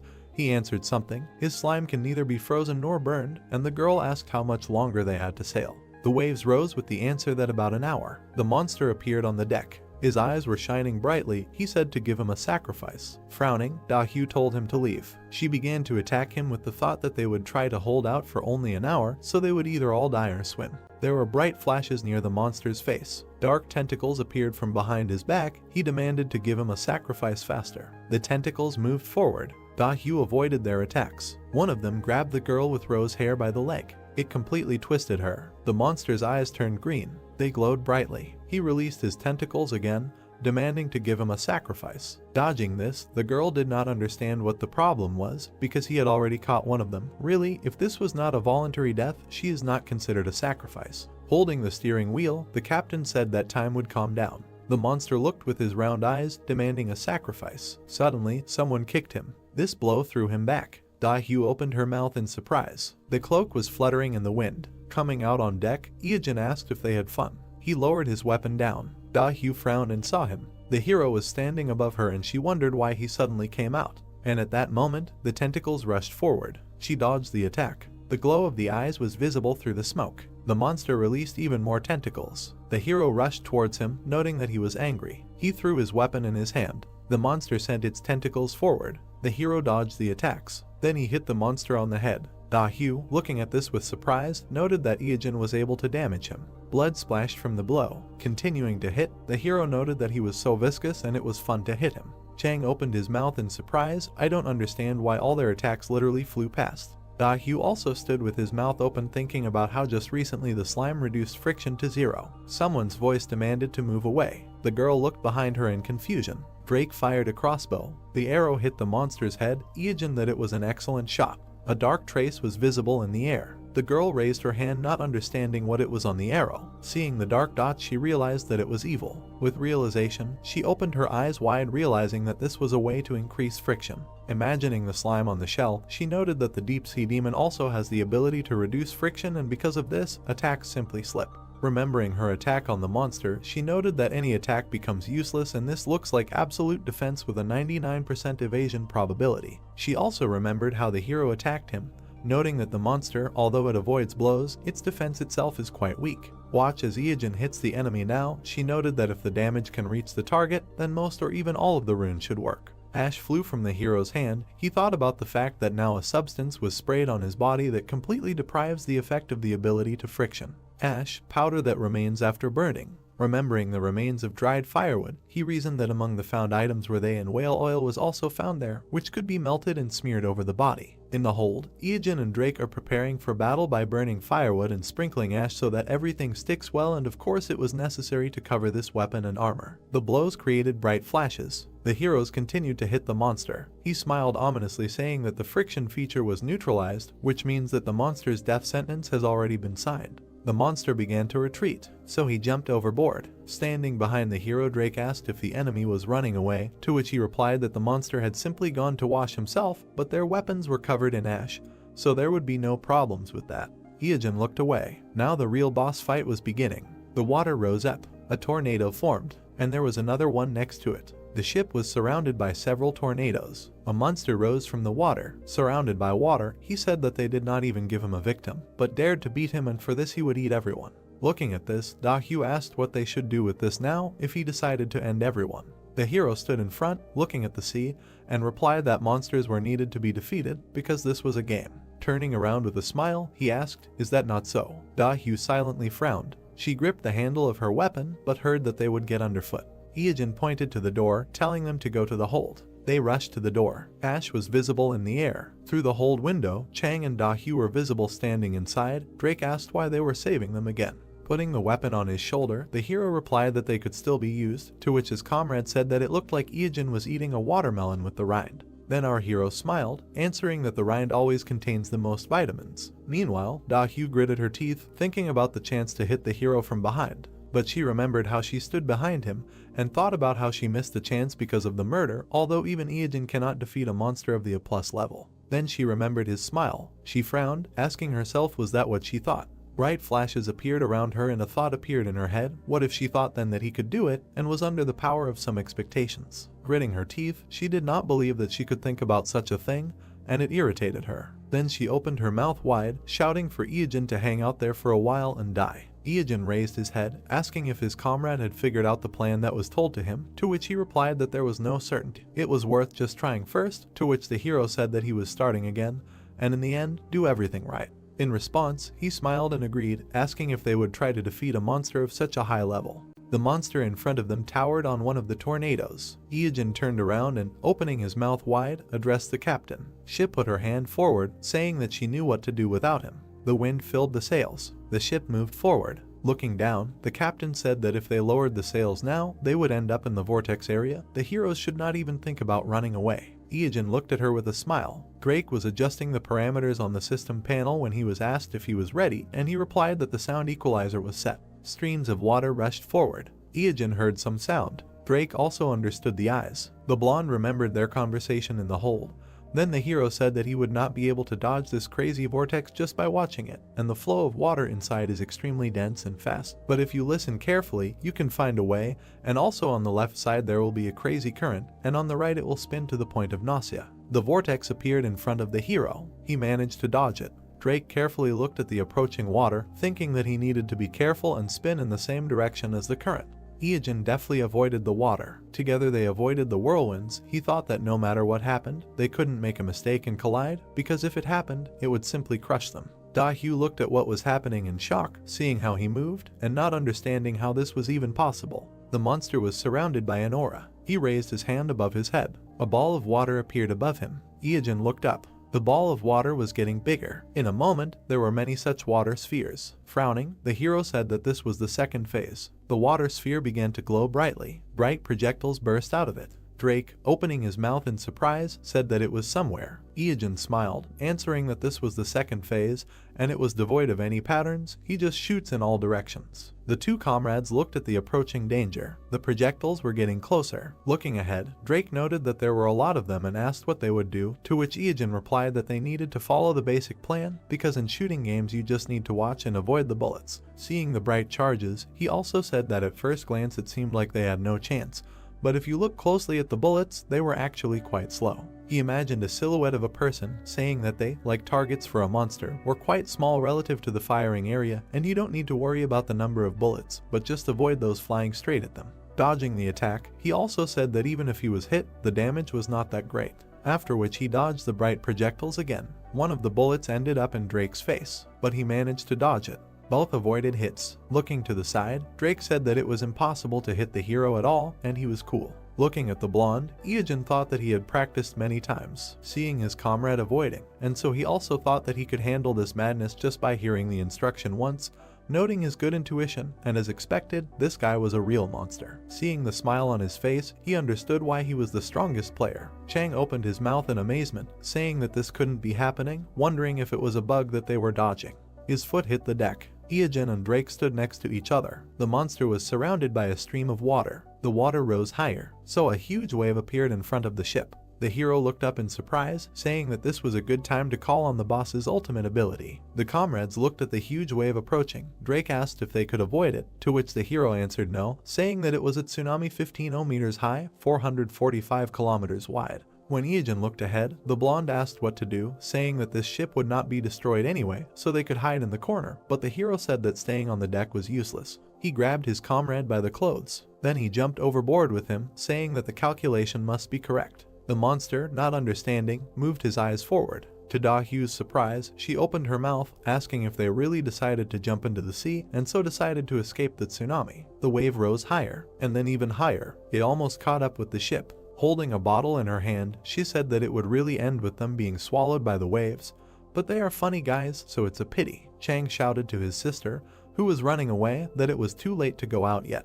The girl went to the edge, after which she looked down in surprise. She waved her hands to her. Iogen, who was standing in the middle of the water, asked if everything was okay. Drake smiled, saying that now he roughly understood what was happening. However, it would have been nice if the hero had at least hinted before jumping, for which he apologized. He smiled, saying that in any case, everything was as he thought. Yes, now he was not drowning in the water. Something dark was visible below. In the middle of the vast ocean, he was right at the surface. There was a reef under his feet. Imagining a place near the monster, he reasoned that when using the boss's ultimate ability, the reef is always at a certain point in the sea, and it exists with a probability of 99% at 15 meters at 7 o'clock from him. The blonde standing next to him asked how he determined this, to which he replied that it was simple because they were on land. Imagining the sea and land, he said that the sea area is the area in which the distance between the land and the water surface exceeds a certain measure, and therefore, of course, everything around them is the sea. Iogen, who was standing on the reef, said that since the gap between its top and the water surface is too small, it is recognized as land relief according to the system rules of the world map. That is, the damage from the tsunami, which was caused only from the sea area, does not cause any damage to the reef. The hero rushed towards the monster, saying that now it is time to end this. The monster was surrounded by a dark aura. It falls into a stupor for about 1 minute. Such a stun in a one-on-one fight, like death, because the pinpoint strike dealt before must have accumulated. A bright glow appeared in Iogen's hand. A bright light appeared in the water. The hero stood on the head of the snake. They say that it is necessary to end all this. Above was the monster itself. Iogen pushed off the head of the snake. Holding the weapon in his hand, he went to the monster. The swing left a bright trace. A message appeared about the completion of a hidden quest. Splashes were visible in the water. The sea around the ship became calm. A system message notified that one of the quest conditions was fulfilled. Chang looked up in surprise, saying that the sea had calmed down and the fog was dissipating. An ice block was visible ahead. This is a drifting iceberg matryoshka. Looking at it in surprise, Da-Hyu didn't understand what this huge piece of ice was. Her brother said it looked like a real island. But she looked down, hearing the hero tell his partner to move out. Drake was sitting behind Iogen. Messages appeared saying that they had entered the cursed zone. Da-Hyu looked at Shit, asking if the ship could go faster, to which the woman replied that she would not lose to a snake. The ship quickly moved forward. It hit the ice with force. Messages appeared saying that the hidden quest Deep Sea Nightmare was open. Its owners of ice, they do not like them. The girl's foot touched the ice. A message notified that they need to survive on the cursed iceberg for 12 hours. Seeing the hero and his partner moving forward, she told them to stop. The hero looked away, surprised that they had already caught up. Drake supported him, saying that it was surprisingly fast. Frowning, Iogen looked into the distance, said that the level was slightly higher than 20th Class B equipment. The girl angrily walked forward. The hero thought that she was much stronger than the one he knew 15 years ago, and she had grown quite a lot while catching up with him, because at the beginning she was just over 20, and they had level C+ equipment. Raising his hand to his face, he said that it seemed that he had raised her as a strong girl. Chang took a deep breath. Then he threw the sword forward, saying that the hero should die. Iogen frowned, saying that they were already tired of playing hide and seek with him. He turned to the weapon flying at him. Chang watched this, his mouth open. Da-Hyu frowned. Smiling, the hero suggested that they look at the new equipment. A bright flash appeared with the words of the friction coefficient activation. The flying sword bounced to the side. The girl, not understanding, looked at him. The hero stood with his legs wide apart and his arms down. A shine was visible on his skin. Da-Hyu opened her mouth in surprise, asking what it was, how he was able to reflect the attack, and also said that she was going to vomit. Surrounded by an aura, Iogen reminded him of the main characteristic of the Sea Devil, said that he got this effect by catching him. Yellow dots appeared on his feet. These are the toes of the sea devil. They contain the greatest despair and the last breath of a person on the verge of drowning. Turning around, he began to run away, saying that this was all, and said goodbye. Spreading her arms to the sides, Da-hyu said that she almost caught him, but her foot slipped on something. She and her brother fell to the ground. Turning around, Drake asked what that slippery substance was, to which the hero replied that it was the slime from his body and that they needed to hurry up and widen the road. The girl raised her head and tried to stop them. In the distance, the top of the mountain was visible, and she heard the girl curse. She was standing next to her brother, not understanding where those two had gone again. Chang lowered his head, looking at the system message, telling her to calm down because Iijin was still an idiot, but now the main thing is to complete the quest. They need to survive for 12 hours, and the time is almost up, but no one knows what might pop up before it's over. Da-hyu looked at Tx standing next to him, who asked what if someone like a demon appeared again, to which she replied that she didn't think that monster was alive because she had the eye of a snow goose. Frowning, she said that she had looked at the map, there was no sign of monsters, and even if one appeared, they would be able to escape from it somehow. Chang at this point looked away, asking if she thought something was going on. When she asked what exactly, he suggested that she look at the fact that they were definitely in the middle of an ice island. There were corpses of various monsters in the ice.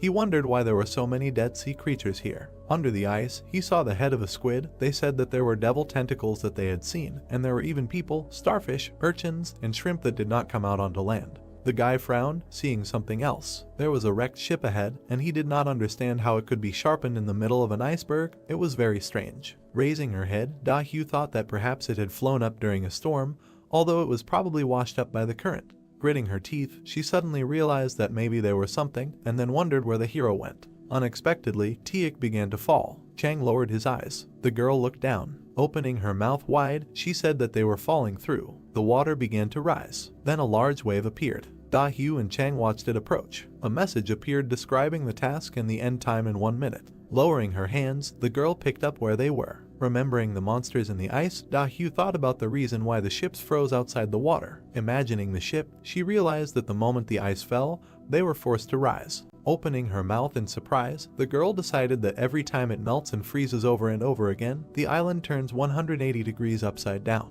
The island really began to tilt. Tiek slid past, asking how they can last a whole minute. Da-hyu looked behind her. Her eyes grew bigger from what she saw. Iijin, running forward, said that they were not expected, but they came, and it was time to meet the owner of the island. Seeing the two enter the cave, she was surprised that it used to be at the bottom of the ocean. Da-hyu clenched her teeth. The girl went forward, telling her brother to follow him. Drake jumped after Iijin to get in. The girl approached the entrance of the cave, after which the island began to tilt, so it turned completely over. Fish swam in the water. Waves crashed against the rocks. The ship rocked from side to side. Waves crashed against its sides. They entered the neutral zone of the piercing wind. The name of the discoverer will be recorded in the Akashic Chronicles, Dead Water. Iijin and Drake ran. The main character said that he was going to penetrate into the very heart of this ice island. The second guy thought he was a fool. Da-hyu bent over and started coughing. She fell on her knees, trying to catch her breath, saying that if they were even a second late, they would be swept away by the other side and would fall under the iceberg. She looked around and asked where they were. They were definitely inside the ice island. She looked up and asked if there was another way out. There could be a monster or a trap. Then she clenched her teeth and screamed that she had to go forward and she would not stop until she destroyed this idiot. The protagonist stared ahead. He used the Dark King's Choice skill. It helps choose the best path out of all possible ones. Drake opened his mouth and said that it was a cool thing and asked what it was, to which the protagonist replied that it was a passive skill that he got by catching the Dark King. Now it already seems like cheating. Then he took out a flask with pink liquid and said that before they did, he did not finish the phrase, and immediately threw the flask. The guys watched as it rolled down, and Drake said that if he was going to deceive their pursuers, then he should have thrown it a little in the other direction. If he wanted to break away from them, then he should direct them along the wrong path. The protagonist smiled evilly, scratched his chin and said that she was so smart and had long understood how he usually acts. Da-hyu smiled and said that now it was clear to her where their bastard went. She looked at the ravine in the mountain and said that they should go that way. Chang frowned and asked if she had seen the traces of poison left on the left road. The man asked if it was obvious that they had chosen that path. The girl turned to look at them and told them to look more closely at the traces. It was one continuous line. She looked at the flask lying on the ground and began to reason that they had not accidentally spilled it. It was intentional. They had simply rolled the bottle of potion across the floor, which meant that they had taken a different path. Chang frowned and asked why they would waste the potion. The girl replied that he must have wanted to send them on a false trail, and asked her brother what he thought the traces of poison had not appeared earlier. The girl frowned and told them to look at them. After all, they were trying so hard to lure them into a trap, but they had no chance. The man looked around the cave and said that now that they knew where to go, but the girl interrupted him, running ahead, shouting that it was time to go. After a while, the girl looked into the distance. They came to a mountain. Da-hyu looked up and said that she did not think the island was so big and asked what kind of place it was. They entered the right zone of the piercing wind. The name of the discoverer will be recorded in the Akashic Chronicles, Yaoi. The girl was surprised at what she saw. She opened her eyes wide and wondered why it said that she was the discoverer. She turned around abruptly, and she saw the very entrance. She punched it and said that he had fooled her. The guy looked around and called his sister to look too, because something seemed wrong. Under their feet lay piles of bones. Everyone was puzzled by this. Looking at them, they came to the conclusion that they looked very strange. The girl approached the skeleton of a huge monster and said that this giant looked like a boss and was horrified, thinking what happened here. Da-hyu looked up and thought that she had seen it in the guide. She opened her mouth in surprise and realized that it was the devil's leg. The girl opened her eyes wide, that the requirement for the number of people needed for the battle was met. The warriors of the Yongun and Sword battlefield opened their eyes, and the selection of partners for the game took place. Then blue flashes appeared and a notification came that the selection was complete. The bones rose up and the creation of companions began. They opened the secret quest Nightmare of the Deep Sea 005. The skill and began to surround the girl. She gritted her teeth and thought that at the fork they chose the right path. It turns out that he is now on the right side. This AOS game comes out. The entire army of skeletons gathered in a heap. An explosion occurred. The girl turned around at the sound and did not understand what was happening. Skeletons began to crawl out of the hole that appeared in the wall. They also gathered in a group. They were shouting loudly. The girl opened her mouth and said in surprise that this time, the giant undead, what was going on here? She opened her eyes wide and froze in surprise. A familiar silhouette was visible behind the skeletons. It was Iajin. He was flying on a huge monster and smiling. He looked down on everyone and said that now they would find out who was better in AOS and suggested that they sort it out as soon as possible. He looked at the scared Da-hyu and was surprised that she was still alive. The protagonist chuckled and said that, as expected, they had safely arrived at the battle site. The guys were riding on the monster, and the protagonist said that if they hadn't gone to the right, the game would not have started. Drake asked what all this was for. They were dragging them on their tail because of such a trifle. He opened his mouth and said that he needed to know one more thing then. This time they would also spare them and let them follow them longer. The protagonist smiled evilly and said no, because now his conscience was clear. Da-hyu smiled and asked if he was going to cross the line with these skulls. He thought it was easy. She moved to the side with the monsters, shouted that this time she would make blood sausage out of him, and ordered them to attack. The right stilettos rushed towards the left skeletons, and the left ones towards the right ones. They connected at one point for further battle. The battle continued. The girl bared her teeth, stretched out her hand and looked up. Bones flew to the sides. Her brother struck with his sword. The red-haired girl opened her mouth wide and asked the idiots. They dared to look down on her and then added that she would destroy them. Flashes sparkled in the sky. The brunette opened his mouth angrily, put up his shield and shouted that the special shield of the blacksmith Jang Tiek will be hard to penetrate even if they are B-level. Then he smiled and said that he was well prepared because he still remembers the first encounter with the dead water.